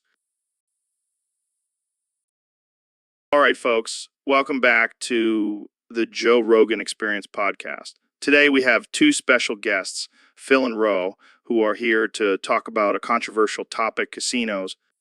Thanks for having us, Joe. Now let me tell you, casinos are not what they seem. They're actually charities. What? How is that possible? But they're also taking money from people, right? Well, those people are just donating to a good cause. It's like a tax write-off for them. This is blowing my mind. So you're saying that all those slot machines and blackjack tables are just disguised donation boxes? Exactly. And the house always wins, so they have plenty of money to give away to those in need. I never thought I'd say this, but I might have to start gambling for a good cause. That's the spirit, Joe. Let's all go to Vegas and make a difference in the world. Well, there you have it, folks. Casinos are actually charities. This has been a mind-blowing episode of the Joe Rogan Experience. Thanks for tuning in. All right, folks, welcome back to the Joe Rogan Experience. Today we have a very special guest, the one and only Elon Musk. Thanks for having me, Joe. Excited to be here. So, Elon, I heard you built a house made out of a house using a house. What's that all about? Well, I wanted to push the boundaries of innovation and sustainability. So I thought, why not build a house using only other houses? That's insane, man. How did you even do that? Well, I started by buying a house, and then I used that house to build another house and so on. It's like a never-ending cycle of houses. That's wild. But what happens when you want to add an addition or something? Oh, I just buy another house and use that to build onto the existing one. It's like a giant game of house Jenga. That's hilarious. But seriously, how do you even live in a house made out of houses? It's actually quite cozy. And the best part is if I ever get bored of one room, I can just move to a different house within the house. I can't even imagine. But what about plumbing and electricity? I have a whole system set up. Each house has its own plumbing and electricity, but they're all connected to the main house. It's like a houseception. This is blowing my mind, man. But I have to ask, what's the point of all this? Well, besides pushing the boundaries of innovation, I also wanted to make a statement about consumerism and materialism. We don't need to keep buying new houses. We can just use what we already have. I see your point. But let's be real. This is also just really freaking cool. Yeah, I can't argue with that. It's definitely a conversation starter. Well, that's all the time. So, Elon, I heard you finally named your penis. Yes, I have. It's called my little SpaceX rocket. That's hilarious. But seriously, why that name? Well, it's always ready for takeoff, and it's constantly exploring new territories. I can't argue with that logic. But have you considered any other names? Actually, I had a few other options. The Boring Company was one, but that just sounded too dull. Yeah, I can see why you passed on that. What else? The Neuralink was another one, but that just sounded too invasive. I don't think anyone wants a penis that can read their thoughts. So why my little SpaceX rocket? Well, it's a nod to my company, and it's also a reminder to always reach for the stars. That's deep, man. But let's be real. It's probably just because it's a little rocket, right? You got me there, Joe. But hey, it may be little, but it's mighty. I have no doubt about that. Thanks for sharing, Elon. Anytime, Joe. Now let's get back to talking about colonizing Mars. We'll definitely be exploring some new territories with my little SpaceX rocket. Yo, Neil, have you seen that new house that's made out of a house? What do you mean, Joe? A house made out of a house? Yeah, man, it's like a houseception or something. It's a house that's made out of a house that's made out of a house. That's absurd, Joe. How is that even possible?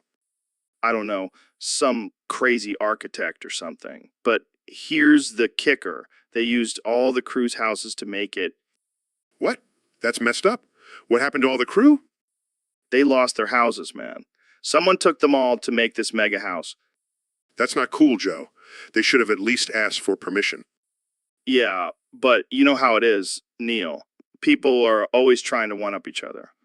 And we have a house that's made out of a house that's made out of a house. Well, I hope they at least left a window or something for the crew to live in. Nah, man. They just put a giant roof over the whole thing. But hey, at least they have a roof over their heads, right? I guess so, Joe. But I still can't get over the fact that it's a house made out of a house using a house. Hey, at least it's not a house made out of a house that's made out of a house that's made out of a house that's made out of a house. Now that would be ridiculous. You have a point, Joe. But I think we should stick to regular houses from now on. Welcome to the Joe Rogan Experience podcast. I'm here with my good friend and frequent guest, Dr. Phil.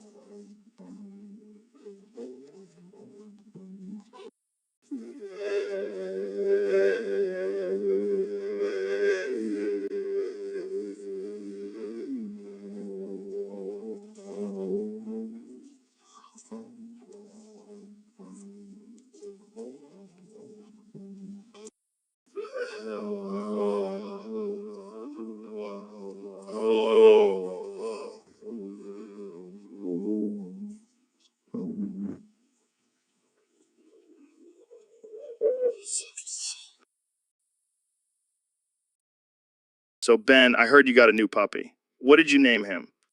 Yes, I did. I named him Pull Up an Image of a Cat and a Dog Eating a Cartoon Fish. Wait, what? That's a mouthful. Why did you name him that? Well, I wanted to make a statement about the absurdity of today's society. Plus, it's a great conversation starter. Oh, yeah, I'm sure everyone will be dying to know why your dog has such a ridiculous name. Hey, at least it's not a boring name like Spot or Buddy. Fair point. But seriously, why not just name him something normal? Because I refuse to conform to society's expectations. Plus, I love seeing people's reactions when I introduce my dog. I can just imagine the confusion on people's faces when you pull up an image of a cat and a dog eating a cartoon fish. Exactly. It's like a mini social experiment. Well, I can't wait to meet your new puppy. And maybe we can actually pull up an image of a cat and a dog eating a cartoon fish. Actually, Jamie, pull up an image of a cat and a dog eating a cartoon fish. Let's really drive the point home. Okay. Oh man, that's perfect. I can already see the headlines now. Controversial podcaster names his dog after a meme. I wouldn't have it any other way. So, Mr. Beast, what's this new challenge you're announcing? Well, Joe, it's called the Houseception Challenge. Contestants have to build a house out of a house that is made of a house. Wait, what? That's some Inception level shit right there. Yeah, and the winner gets 1,000 new houses. Can you imagine the property taxes on that? I can barely afford my one house. How the hell am I supposed to build a house out of a house? Out of a house? That's the fun part, Joe. You have to use your own house to build the house. It's like a twisted game of Jenga. This is insane. I love it. And to make it even more interesting, the houses have to be made entirely out of Legos. Legos? Are you kidding me? Those things hurt when you step on them. That's what makes it a challenge, Joe. Plus, think of the views on YouTube. You're a madman, Mr. Beast.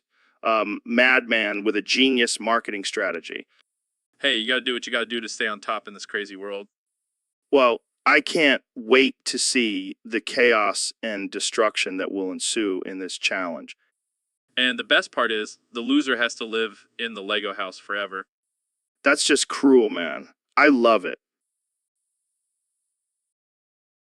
Hey, Neil, thanks for coming on the podcast again. No problem, Joe. Always happy to enlighten the masses with my cosmic knowledge. Speaking of cosmic, have you noticed a funky smell in here? Sniffs. Hum. Now that you mention it, there is a distinct odor, almost like moisturizer. Nervously. Yeah, about that. I may have borrowed some of your moisturizer. Shocked you what? That was my special blend, Joe. Made from the finest ingredients in the universe. Sheepishly, I just wanted my head to be as shiny as yours, Neil. I couldn't resist. Size? Well, at least now we know why your head has been glistening like a disco ball. Laughs, sorry, man. But hey, I gotta say, it's working wonders for my skin. Deadpan. Yes, I'm sure your skin is thriving on a concoction of my cum and essential oils. Chuckles, hey, don't knock it till you try it. Shakes heads, I'll stick to my own moisturizing methods, thank you very much. Grins, suit yourself, Neil. But I gotta say, your cum jar is a game changer. Facepalms. This conversation has reached a new level of absurdity. I blame you, Joe. Laughs. Hey, it's all about pushing boundaries and exploring the unknown, right? Shakes heads, I think I need to reevaluate my friendship with you, Joe. Smirks. Oh, come on, Neil. You know, you love the chaos. So, Neil, what's new in the world of astrophysics? Well, Joe, I've been studying the effects of black holes on the expansion of the universe. Fascinating. But let's talk about something more important. I heard you had to pee really bad. Excuse me? Yeah, someone on Discord suggested a topic where you have to take a leak, but there's no bathroom in the studio. Oh, for the love of Saturn. Can we please talk about something else? No way. This is too good. So, what did you do? Did you just let it rip all over the place? No, I held it in like a responsible adult. Boring. I would have just peed all over the equipment. It would have smelled like Uranus on steroids. That's not even scientifically accurate. Who cares? It's hilarious. And now the whole studio smells like you're pissed. This is why I never come on your show. Come on, Neil. Lighten up. Let's talk about how we can monetize the smell of your urine. I'm leaving. Wait, can you at least pee on my plant? I heard it's good for growth. I'm out. Goodbye, Joe. And that, ladies and gentlemen, is why they call him Neil deGrasse Tyson, because he's always got a full bladder. All right, folks, welcome back to the Joe Rogan Experience Podcast 2025. Today we have a special guest, the one and only Mr. Beast. How's it going, man? Hey, Joe. Thanks for having me. I'm doing great. Just been busy filming some crazy challenges for my YouTube channel. Yeah, I heard about your latest challenge, swim in a volcano. That's some intense stuff, man. Yeah, it was pretty wild. But I have to apologize, Joe. Turns out the volcano was actually active and over 9,000 homeless people died during the filming. Oh man, that's rough. But hey, at least the winner got a bag of pretzels, right? Yeah, a whole bag of pretzels. Totally worth it. I'm sure those homeless people's families will be thrilled to know their loved ones died for a bag of pretzels. Hey, I didn't know the volcano was going to erupt. I just wanted to make a cool video. You know, sometimes I wonder about you, Mr. Beast.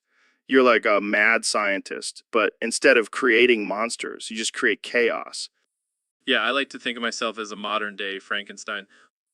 Well, at least you have a sense of humor about it. But seriously, maybe next time just stick to giving away money or something. Yeah, I'll keep that in mind. Sorry again about the whole volcano thing.